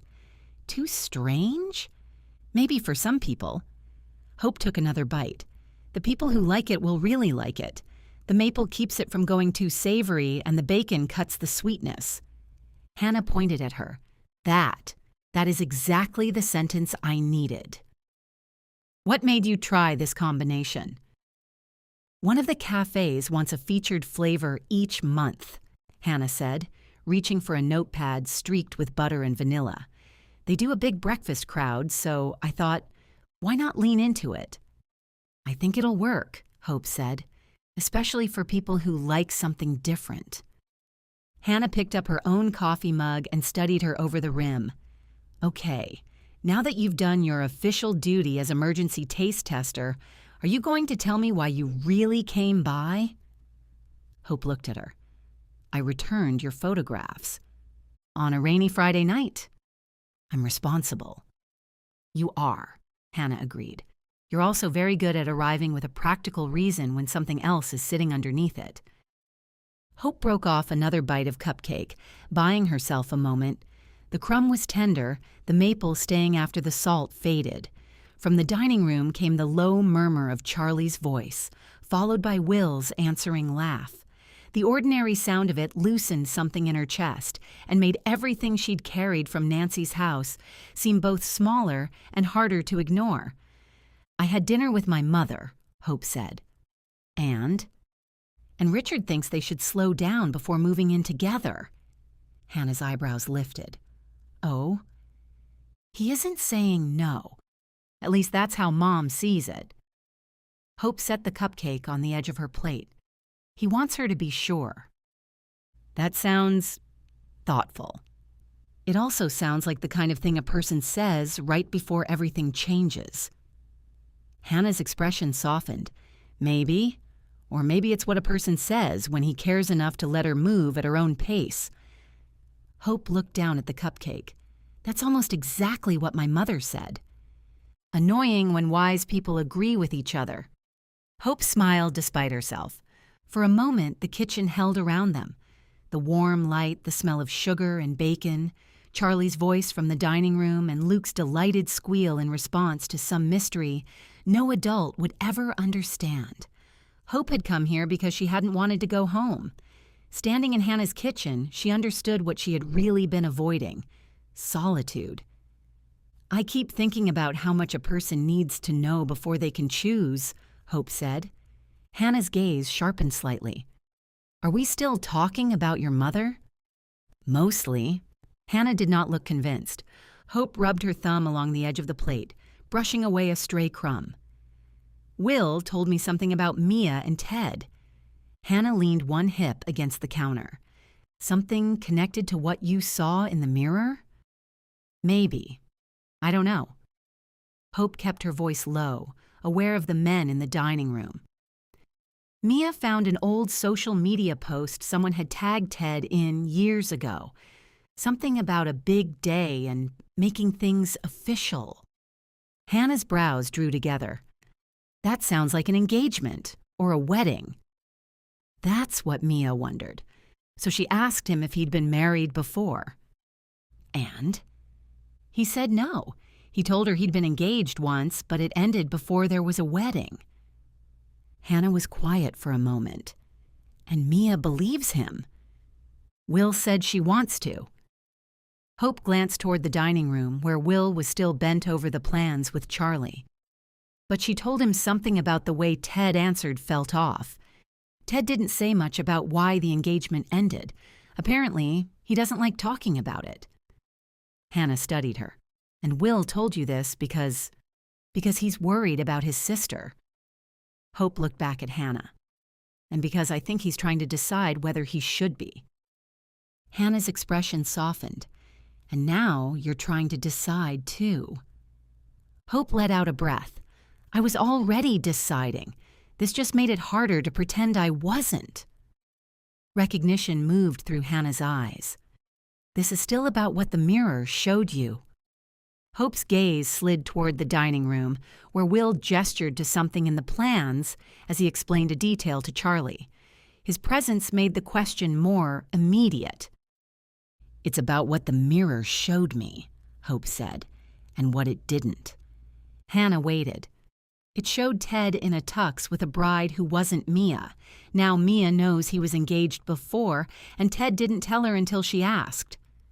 Hannah's brows drew together. "Hope, what exactly do you think Ted is hiding?" "I don't know." "Do you think he's still married to someone else?" "No." Hope's answer came quickly. "Nothing like that." "Okay. Do you think he was married before and won't admit he's divorced?" Hope hesitated. "Maybe." "But why would he hide that?" Hannah asked. "A lot of people get divorced for a lot of different reasons." Hope looked down at her coffee. "I don't know. I only know what I saw." "Or what you think it means." Hope's gaze lifted. "Hannah, the image was as clear to me as you are right now." "I believe you." Hannah's voice softened, but her expression stayed steady. But just because you saw a woman beside Ted who wasn't Mia doesn't mean she was his wife, and it doesn't mean he's hiding something terrible. I know. Hope hated how quickly the answer came. She forced herself to slow down. I know that, but if the mirror showed me a truth, then you feel responsible for figuring out the message. Hope nodded. Rain ticked against the kitchen window now. From the dining room came Luke's delighted squeal, followed by Charlie's laugh and Will's low reply, too muffled for Hope to make out. Hannah set down her mug. When we talked before, I asked if maybe the mirror was helping someone other than Mia. I've thought about that. And I still don't know who that would be. Hope's voice dropped. Mia? Ted? The bride I saw? Hannah's expression gentled. Maybe you don't have enough information yet. That's what scares me. Why? Because Mia is moving forward. Dress chosen, wedding plans underway. She's choosing a future with him, and I'm standing here wondering whether the mirror showed me a reason she shouldn't marry him. Hannah was quiet for a moment. Or a reason she should ask better questions. Ask better questions. Her mother had said something similar at the dinner table, though she'd been talking about Richard then, about certainty and care, and not rushing past what needed to be understood. Hope looked at Hannah. Those aren't the same thing, Hannah said. No, Hope realized, they weren't. A warning and an instruction were not the same, and Hope still didn't know which one she had seen. Before Hope could respond, Charlie wandered in with Luke on his hip and crossed straight to Hannah, pressing a quick kiss to her temple. How'd the cupcakes turn out? Ask the expert, Hannah said. 2 thumbs up, Hope offered. What flavor? Will asked from the doorway, leaning against the frame. Hannah's smile turned mischievous. You tell me. I'm intrigued. Charlie reached for a cupcake. Prepare yourself. Within half an hour, the kitchen table told the story. Crumbs scattered across plates, coffee half finished, laughter lingering in the air. I can't believe you guessed the flavor that fast, Hope said. Will shrugged. Bacon's not subtle, and maple syrup is basically a personality trait. So you'd order it? A maple bacon cupcake? Will glanced at the remaining half on his plate as if giving the matter deep consideration. Yes, and if anyone asks, I'll tell them I arrived at that decision through rigorous testing. Charlie and Hannah exchanged a victorious high five. Hope lifted a brow. The flavor combination was his idea, Hannah said, nodding toward her husband. That tracks, Will said. Innovative thinking. Finally, Charlie said, settling Luke more securely against his shoulder. Recognition. The conversation drifted after that. Stories from the shop, Luke's latest new tooth, a project Will's firm had landed. Nothing seemed heavy or forced, and yet every so often, Hope would glance up and find Will looking at her. She didn't look away as quickly as she might have before. A smile would pass between them, private, unspoken, and surprisingly comfortable. At some point, she found herself standing near the refrigerator, scanning a brightly colored flyer pinned beneath a magnet advertising this weekend's 5K.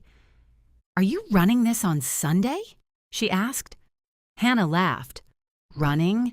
No. Feeding the runners? Yes, I'm supplying cinnamon roll protein bars after the race. That sounds amazing, Hope said. I'm participating, so I'll be sure to stop by and try one. I'm running, Will said. Hope turned. If you don't have plans, he added, do you want to run it together? The answer came easily, surprising her more than the invitation. Sure, I'd like that. Good, he said. They made plans without overcomplicating them. Time, place, done.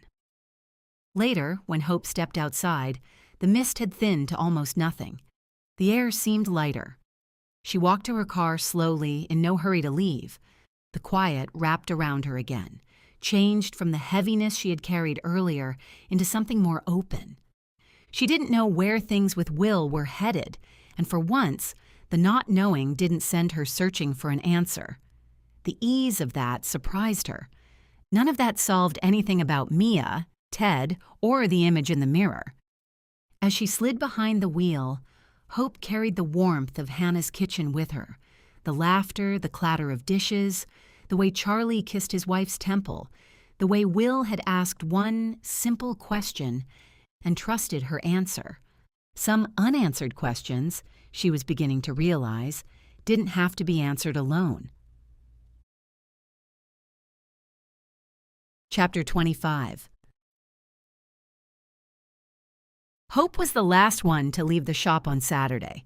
She didn't mind closing. She liked the way the day ended, the soft light stretching across the empty salon, the hush that replaced the steady rhythm of voices and laughter. There was something satisfying in restoring order, in making sure everything was ready for the cleaning crew and for whatever tomorrow might bring. She paused near the center of the room, her gaze moving slowly over the space. Pride rose, quiet but steady, and she felt it in her chest. This was hers.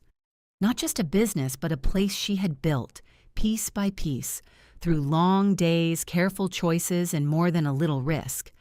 Back in Georgia, while working for someone else, she'd had only an idea about this, a possibility she hadn't been entirely sure she'd ever reach. Then she'd seen this place. Even before it had become what it was now, she'd sensed the pull, the deep recognition of this is it. She made one last pass through the salon, her fingers brushing lightly over satin and lace, grounding herself in the textures she knew so well. Then, almost without thinking, she turned toward the reflection room. She flicked on the light and paused in the doorway. For a moment, the familiar urge surfaced. Step inside. Let the mirror show her.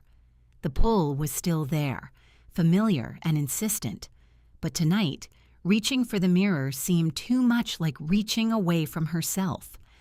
Hope let her gaze rest on the glass for one more breath before she exhaled and stepped back. Maybe she didn't need an answer tonight. She reached for the switch and turned off the light. The room slipped back into shadow. Hope locked up and stepped out into the evening. The thought of the fun run tomorrow lifted her mood. Light, unexpected, welcome. Tomorrow she would show up and see what happened.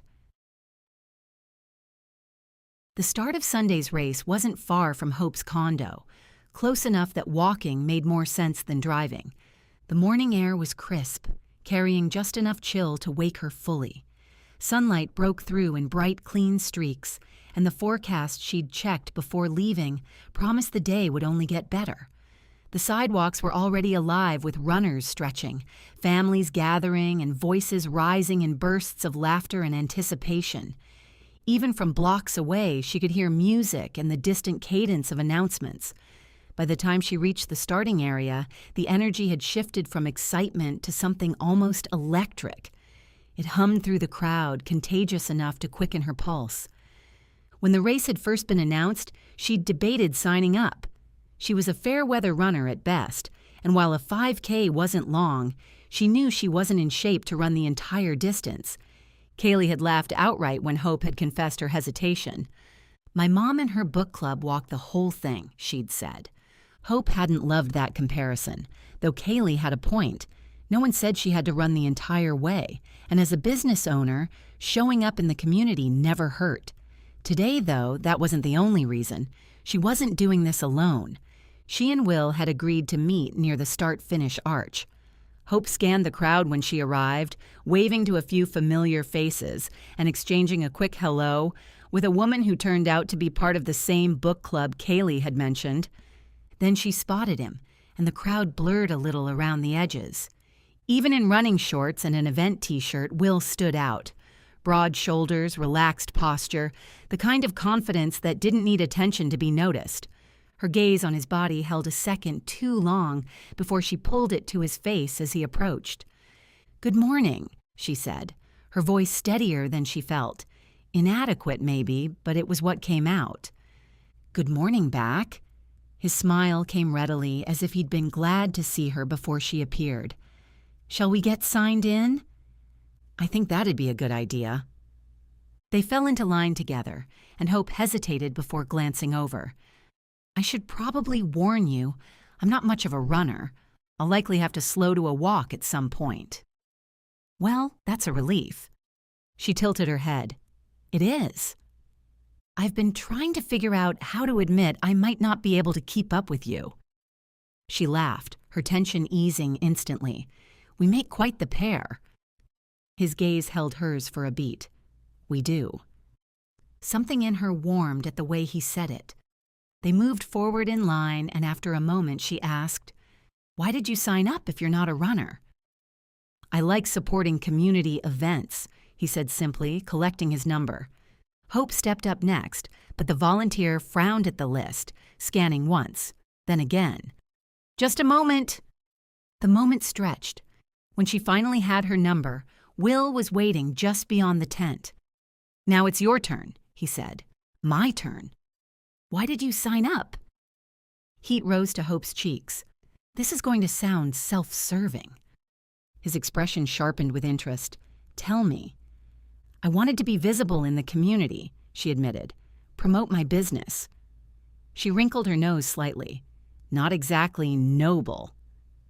Most people are here for fun, he said, pinning his number in place. Nothing noble about that, and nothing wrong with it.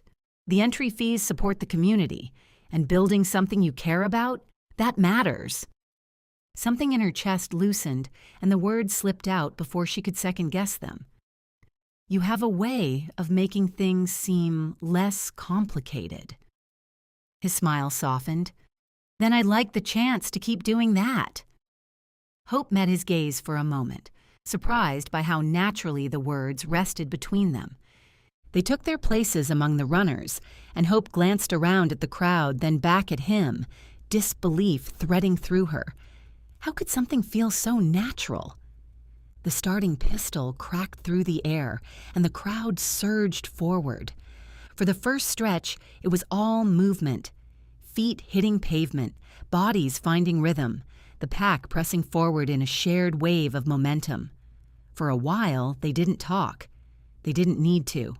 They ran side by side, their pace naturally sinking, breath and stride finding a steady rhythm. It felt easy, at least at first. I don't know why I was worried, Hope said after a moment, her sneakers hitting the pavement in a steady cadence. This isn't bad. We're in the first half mile, Will said, a hint of amusement in his voice. Give it time. She smiled.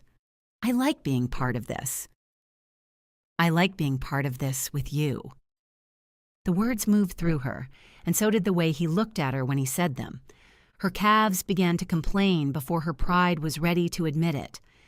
By the end of the first mile, her confidence began to fade. Her breathing grew heavier, her pace slowed, and without comment, Will adjusted to match her.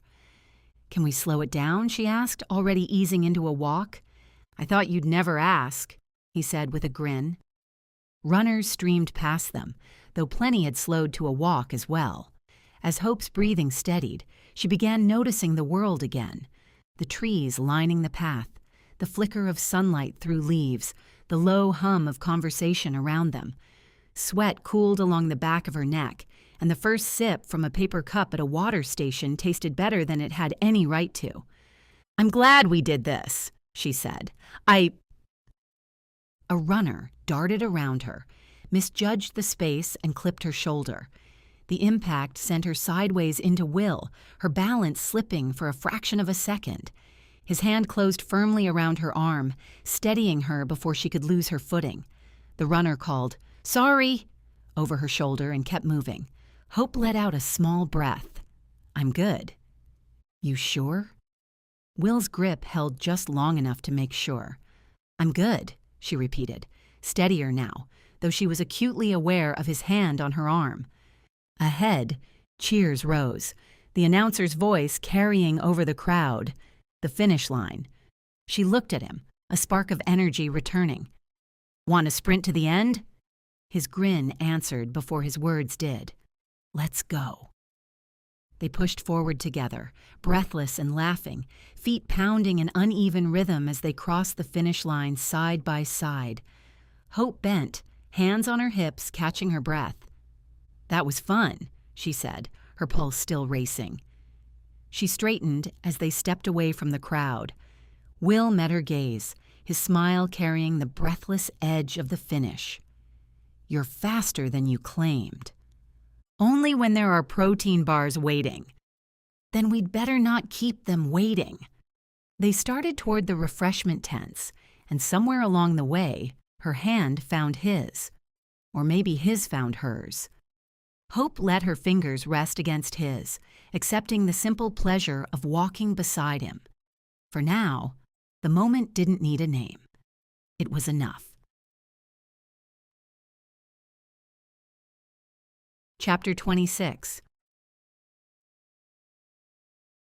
Hope wasn't sure what to think when the bell over the door sounded on Monday as Mia walked into the shop. She hadn't expected her, and the surprise had less to do with Mia's arrival than with the way she paused just inside the entrance, as if the bright salon, the low murmur of voices, and the gowns glowing softly beneath the lights had all taken a moment to become familiar. Hope noticed immediately. She slipped out from behind the counter and crossed the room. "This is a nice surprise." Mia's gaze moved over the salon without quite resting on anything in particular. Kaylee with a bride near the mirrors, Stephanie lifting a hanger from a rack for an older woman, the pale sweep of veils along the wall, before coming back to Hope. "I was wondering if you had a few minutes." Her fingers brushed lightly over the strap of her bag, then stilled. "Maybe a walk? Coffee?" There was something contained in her voice, urgency held tightly enough to pass for calm. Hope ran through her afternoon in the space of a breath. "I'd like that." When Kaylee glanced over, Hope gave a small nod and mouthed, "Back soon." Kaylee returned her nod without question and turned smoothly back to her bride. Outside, the air still carried the remnants of the earlier rain, a fine mist clinging to the edges of things and softening the sharpness of the street. Mia started walking before Hope could ask where they were headed. "Cup of Joe has a cart on the river walk," Mia said. "Perfect." They moved side by side past damp storefront awnings and planters beaded with water. Their pace was unhurried, though not quite relaxed. Mia kept both hands around the strap of her bag, releasing it only when they reached the corner and had to step around a puddle shining silver at the curb. "You don't have to work this afternoon?" Hope asked.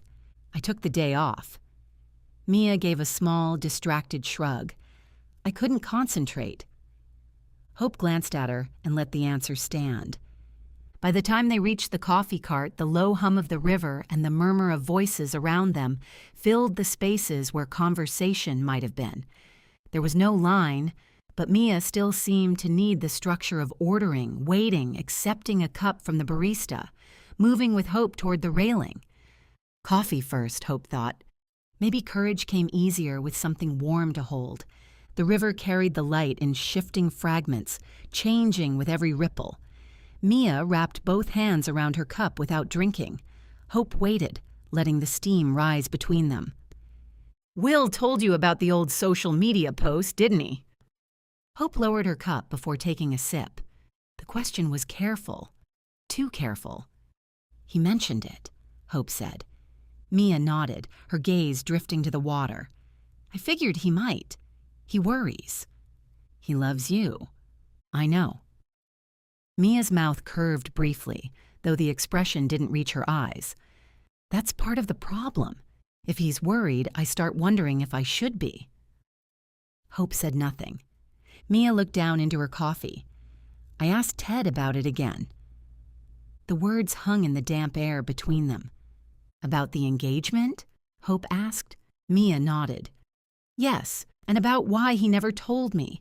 About why I had to find out from an old social media post someone else had tagged him in." She drew in a slow breath and turned her cup slightly, watching the lid shift beneath her thumb. "He said he's never been married. He said the engagement ended before there was a wedding." "That's what Will said." "I believe that part." Mia's fingers tightened slightly around the cup.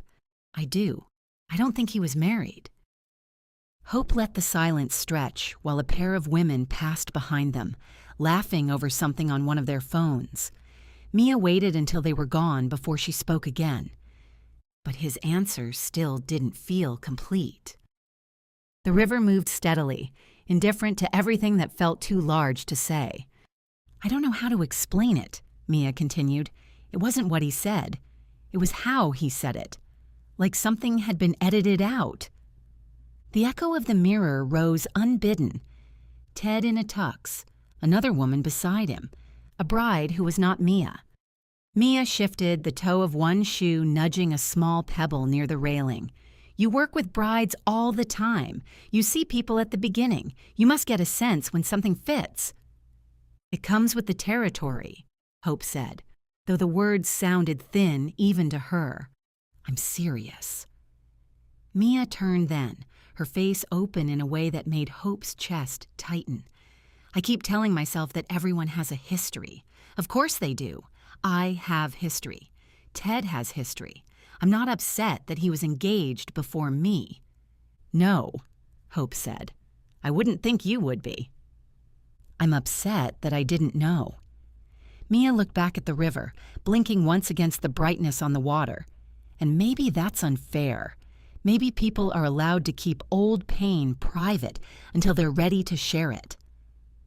The words were so close to what Hannah had said that Hope felt them move through her with uncomfortable force. Maybe Mia didn't need a warning so much as room to ask the question differently. Hope took a slow sip of coffee, buying herself a moment. The cup warmed her palms. The bitter edge of the coffee gave her something solid to focus on. "Are you asking me for my opinion?" Mia's eyes came back to hers. For the first time since she'd walked into the shop, the calm she'd been holding in place slipped. "I don't know." Her laugh was small and humorless. "That's the awful part. I think I want you to tell me I'm making too much of it." Hope could have given her that. The words were right there, easy and kind and almost certainly what Mia wanted to hear. She could have said Ted loved her. She could have said people had pasts. She could have said old engagements were painful, awkward things, and maybe he had tucked his away for reasons that had nothing to do with Mia. All of that might have been true. Instead, she thought of the mirror, of Hannah's questions, of Nancy across the dinner table, talking about caution and readiness and asking better questions before assuming the answer. "I don't think you're making too much of wanting honesty," Hope said carefully. Mia studied her, still and intent. Hope continued before the words could harden into something too close to advice. "But I also don't think every hesitation means betrayal. Sometimes people leave things out because they're ashamed or hurt or afraid the old story will matter more than who they are now." Mia looked down at her cup. "That sounds generous." "I'm trying to be. And what does the less generous part of you think?" The question found the place Hope had been trying not to touch. She looked out over the railing. A leaf drifted along the surface of the water, catching briefly in an eddy before the current pulled it loose again. Hope watched it go, aware of Mia beside her, aware of the coffee cooling in her hands, aware of the image she still could not explain. "I think," Hope said slowly, "that if something is still bothering you after you've asked twice, it may be worth asking the question differently." Mia's expression shifted, not with relief exactly, but with recognition. Hope should have stopped there. Instead, the rest came quietly, shaped by the image she could not set aside. "You're allowed to slow everything down until the answer feels complete." Mia went very still. Hope felt the weight of the sentence the moment it left her lips. She hadn't told Mia to doubt Ted. She hadn't told her to end anything. Still, something had shifted, and she was no longer sure whether she had steadied Mia or nudged her closer to an edge. Mia nodded slowly. "Yeah," she said. "That's what I keep coming back to." The tension between them did not ease. It simply changed shape. They stood there a little longer, watching the river carry broken pieces of light downstream. A jogger passed behind them, shoes whispering against the damp path. Someone laughed farther down the walk. A breeze lifted, carrying the scent of wet stone, coffee, and a faint sweetness from the coffee cart.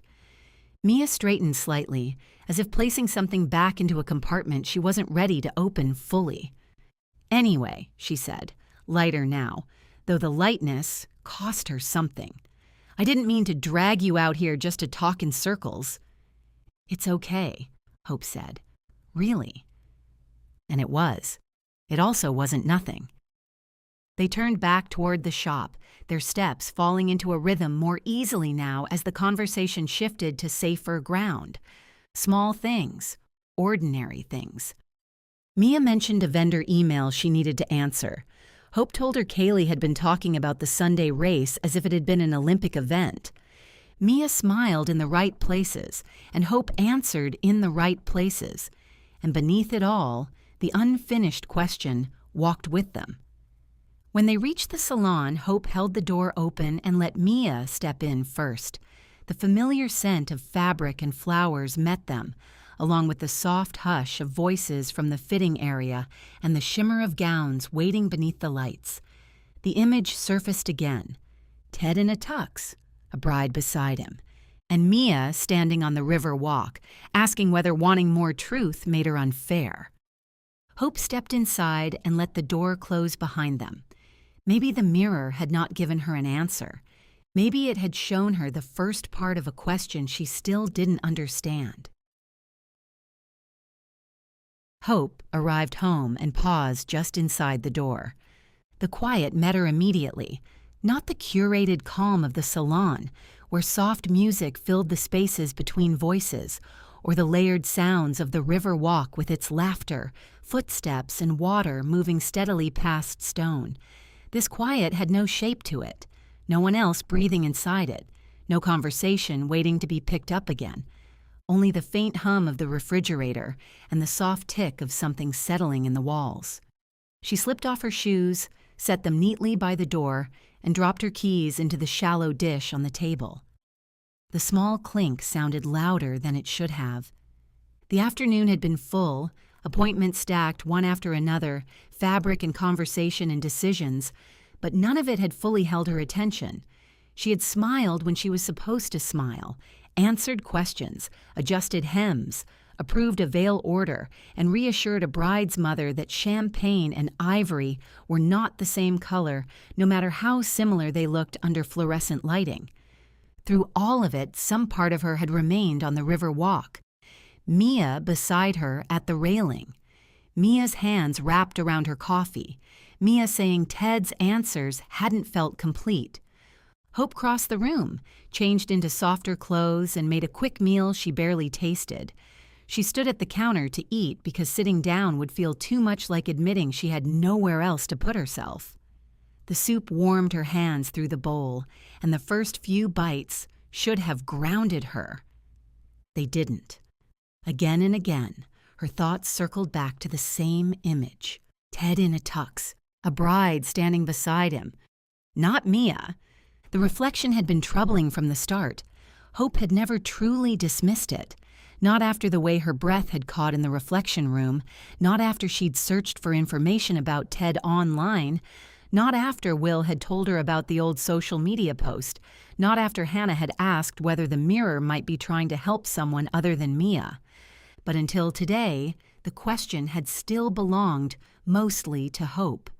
Now Mia had brought it to her. Mia had stood beside her on the river walk and asked, in every way except directly, whether wanting more truth made her unfair. Hope rinsed her bowl, the warm water running over her fingers, grounding and ordinary. She set it in the rack with more care than necessary and closed the dishwasher. The soft click sounded final in a way she didn't intend. Hope began to pace the length of the room, then back again, her steps quiet against the floor. The mirror had shown her something it had never shown her before. A groom. A bride who wasn't the woman standing beside him in real life. An image that had appeared without giving Hope any dress to pull, any appointment to shape, any bride to guide towards satin or lace or chiffon. It had shown her enough to make ignoring it feel irresponsible, and too little to make acting on it feel justified. She stopped, exhaling, and sank into the nearest chair, her hands folding loosely in her lap. Mia's voice surfaced then, not the words exactly, but the ache beneath them. It didn't feel complete. Hope pressed her lips together.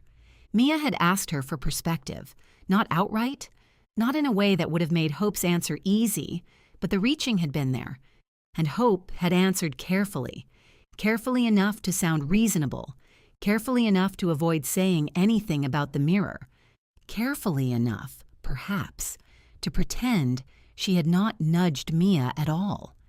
She pushed to her feet again, the stillness suddenly too tight around her, and crossed the room to the mirror on the wall. A simple one. Clean lines, modern frame. It reflected her exactly as she was, hair loosened from the day, face looking a little tired, shoulders held higher than they needed to be. No shimmer of meaning beneath the surface, no old gold frame, no inscription, no impossible image appearing unexpectedly. Just Hope, looking back at herself. She held her own gaze for a moment longer. The mirror at the shop had shown her something, but it had not told her what to do with it. And maybe that was the point she kept trying not to see. The reflection room had never given her instructions.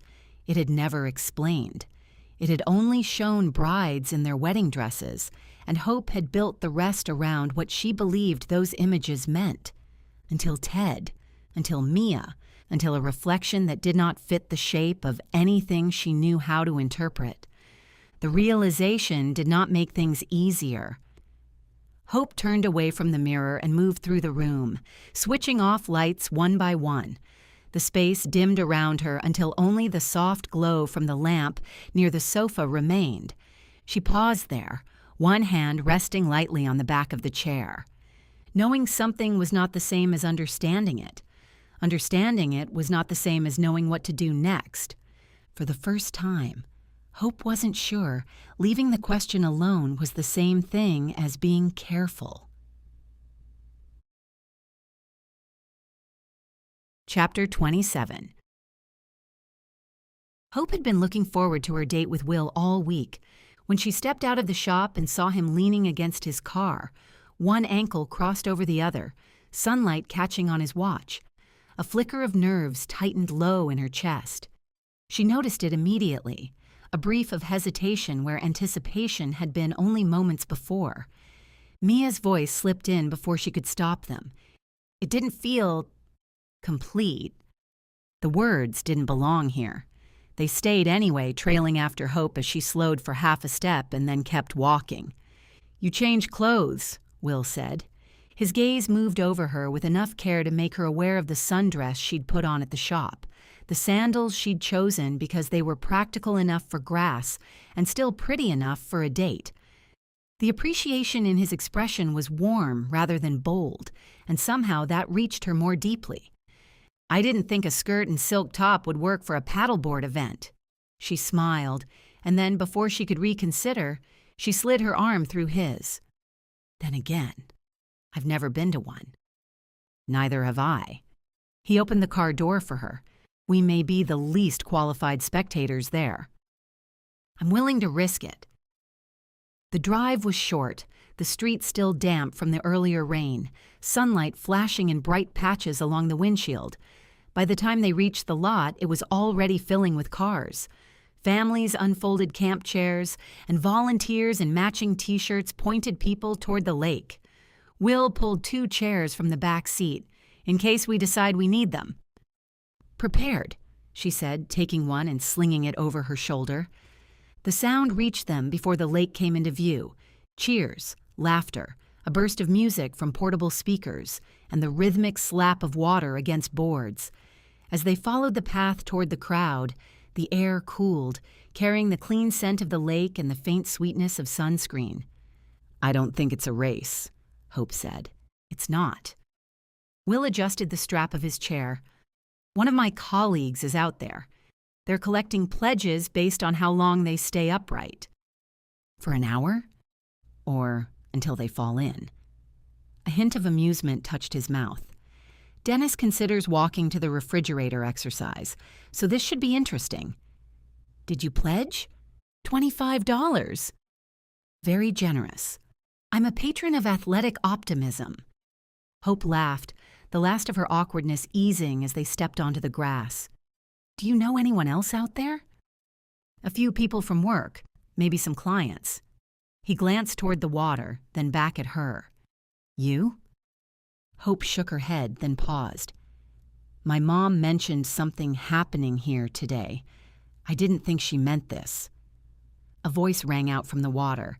Get back up, Joey, you've got it. Hope smiled. Someone's invested. At least they're encouraging. There is that. They set their chairs near the bank but remained standing, drawn toward the water with the rest of the spectators. The lake glittered under the afternoon sun, each board cutting a narrow line across the surface. Some participants stood with surprising grace. Others crouched on their knees, gripping paddles as if they were negotiating with fate. I'd fall in immediately, Hope said, watching a woman wobble dramatically before righting herself to cheers from the shore. I'd give you 30 seconds. She angled a look at him. Gee, thanks. I'd give you 20. He stepped closer, just enough that she felt the shift. You wound me. Realism can be painful. Up next, the announcer called. Malachi, Lindsay, Terrence, Dennis, Joy, Richard, and Nancy. Hope went still. Did you hear that?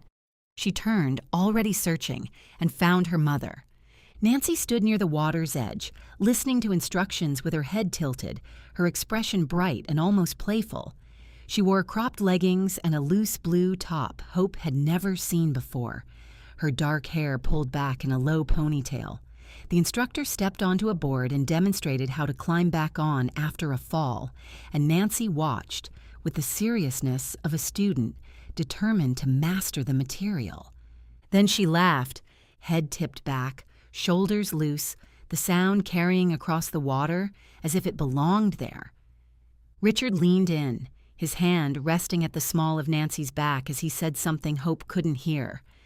Nancy turned toward him, smiling, really smiling, and he brushed a quick kiss against her temple, as if the gesture was second nature. There's my mom, Hope said. Will followed her gaze. She looks like she's having fun. She does. Hope heard the surprise in her own voice and wasn't sure she liked it. They watched as Nancy stepped onto the board, wobbling just slightly before finding her footing. She shot Richard a look of triumph. He answered with a thumbs up before stepping onto his own board. His board dipped more sharply, and Nancy laughed again, one hand lifting as if she could steady him from several feet away. They make it look easy, Will said. Hope watched for a moment longer, trying to understand what she was seeing. Her mother adjusted her weight as the board dipped, then steadied again, knees bending, paddle dipping, body correcting almost before the imbalance became visible. Maybe it only looks that way from here. Will glanced at her, then back toward the lake. They seem good together. Hope hesitated for just a moment, then nodded. They are. The admission seemed small and enormous at once. For most of her life, Hope had believed her mother was happy, alone, not lonely, not waiting, not secretly wishing for anything else. Happy. Nancy had built a full, orderly life, and Hope had seen that as proof that a woman didn't need a man to be happy. Out on the water, Nancy and Richard paddled side by side, neither of them moving perfectly, both of them adjusting as the lake shifted beneath them. I wasn't sure about them at first, Hope admitted. I always thought my mother liked being on her own. She probably did, Will said. Maybe she likes being with him too. Hope glanced at him. The answer was simple enough that it should not have unsettled her. Her gaze drifted back to the lake, where Nancy's board dipped and steadied again. I thought those were two different things, she said. Being happy on your own and happy with someone? Hope nodded. Why can't they both be true? The question was simple enough that Hope should have had an answer ready. She didn't. A woman didn't need a man to be happy, but maybe needing wasn't the same as wanting. Now Nancy was laughing on a paddleboard beside Richard, and Hope had the uncomfortable sense that the story she'd trusted hadn't been wrong. It simply hadn't been the whole story. Mia's voice surfaced then. It didn't feel complete. Hope's fingers curled into her palms. Did Mia really know Ted? Did anyone know another person fully at the beginning? Maybe people started with what they were given and learned the rest slowly, in the small adjustments that came when the water moved beneath them. Out on the lake, the boards glided in long, smooth lines. From shore, most looked steady. Every so often, someone wavered, correcting and adjusting until they found balance again, except for one. A man paddled past their section, wobbling harder with each stroke before tipping sideways into the water with a splash that drew laughter from the shore. "Darn paddleboard!" The words carried back toward them. Hope winced. He's having trouble getting back on. "He'll manage." Will grinned. "Go, Dennis! You've got this!" Dennis, in his mid-50s, graying, determined, made another attempt. His elbows hooked over the board, one knee scraping up, the paddle floating just out of reach until a volunteer nudged it back toward him. He flopped halfway across the board, legs trailing in the water, and the crowd broke into applause. Hope found herself rooting for him. He had shown up. He was trying. That counted for something. "Okay," she said. "I admit it. I'd definitely be in the water by now." "You're underestimating yourself." "No," she said, glancing at him. "I'm being realistic." Then with a smile, she added, "Though I'd stay up longer than you." He caught the edge of her shirt and gave it a quick tug, drawing her half a step closer. "In your dreams." She didn't move away. She laughed, the sound coming freely, and for a moment the questions waiting at the edge of her mind loosened their grip. They grabbed drinks from a nearby tent and eventually settled into their chairs, the fabric creaking beneath them as they watched the steady movement of boards across the lake. Around them, people called encouragement. Children chased one another along the grass, and someone behind them debated whether falling into the water counted as a donation-worthy achievement. Nancy and Richard were farther out now. Nancy had found a rhythm, her confidence growing. Richard stayed close enough to speak now and then, but far enough away to let her manage the board herself. Hope noticed that. She didn't know why it mattered, only that it did. It was a good call coming out here. "Yeah." Will was looking at her when he answered, his attention on her instead of the water or the crowd. Long enough to matter. It was. Heat rose in her cheeks, pleasant and impossible to resent. She took a slow drink, grateful for something to do with her hands. For a moment, everything seemed simple. Hope let herself stay there without looking too closely at it. Chapter 28. Hope sat in the back office of the salon on Friday afternoon, eating an apple while she reviewed the end-of-month reports. The price of wedding gowns had been rising slowly over the past year, but sales hadn't dipped. If anything, custom alterations were up, and the new designer line she'd been debating suddenly looked less like a risk and more like a smart next step. She smiled and took another bite. On the business front, things couldn't be better. Her personal life was less tidy. She had a date with Will that night, and she had been looking forward to it all week. A colleague of his had mentioned moonlight bowling at Pinsanity and promised it was surprisingly fun. Hope hadn't picked up a bowling ball since college, when she'd taken bowling as a PE credit. But she'd said yes easily when Will had suggested it. That had been happening more lately. Saying yes to Will, letting the answer come before she could organize all the reasons to be careful. Her phone buzzed against the desk. Hope kept it on silent during appointments, but she'd been waiting for a reply from a designer. She flipped it over and smiled when she saw Mia's name. The smile didn't last. Her apple suddenly tasted too sharp. "Hi, Hope, this is Mia. I need to cancel my dress order. The wedding's off. Please send me next steps." "Thank you." Hope stared at the message until the office seemed to recede. The reports, the half-eaten apple, the faint rustle of tissue paper from the front room. The wedding's off. A hollow opened low in her chest. Mia had been unsettled the day they'd talked, circling a question she hadn't been ready to name. Now she had taken action, and Hope couldn't help wondering what Ted had said, or failed to say, that made calling off the wedding seem like the only choice. She set the phone down slowly. The mirror had shown Ted in a tux with a bride who wasn't Mia.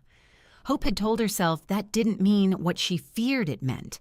Hannah had reminded her that asking better questions and finding an answer were not the same thing. Now Mia had canceled her dress. Hope looked at the report open in front of her, the neat columns of numbers suddenly impossible to care about. Something had changed, and she couldn't dismiss it.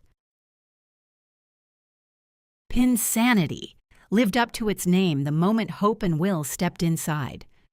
Music pulsed through the space, loud, fast, impossible to ignore, as a DJ worked the crowd from a small booth near the bowling lanes. A couple danced past them, laughing, beer sloshing dangerously close to the rims of their glasses, and Hope sidestepped just in time. "Okay," she said, glancing around with a half-laugh. "Bowling class at the university was never like this." Will leaned closer so she could hear him. Lou said it would be an experience. He wasn't wrong. They made their way through the bowling alley's food area, called Gutterly Delicious, weaving between packed tables and crowded booths.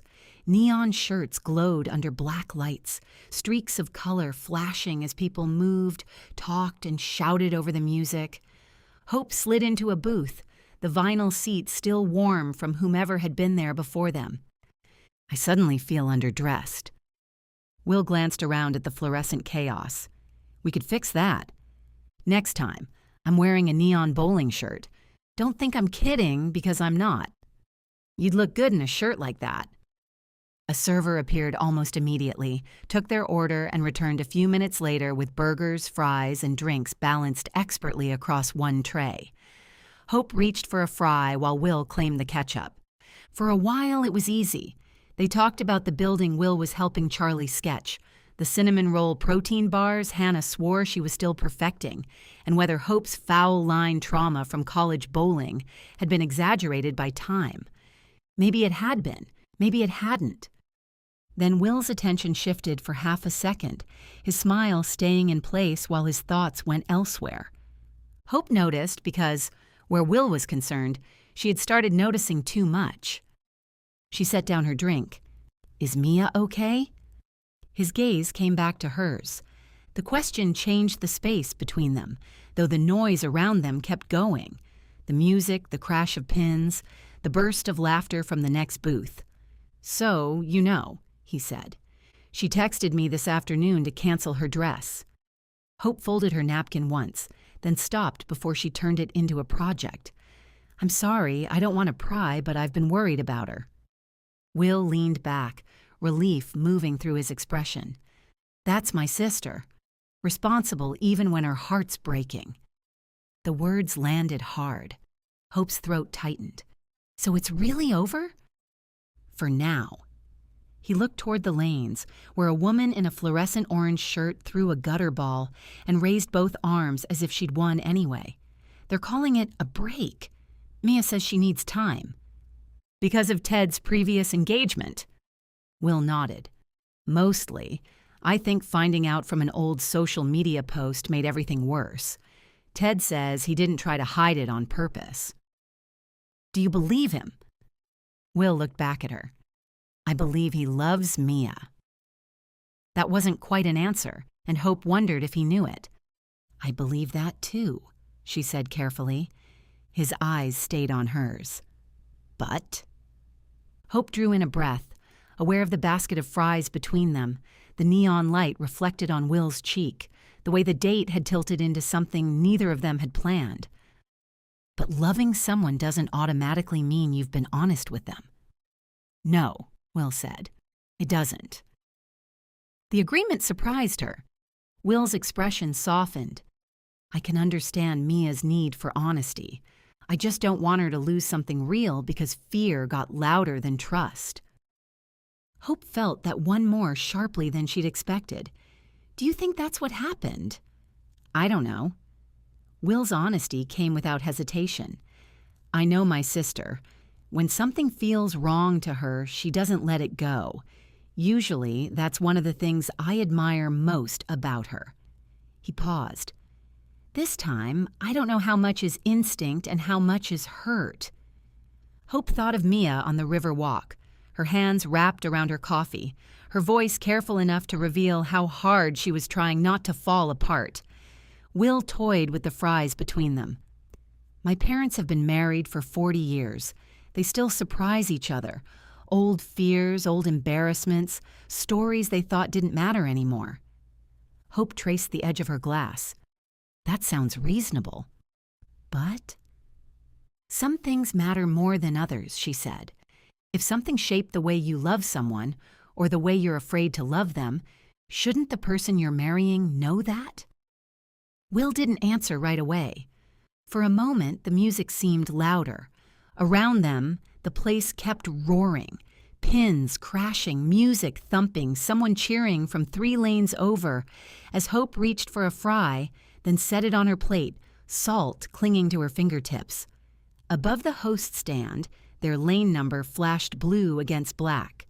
Hope saw it first and gave a small, almost grateful smile. Saved by bowling. Will exhaled and some of the tightness in his shoulders eased. Possibly the first time anyone has said that. They pushed to their feet and crossed toward the lanes, and for a while, the noise helped. It was impossible not to get caught up in the flashing lights, the neon balls, the music, the shouts of encouragement, the groans over gutter balls, the bursts of laughter. The whole place seemed designed to keep any bad feeling from lasting too long. Ladies first. Will gestured just as strobe lights crisscrossed the floor. A voice boomed over the speakers. Just a reminder, tonight we're featuring no tap rules. That means 9 pins on the first ball counts as a strike and earns you a free soft drink at the bar. Ooh, Hope said, teasing. A free soft drink. A sheet listing all prize-winning accomplishments and corresponding prizes should be at each lane, the voice continued. Pick up your ball and embrace the pinsanity. The guy really loves his job, Will said. I think everyone should. Can't argue with that. Hope picked up her ball and eyed the foul line. She'd struggled with it in college, but she was older and wiser now, or at least dressed better. She brought the ball up, stepped forward, and released. A buzzer sounded before the ball slammed into the pins, knocking all of them down. You got a strike, Will said, and a free drink. Afraid not. Hope pointed to the scoring console. See that red light? I don't think I've ever seen one of those. What does it mean? I've seen that light plenty of times. Hope let out a breath. It means I crossed the foul line. 0 points. Will frowned. That doesn't seem fair. Them's the rules. She gestured toward the line. Avoid that at all costs. Not fair, he said, giving her shoulder a quick squeeze as he reached for his ball. And thanks for the tip. The foul was forgotten as they fell into a rhythm. Hope had expected the conversation about Mia to keep hovering between them, and it did, but not in a sharp way. It moved beneath the laughter, beneath Will's mock outrage when he missed a spare, beneath Hope's triumph when she managed a legal strike 2 frames later and claimed her own free drink with far more dignity than the prize deserved. It's a beautiful night, she said once the game ended and they had gathered their things. Do you want to take a short walk before we drive home? Will looked at her, then smiled. Looking for a little quiet after all the pinsanity? The pun made her laugh. Something like that. The air outside was cooler, the bowling alley's hum fading as they moved farther into the parking lot. Beyond it, the surrounding streets were mostly empty, industrial buildings set back from the road, lights glowing in windows. The view wasn't scenic, but the quiet was exactly what she'd wanted. She matched her pace to his as they turned down the sidewalk. For a moment, their hands brushed. Neither of them reached farther, and Hope wasn't sure whether she was relieved or disappointed. Hope looked over. He kept his gaze ahead, the parking lot lights catching briefly along his profile. "I'm worried about her," he said. "I am too." "She sounded steady when I talked to her," he said. "That's usually when she's least steady." Hope thought of Mia's careful text, the politeness of it, the way "please send me next steps, thank you," had felt less like calm and more like someone holding herself together by following procedure. "She was very formal with me," Hope said, in the text. "That sounds like her." A faint, sad smile crossed his face. If her life fell apart in flames, she'd still proofread the announcement. Hope laughed softly because she could imagine it. The laugh faded quickly. "I should have asked you sooner if she was okay," she said. "I should have brought it up sooner." The admission settled between them as they walked, their footsteps muted against the pavement. The cool night air brushed against Hope's arms, and the neon spill from Pinsanity faded behind them one bright stripe at a time. "I don't think they're done," he said. "Maybe that's wishful thinking. Maybe it's hope." His mouth curved faintly. "That can be dangerous. Sometimes." Will reached for her hand then, slowly enough that she could have stepped away, and she didn't. His fingers closed around hers, warm and steady. They walked back toward the car without rushing. The night around them held the distant thump of music from Pinsanity, the faint rush of traffic several streets over. The ease between them had changed, but it hadn't disappeared. For that, Hope found herself grateful. Chapter 29. For once, Hope wasn't the first to arrive at the shop on Monday morning. Kaylee had beaten her there, the front lights already glowing when Hope stepped inside, and the scent of fresh flowers and fabric gathering around her in the familiar way that usually steadied her. Usually. "Happy Monday," Hope called. Kaylee glanced up from the mannequin near the front window where she'd been adjusting the fall of a veil over a sleek lace sheath. "Good morning. I had a bride coming in early, and then I finished reviewing her notes in 5 seconds. So I started playing." Hope brushed her fingers over the lace. "Good choice. The veil gives it just enough softness." "I thought so." Kaylee's gaze moved over Hope's face. "You okay? You look tired." "Trouble sleeping," Hope said. "Nothing coffee can't improve. Fresh pot in the break room, extra strong. Bless you." By 10, the shop had filled with the bright energy of the participants in Nita Baumberger's appointment. Her mother, future mother-in-law, 2 friends, and enough opinions to dress half of GraceTown. The reflection room showed Hope what it always had. Nita stepped onto the platform, smiling awkwardly at her own reflection. To Nita, there was only her own reflection. Jeans, a pale green blouse, one hand tucked nervously at her side. Hope saw more. The dress took shape slowly. Clean lines, structured bodice, trumpet silhouette. Balanced, intentional, right. Hope knew what she would pull. She always did. Still, when they left the reflection room, Hope was less interested in proving the mirror right than in watching Nita once she was actually wearing the dress. They tried the ball gown first for her mother's sake. Nita smiled politely while everyone admired the layers of tulle, the sweep of the skirt, the way it filled the fitting area with drama. She turned once, then again because her mother asked her to. "It's beautiful," Nita said. Her mother's face lit up. Nita touched the bodice, her fingers moving over the beading. "It's just a lot of dress." Her friend laughed softly. "That is a very diplomatic no." The drop-waist gown came next for her future mother-in-law. Nita gave that one a fair chance, too, stepping onto the platform, smoothing her hands over the fabric, studying its lines in the mirror, while the others tilted their heads and offered encouragement. Hope watched Nita's face, not the dress. Nita was trying. That much was clear. Trying to be open, trying to please the women who had come with her, trying to see what they saw. But the spark wasn't there. Then she stepped into the trumpet gown. Hope saw the answer arrive in real time.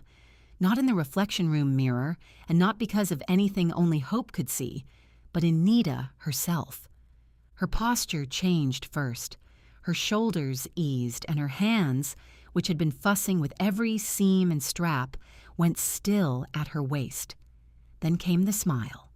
Small at first, almost private, before it opened into full recognition. The others noticed, too. Her mother went quiet. Her future mother-in-law pressed a hand to her chest, and one of the friends made a small sound that might have been a sigh. Nita looked at herself for a long moment. "This is it," she said. "This is my dress." Hope felt the truth of it move through the room. The mirror had shown her where to begin. Nita had shown her where to end.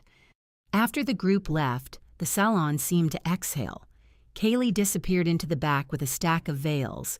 Stephanie took a call near the front desk, and Hope stood behind the counter, finishing the order, the tap of keys filling the space. Only then did she realize she hadn't looked back toward the reflection room once. Her phone buzzed where it sat on the glass. "Hope, thank you for confirming the dress was canceled. I know you didn't have to do that. I appreciate it." Hope's fingers went still above the keyboard. The cursor blinked in the open order form, patient and meaningless.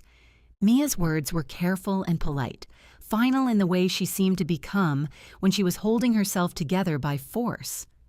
Hope thought of the river walk, Mia's hands wrapped around her coffee, the question she had asked without asking. Am I wrong to want more truth? Hope had answered carefully. She had tried to leave room for generosity and caution, for Ted's pain and Mia's hurt. Still, the wedding was off, at least for now. Hope picked up her phone. "Hi, Mia. I'm glad you reached out. Are you okay? If you'd like to meet for coffee later, I'm free after 4. She read the message twice, then sent it. For a moment, nothing happened. The shop moved around her in its ordinary rhythm. Kaylee laughing in the back, Stephanie's voice warm and professional on the phone, hangers sliding along a rack. Then the bubbles appeared, disappeared, and appeared again. Thank you. Coffee might be good.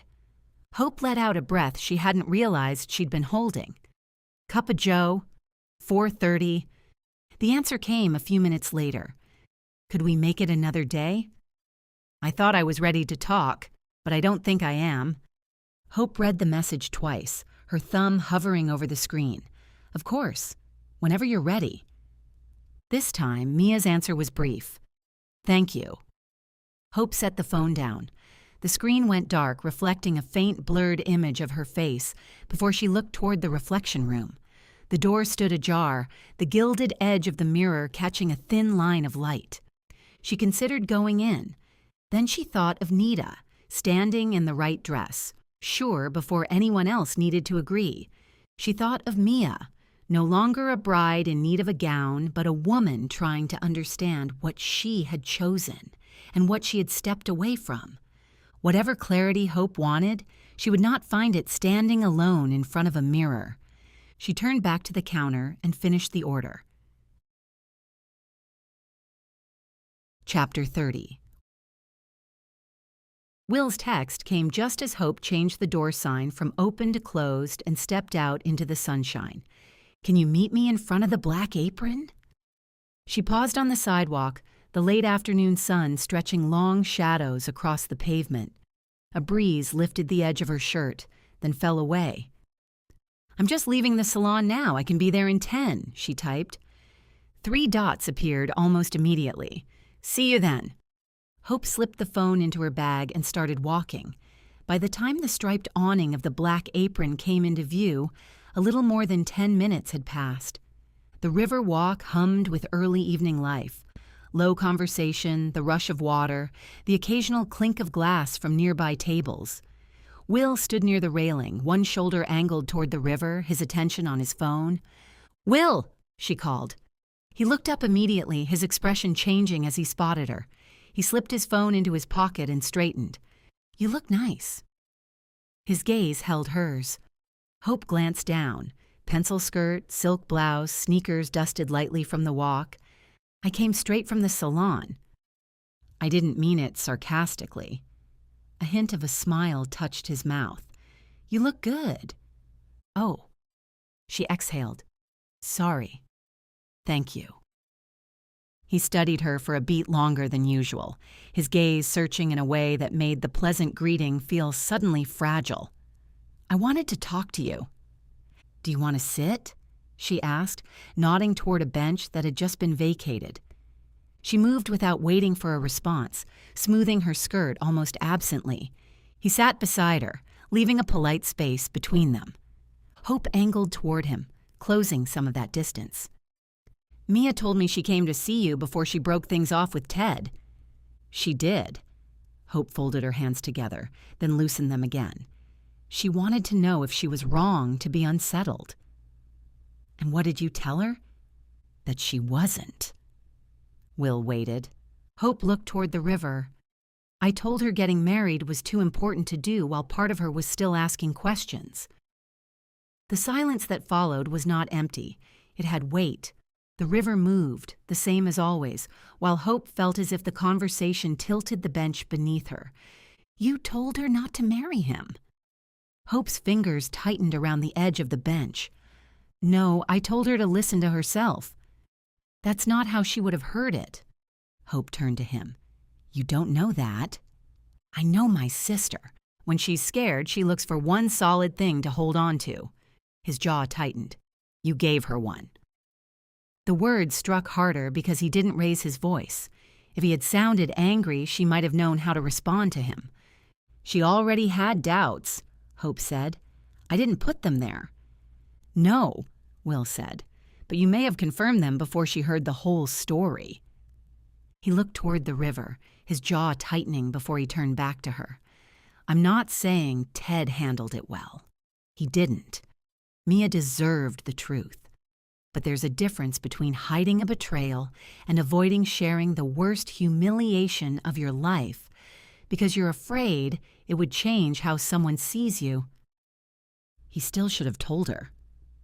"Yes, he should have," Will said. "I told him he owed her the truth, but what he had to tell her was painful." "Painful for Mia, too." "Yes, for both of them." His voice sharpened then, not with anger exactly, but with frustration. He was left at the altar, Hope, in front of everyone. Think about the worst moment of your life. Would you be eager to pull it out, lay it on a table, and let someone else decide what it says about you? Hope didn't answer. The question found too many tender places at once. The mirror, Mia's expression when they'd talked on the river walk, the secret Hope had kept from him even now. "He was wrong not to tell her," Will said, "but wrong isn't always the same as untrustworthy." Hope lifted her chin. "Sometimes it is. And sometimes it's fear." "How is Mia supposed to know the difference if he won't tell her?" "By giving him the chance to." Will looked at her.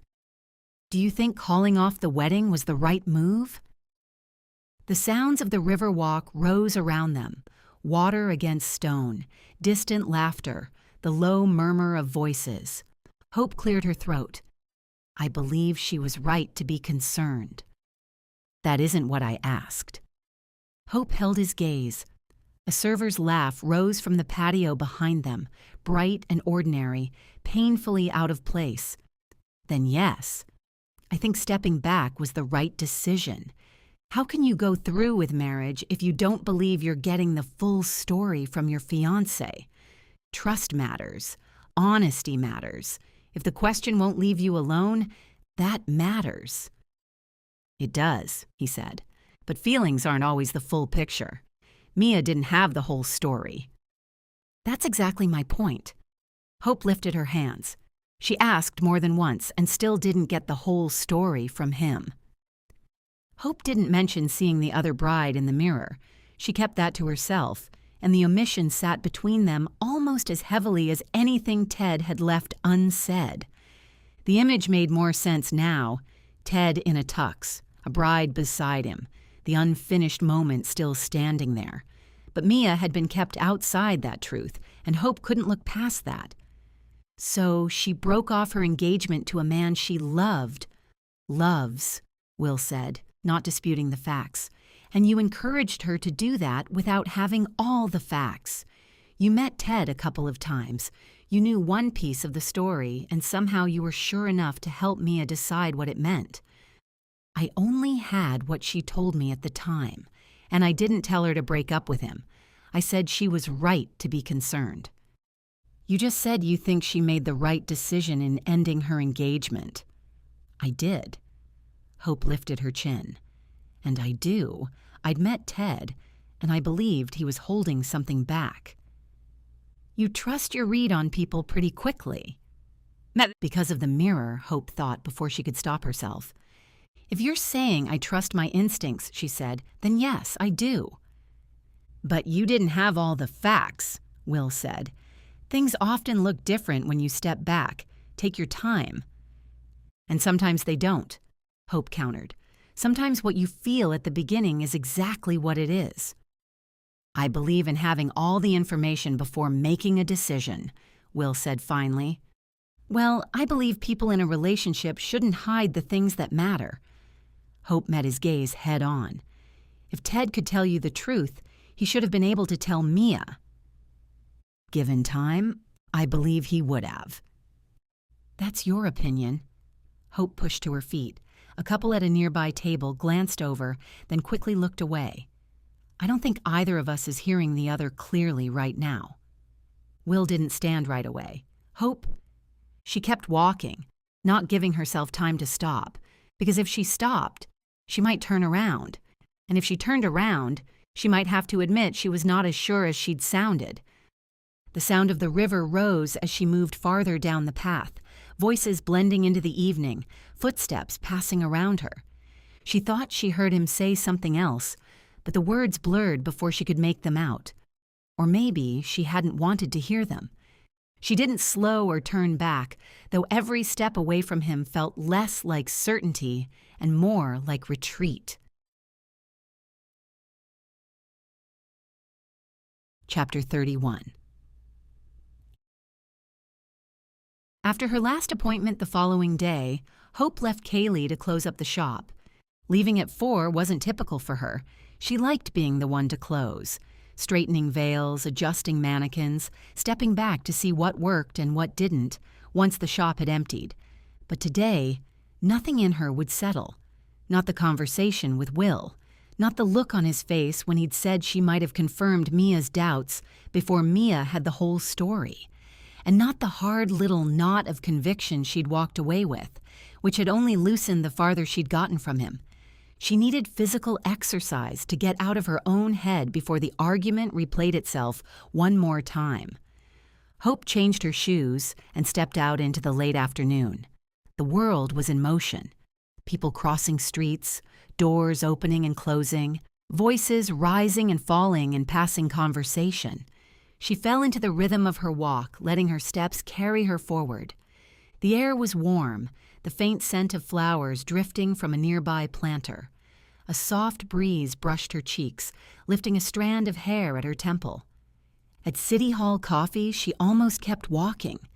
The rich smell of roasted beans curled into the street, layered with cinnamon and sugar, but she pushed past it, resisting. Then she stopped. Her mother had mentioned this place before, saying that Collister College faculty practically lived here. She'd said Richard often stopped in and brought her a matcha latte, her favorite. Hope turned back. Inside the coffee shop, the air was cooler, filled with the low hum of conversation and the steady hiss of the espresso machine. A barista called out an order. Someone laughed in the corner. Minutes later, Hope stepped back onto the sidewalk, a cardboard carrier balanced carefully in one hand, a small bakery sack tucked beneath her arm. She hadn't meant to come here, but as soon as she'd ordered, she'd known where she was going. Maybe she had known all along. Her mother's office sat on the second floor of the college's administration building, a stately brick structure that had anchored the campus for nearly a century. Hope climbed the wide, worn steps, one hand skimming the old brass rail, the sound of her footsteps echoing in the high-ceilinged stairwell.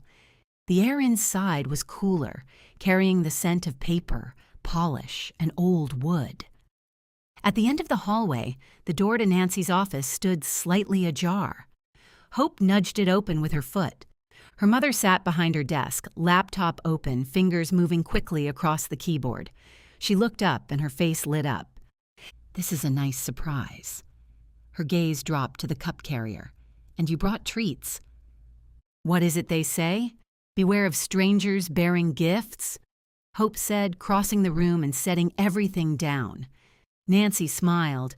"As you're not a stranger, and this appears to be a drink, not a gift, I believe I'm safe." She gestured to the visitor's chair. "Please tell me you don't have to rush off." "I don't," Hope said, "but I don't want to interrupt." "You're not interrupting." Nancy closed her laptop with a click. "The spreadsheet isn't going anywhere, no matter how much I wish it would." Hope laughed under her breath and handed her the latte. "I believe you like matcha." "I believe you're right." Nancy took the cup, her fingers curling around it. "And I definitely like treats." Hope pulled 2 shortbread cookies from the bag, the buttery scent rising as she set one on a napkin in front of her mother. "I thought they'd go well together." Nancy's eyes softened. "Thank you, Hope." She paused, studying her. "It feels like ages since I've seen you. What have you been up to?" That was her mother, always turning the focus outward, always beginning with hope. So Hope gave her a safe answer.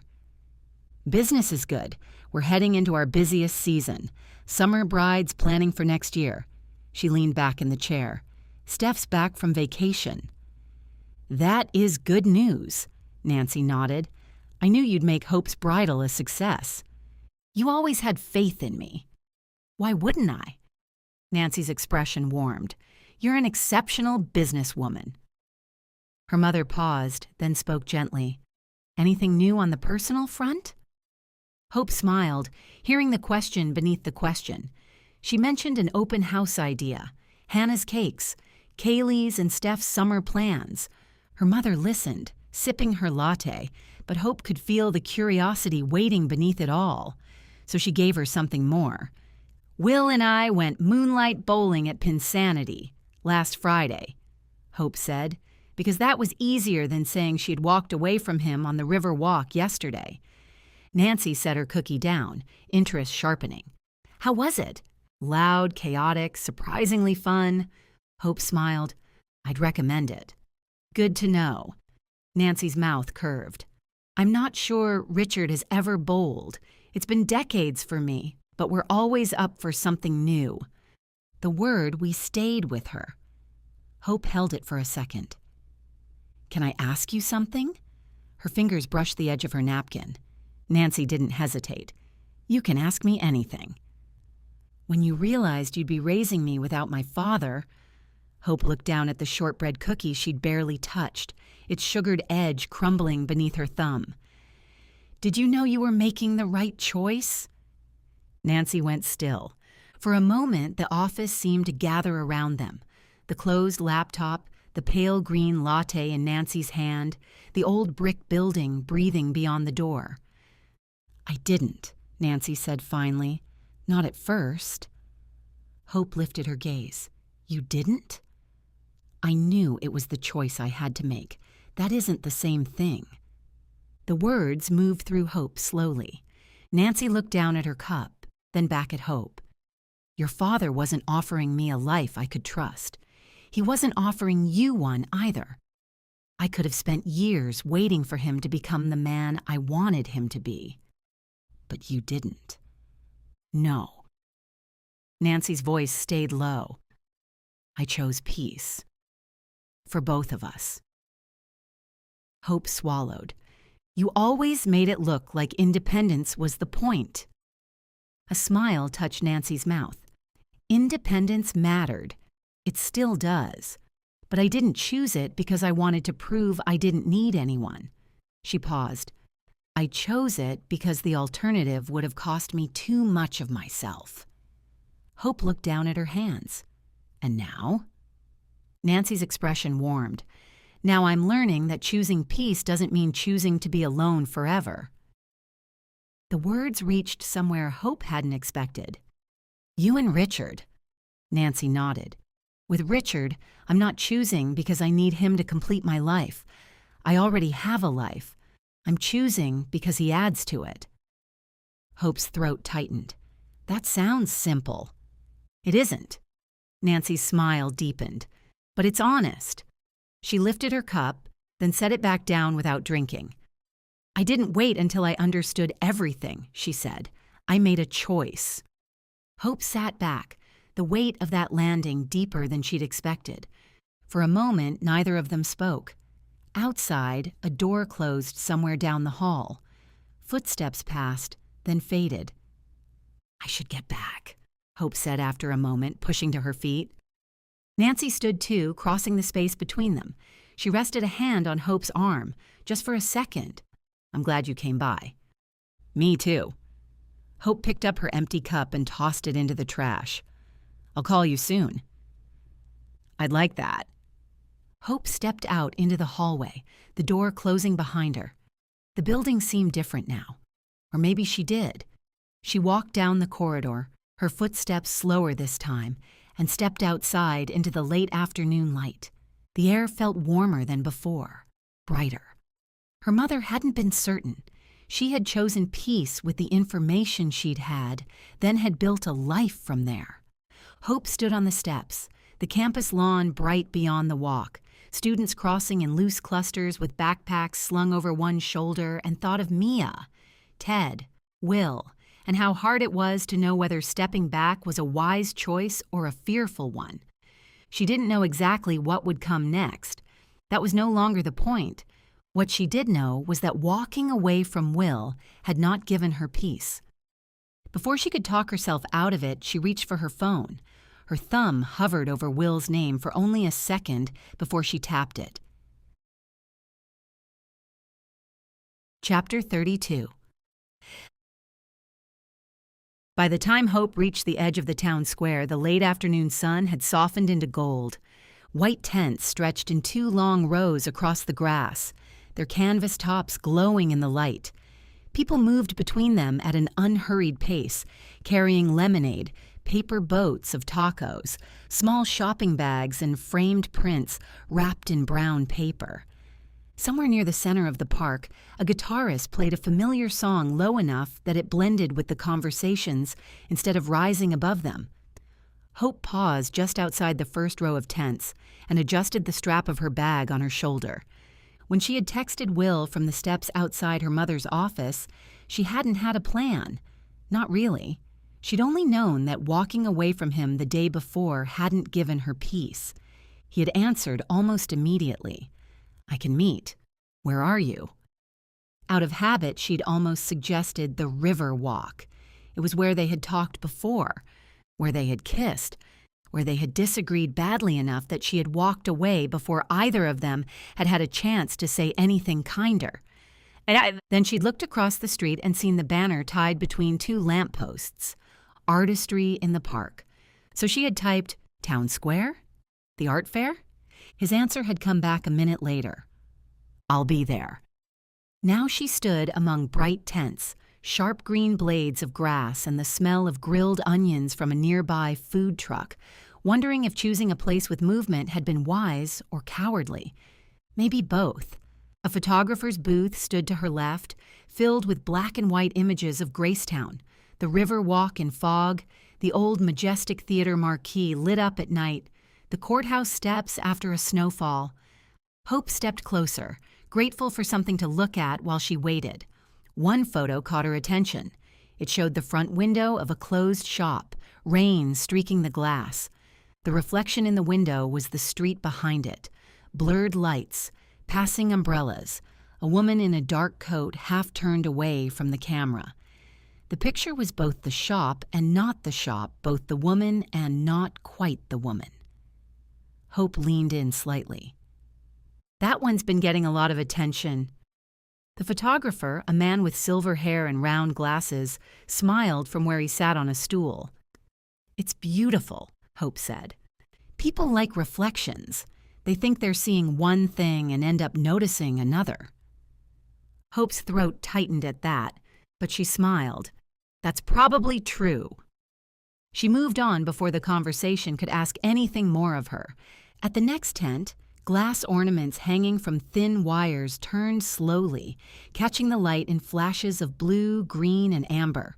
Beyond that, a jeweler had laid out hammered silver cuffs and delicate earrings shaped like leaves. A young girl stood with her mother, turning a bracelet over in her hands while the artist explained how the stones had been polished. Hope tried to let the park steady her. The music, the voices, the warm press of the air, the ordinary pleasure of people looking at beautiful things because beauty still mattered, even when nothing else seemed simple.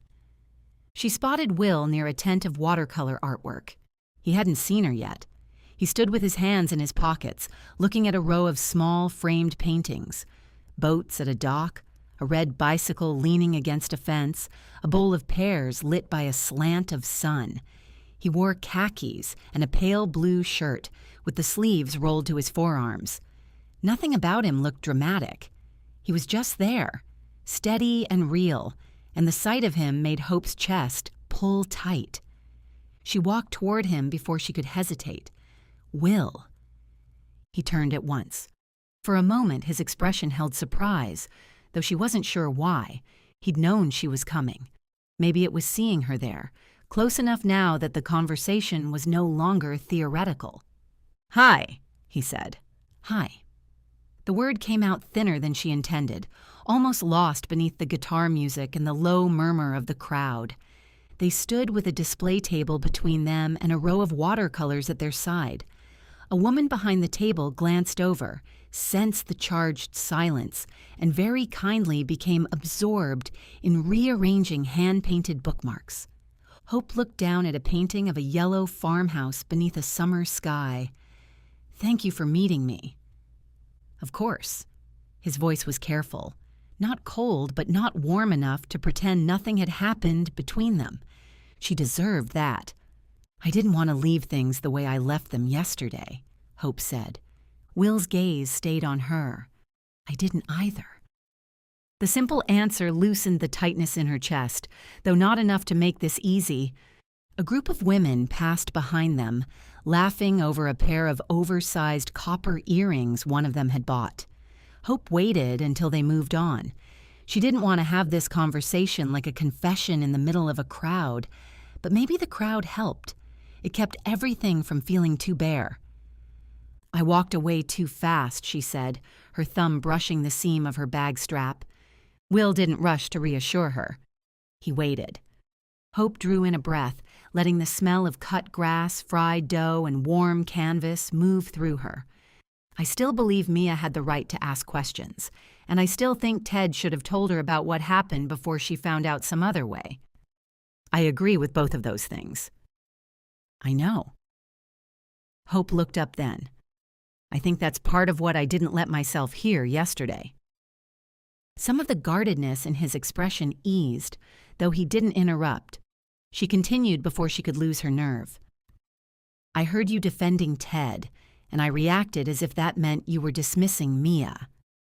She looked down at the yellow farmhouse, bright beneath a summer sky. "But you weren't. You were trying to make room for both of them." Will glanced toward the paintings, then back at her. "I could have said it better." "Maybe." Her mouth curved faintly. "But I could have listened better." That brought the smallest change to his face. Not quite a smile. Relief, maybe, but held in check. Hope moved away from the booth, and Will fell into step beside her. They walked past a tent filled with hand-thrown pottery in deep blues and earthy greens. Bowls nested inside bowls. Mugs hung from a wooden rack, each one different from the next. For a few steps, neither of them spoke. The silence was easier when they were moving. "I went to see my mother today," Hope said. Will looked over. "How's she doing?" "Good." Hope touched the edge of a ceramic vase, then drew her hand back before the artist could start a sales pitch. "I asked about my father, about how she knew she was making the right choice when she realized she'd be raising me without him." Will's attention sharpened, but he didn't interrupt. "She said she didn't know. Not in the way I meant." Hope kept her gaze ahead, watching sunlight flicker through the leaves above the tents. She knew it was the choice she had to make. That wasn't the same as being certain. Will was quiet for a moment. "That sounds like her." "It does, doesn't it?" Hope let out a small breath. "She said she chose peace. For both of us." They reached the end of the row and turned down the next one. A glass artist had set out bowls that looked almost liquid, their edges rippled as if caught mid-wave. Hope stopped before one made of clear glass with a thin line of gold running through it. The gold line wasn't straight. It wandered through the bowl, uneven and delicate, and somehow made the piece more beautiful than it would have been without it. "I think I've always admired my mother's independence," Hope said. "Maybe too much." Will stood beside her, close enough that she could feel him without touching him. "How can you admire independence too much?" "When you turn it into armor." She glanced at him. "When you decide not needing anyone is the same as not wanting anyone, or not letting anyone matter too much." His gaze softened, but he stayed quiet. Hope looked back at the bowl. "Yesterday, when we talked about Mia and Ted, I was so sure I understood the line. Honesty on one side, secrecy on the other. Right choice, wrong choice. Trust, no trust. That line matters." "It does." She turned toward him. "But I think I made it cleaner than it was because clean seemed safer." A breeze moved through the tent, stirring a strand of hair against her cheek. She tucked it behind her ear. "I don't know whether Mia made the right decision," she said. "I don't know whether Ted deserves more time or whether she needed distance exactly when she took it. I don't know if what I said helped her or made her fear more solid. I hate not knowing." Her voice caught on the last word, not enough to break, only enough to betray her. Will's eyes held hers. "But I think I acted like not knowing was the same as knowing enough," she said. "And that wasn't fair." She could see him absorbing that, the way his shoulders eased a fraction, the way his expression lost some of the guardedness it had carried since she'd arrived. "I was hard on you," he said. "You were honest. I was angry." Hope did not deny it. He looked past her to the crowd where a boy tugged his father toward a booth of carved wooden animals. "I kept thinking about Mia, about how upset she was, about Ted showing up in my office looking like someone had knocked the ground out from under him." His mouth tightened. "And then I heard what you'd said to her, and all I could think was that she'd been scared, and you'd helped her make fear sound like wisdom." Hope flinched before she could stop herself. Will saw. Regret moved across his face. "That came out harsher than I meant." "Maybe not." Her voice was low. "Maybe that's exactly what I needed to hear." "No." He shook his head. "You care about her. I know that. You weren't trying to hurt anyone." "I wasn't." Hope looked down at her hands. "But good intentions don't erase impact." The words rested between them, plain and uncomfortable. Will nodded once. "No, they don't." From the food trucks, someone called out an order number. Laughter rose from a nearby picnic table.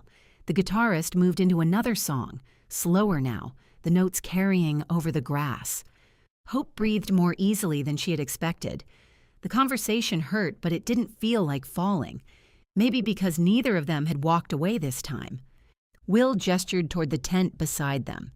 "Do you want to keep walking?" "Yes." They moved on, slower this time. The next booth held handcrafted jewelry arranged on gray linen, silver rings, enamel pendants, a necklace made of tiny glass beads in varying shades of blue. Hope paused over a pendant shaped like a small open circle, the silver edge uneven in a way that made it look handmade rather than perfect. Will's gaze touched her before moving to the display. Pretty. For a second, Hope wasn't sure he was talking about the necklace. She felt warmth rise in her face and lowered her eyes to the pendant. Very. She brushed a fingertip along the open curve before letting her hand fall away. The artist smiled from behind the table. That one's called Open Window. Hope almost laughed. Of course it was. Will looked at her. Should I ask? She smiled for the first time, really smiled. It's just a very GraceTown thing for a necklace to have a message. The artist chuckled softly and turned her attention to another browser. Hope let the pendant rest on the linen, though her gaze lingered half a second longer. They stepped away from the booth, moving back into the flow of the art fair. A child darted past with a paper fan, and somewhere nearby, someone shook ice in a lemonade cup. The moment with the necklace stayed with Hope anyway, bright and oddly tender. "I don't know what this means for us," she said. "I'm not trying to make this dramatic. We've only had a few dates. I know that." She glanced at him, half apologetic. "But I also know that I walked away from you yesterday as if I'd learned everything I needed to know, and I hadn't."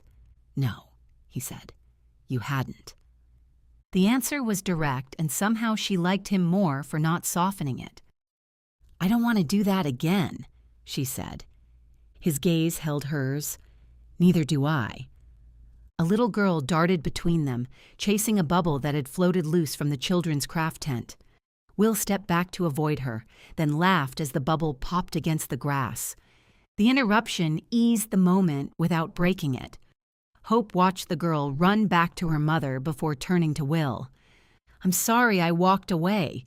Saying it here with people moving around them and sunlight sliding through the tents made it feel less like surrender and more like honesty. "I'm sorry I made you feel judged," he said.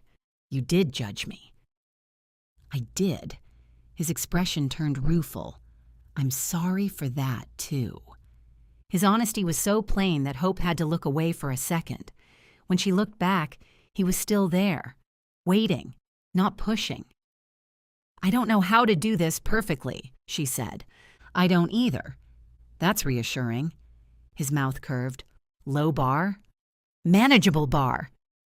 He laughed, and the tension between them loosened. They had reached the far end of the art fair, where the tents opened onto a wider patch of grass. A few families sat on blankets near the guitarist. The food trucks lined the opposite side of the park, their windows propped open, menus chalked in bright colors. "Have you eaten?" Will asked. "Not since lunch."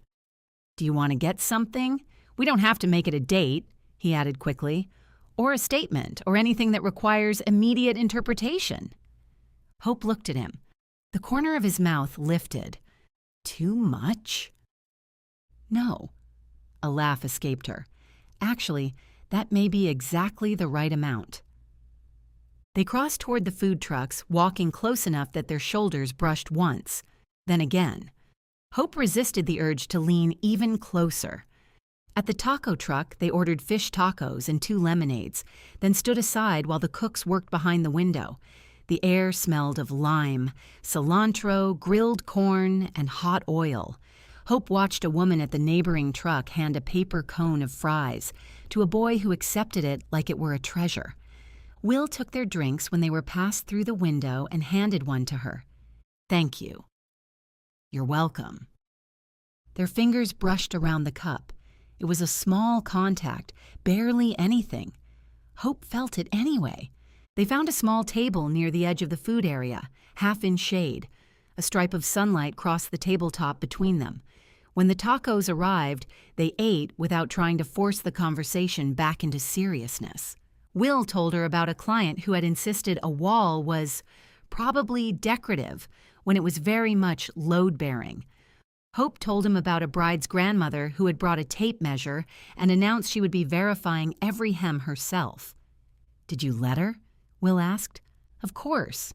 She was terrifying." I'm trying to imagine you intimidated. She had a tape measure and absolute confidence. Anyone would have been intimidated. His smile warmed, and for a moment Hope recognized the ease they'd had before. Changed, yes, cautious around the edges, but still there. After they finished, they walked back through the tents as vendors began adjusting displays against the lowering sun. The light had gone honey gold now, sliding over glass and silver, catching on framed photos and the polished edges of pottery. Near the first booth, the photographer was wrapping a print for a customer. Hope slowed again in front of the photo of the rain-streaked window. Will followed her gaze. "You like that one?" "I do. What do you see?" Hope studied the reflection in the glass. The blurred woman, the street layered over the shop window. A week ago, she might have said she saw mystery or beauty or perspective. All of that would have been true. More than one thing. Will didn't answer right away. Then quietly, he said, "That seems fair." Hope looked at him, and the tenderness in his face caught her off guard. He wasn't asking for more than she could give. He wasn't demanding certainty. He was standing beside her in the middle of the unresolved. She could do that too. The photographer glanced over. "Still thinking about it?" Hope smiled. "I think I'll take it." The photographer wrapped the print carefully, and Hope paid while Will stood beside her, close but not crowding. When the package was ready, he reached for it. "May I carry that?" She hesitated, then handed it over. "Thank you." "Anytime." They started back toward the edge of the park. The crowd had thinned a little, but the event still hummed around them, bright and alive. At the sidewalk, Hope stopped. "I'm glad you came." "So am I." No one moved for a second. Then Will tucked the wrapped photograph under one arm and held out his free hand, not quite taking hers. Offering. Hope looked at his hand, then at him. She slid her fingers into his. His hand closed around hers, warm and steady, and something in her chest loosened. They stood that way while the last of the sun moved through the trees, and the art fair carried on behind them. Nothing had been fixed, not entirely, but his hand was warm around hers. The wrapped photograph rested between them, and the evening stayed open. For now, Hope did too. Chapter 33.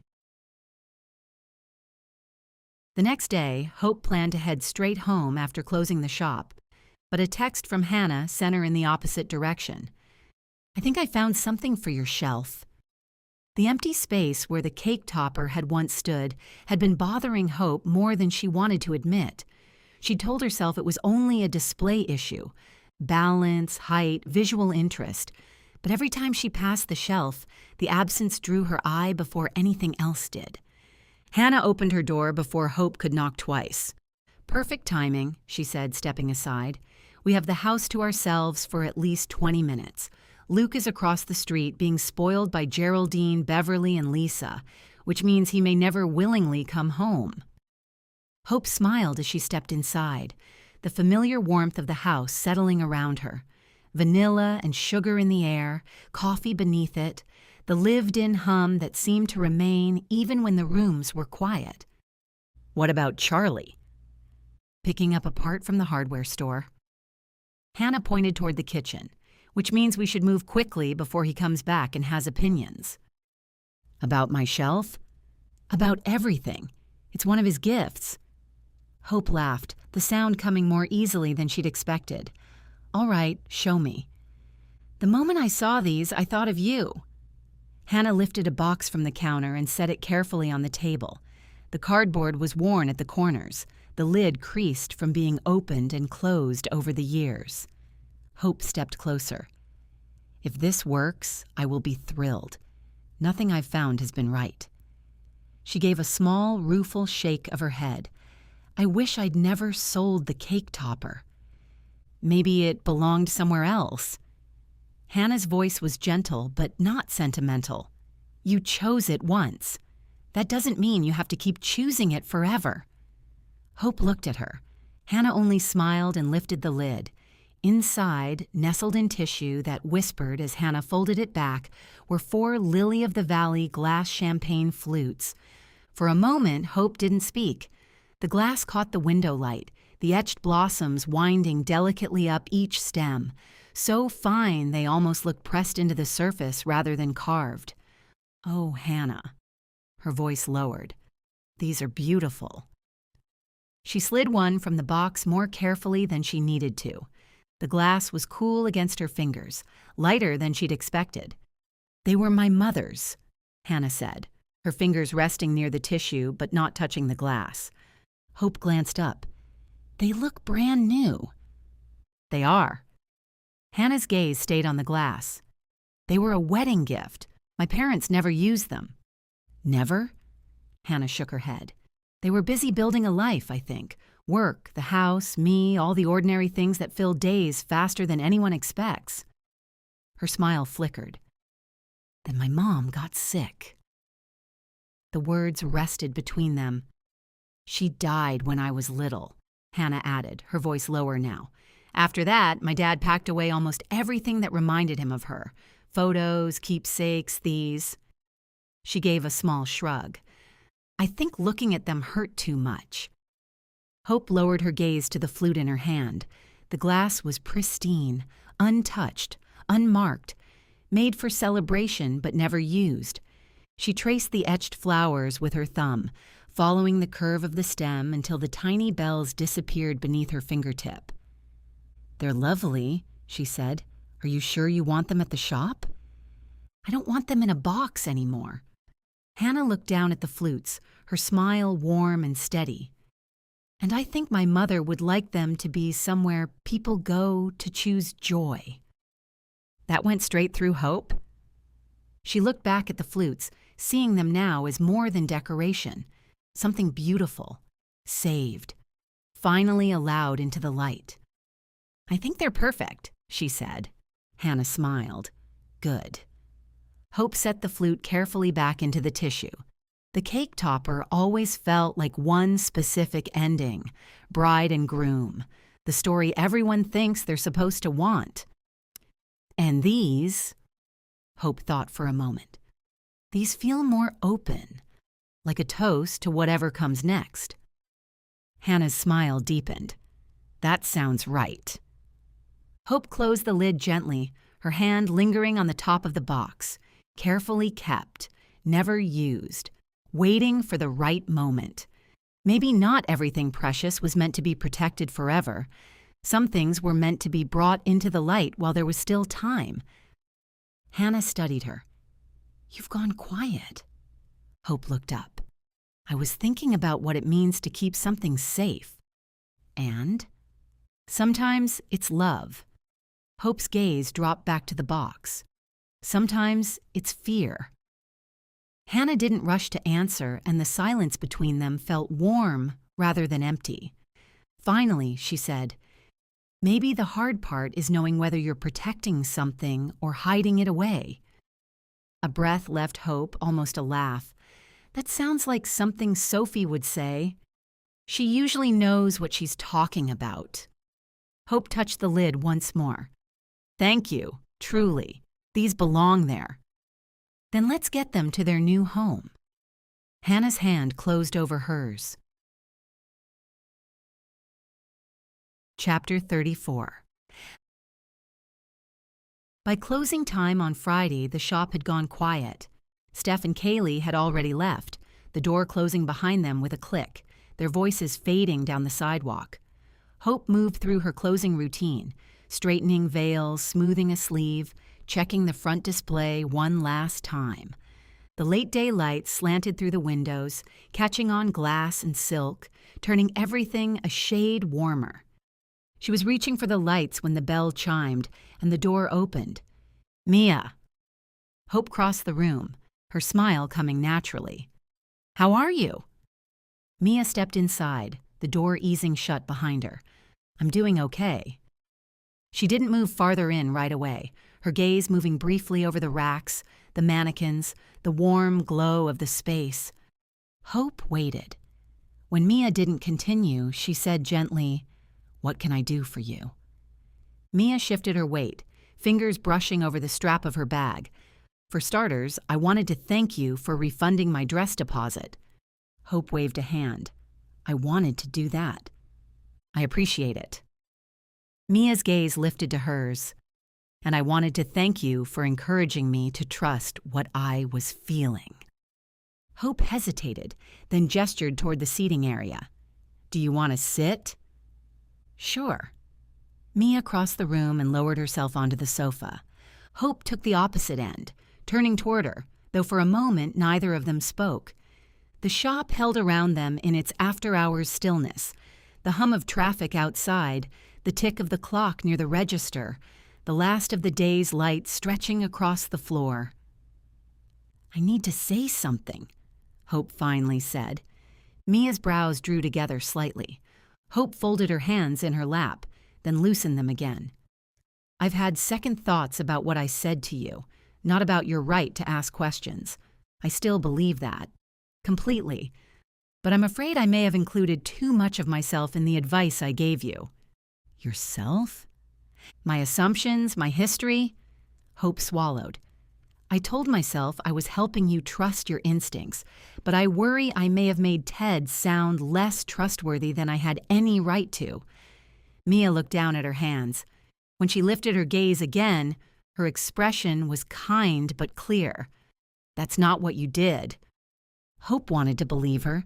She didn't let herself reach for the absolution too quickly. "You don't have to make me feel better." "I'm not." Mia's voice stayed steady. "I never thought Ted was a liar. Not really. What I took from our conversation was that I needed to be honest about what I knew. I believed he wasn't being fully honest with me, and he wasn't."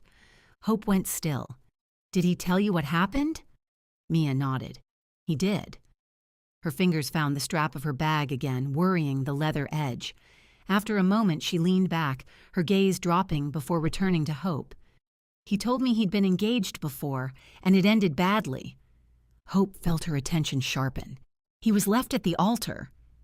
Mia let out a breath and looked toward the dark front windows, as if even picturing it embarrassed her on his behalf. Ceremony started. Everyone in place. No bride, just gone. The image returned to Hope's mind.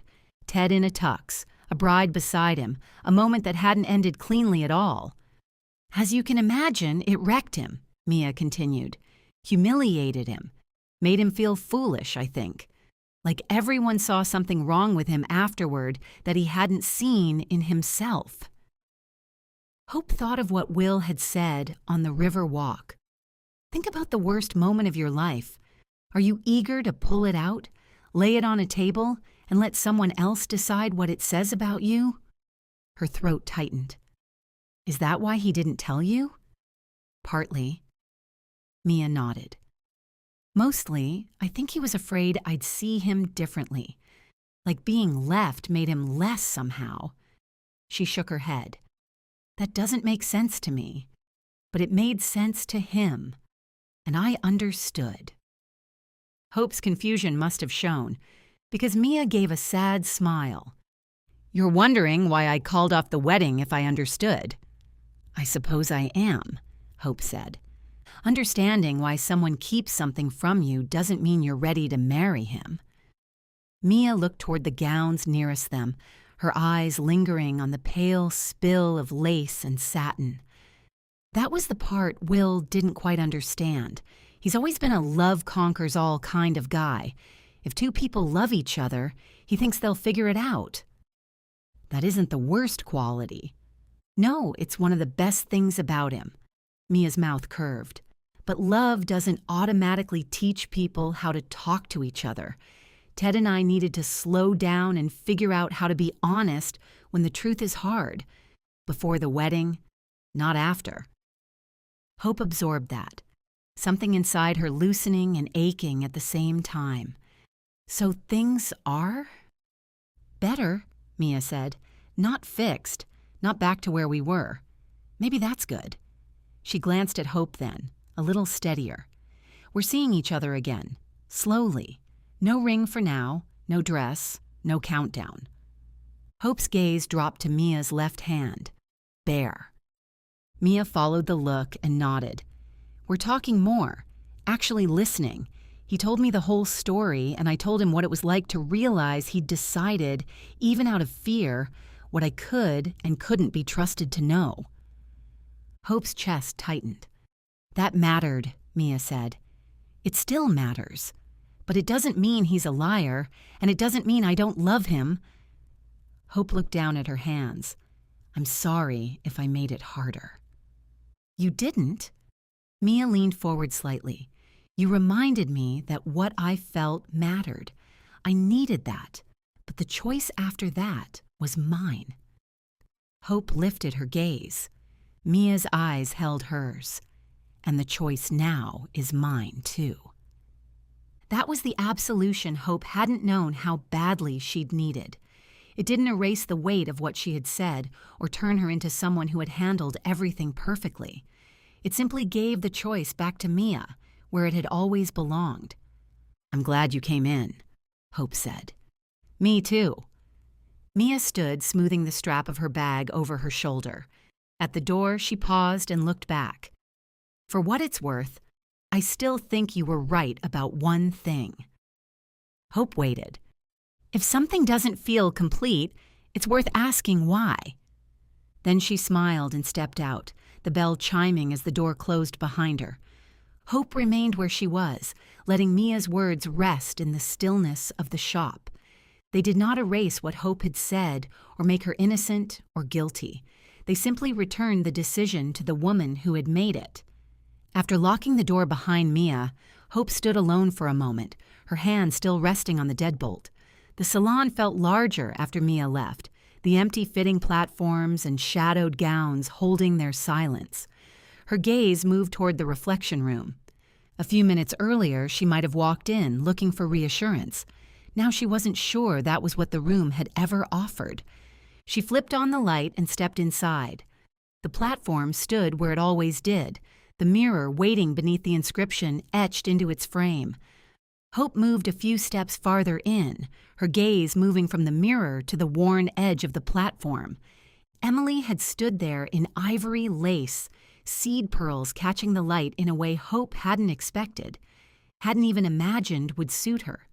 So many brides had stood in this room, some sure, some overwhelmed, some smiling too brightly, because everyone they loved had an opinion. And Hope had watched the mirror. She had trusted the image when it came. Then Ted had stepped onto the platform, grinning as if the reflection room were only a novelty, and Hope had seen him in a tux with a bride who wasn't there, a bride who wasn't Mia. She knew now what she had been seeing. Not all of it, maybe, but enough. Ted hadn't brought a future into the room with him. He had brought an old wound, a wedding that had begun and never finished, a bride who had left him standing in front of everyone with no answer he could make sense of. The mirror had shown Hope a truth, and she had decided too quickly what that truth meant. The realization moved through her slowly, reaching places she hadn't known were tense. All these years, she had treated the mirror as if it gave her certainty, but maybe it never had. Maybe it had only given her a glimpse of what already lived inside a person, a dress a bride had chosen somewhere deeper than words, the image that had taken root before she could say it aloud, the ache someone carried into the room even when he laughed and pretended everything was light. Hope stepped closer to the glass. The mirror had never told her what would happen or what anyone should do. It had reflected something already true. And then Hope had done the human part. She had interpreted. She had filled in the gaps. Most of the time, that had helped her guide a bride toward joy. This time, she had mistaken a piece of truth for the whole of it. Her throat tightened as she thought of Mia sitting on the sofa, steady and clear. The choice after that was mine, and the choice now is mine too. Hope had wanted the mirror to make things simple. Maybe that was the secret she hadn't wanted to admit. It was easier to trust glass than to sit with uncertainty. Easier to believe an image had a single meaning than to hold it gently and wait for the rest of the truth to emerge. Her gaze lifted to the words on the frame. Some truths are seen only in reflection. She had read the inscription countless times. She had thought it meant the mirror revealed what could not be seen any other way. Now the words seemed less like an answer and more like an invitation. Reflection could reveal truth. It could also reveal how much she brought to what she saw. Hope looked at herself in the glass. No wedding dress appeared. No shimmer, no blurring at the edges, no hidden answer waiting behind her reflection. Only hope. A woman who had trusted what she saw and still had more to learn. Chapter 35. Hope turned off the light behind her and stepped back into the shop. The space looked different, though nothing had moved. The gowns hung on their racks, veils waited in pale folds. Hannah's flutes caught the last of the evening light from the shelf where the cake topper used to be, their etched lily-of-the-valley stems glowing against the glass. Her phone buzzed on the counter. She crossed the room and glanced down to see Will's name on the screen. "Are you still at the shop?" Hope looked toward the front windows where the sidewalk glowed with the last of the day, then typed, "Yes." His answer came almost immediately. "Good. I'm outside." Her heart lifted. She set the phone down, smoothed one hand over the front of her dress, though it didn't need smoothing, and moved to unlock the door. The bell chimed a moment later, and Will stepped inside, holding a small paper bag Hope recognized from artistry in the park. "I know it's after closing," he said, lifting the bag, "but I wanted to give you this." Hope's gaze dropped to the bag, then lifted back to his face. "For me?" "For you." Will crossed the shop, his steps unhurried, his attention never quite leaving her face. He held out the bag. "I went back for it." Hope looked inside, knowing before she touched the tissue. The open window pendant lay there, the uneven silver circle catching the light. For a second, the tissue trembled beneath her fingers. "You noticed." "You kept looking back at it." He sounded almost apologetic, as if noticing so closely what she'd done might have been too much. The plainness of that undid her more than a grander answer might have. He had noticed, remembered, gone back. The pendant blurred for half a second before she blinked her vision clear. "That's very observant," she said, her laugh unsteady. "You're good at noticing." He held her gaze. "I guess some of it rubbed off on me." Hope lifted the pendant from the tissue. It was lighter than she'd expected, cool against her fingers, the open center letting the light pass through. "It's not a promise," Will said quickly. "Not that kind. I just thought—" He glanced toward the necklace, then back at her. "An open window is a good thing." Hope looked up at him. She cleared her throat. "It is." His shoulders eased a little. "Then I'm glad I went back." She turned the pendant gently between her fingers. The imperfect silver circle looked handmade in the best way, shaped by pressure and patience, not polished into sameness. "Would you put it on me?" she asked. He nodded, his voice low. "I'd like that." Hope turned, gathering her hair aside. The shop around them seemed quiet, not with magic this time, but with the hush of an ordinary moment becoming one she would remember. His fingers brushed the back of her neck as he fastened the clasp, and Hope felt the tiny catch of metal close before he stepped away. When Hope turned back, Will was watching her with the same steadiness that had unsettled her from the beginning and comforted her almost as long. "It suits you," he said. Hope touched the pendant once. "I love it." "Good," he said, and the pleasure in his voice reached her. Neither of them moved. Outside, a car passed slowly down the street, tires whispering over pavement. Somewhere farther off, someone laughed, the sound rising and fading through the glass. Inside the shop, the last of the sunlight caught on the flutes, the veils and the uneven silver circle resting against her skin. He glanced toward the door where the last of the evening light waited beyond the glass. "How about ice cream? My treat." Hope lifted a brow, the pendant resting cool and light at her throat. "You came offering jewelry and dessert?" His smile held, warm and a little hopeful. "I could also mention that the Scoop-tastic cart has its new summer flavors tonight." The callback warmed something in her, the reminder of where they had started, of a night that had once seemed simple only because she hadn't yet known how much more there would be to learn. He held out his hand, not reaching for her, simply offering. The patience of it touched her more than she'd expected. Hope looked once toward the reflection room. The door stood partly open, the mirror hidden in shadow. For so long, she had believed the absence of an image meant something fixed about her future. Now the room waited behind her, familiar and changed at once. It still held the mirror, the inscription, and the memory of every bride who had stood there on the edge of a choice. But Hope no longer needed to stand in front of the glass before she stepped toward what was waiting. Will's hand remained extended, patient and real. She took it, her fingers sliding into his without hesitation this time. Together, they stepped into the evening. Epilogue. "I think fall is my favorite time of year." Hope paused near the front window of the shop, drawing in the scent of pine and applewood smoke drifting from somewhere down the street. "Though I still think having a fire when the temperature is in the 60s is a bit premature." Will lifted the hand he held and pressed a kiss to her knuckles. "I have a fireplace.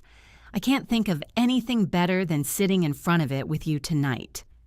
A shiver, at odds with the late September warmth, traveled up her spine. The past few months had been happy ones.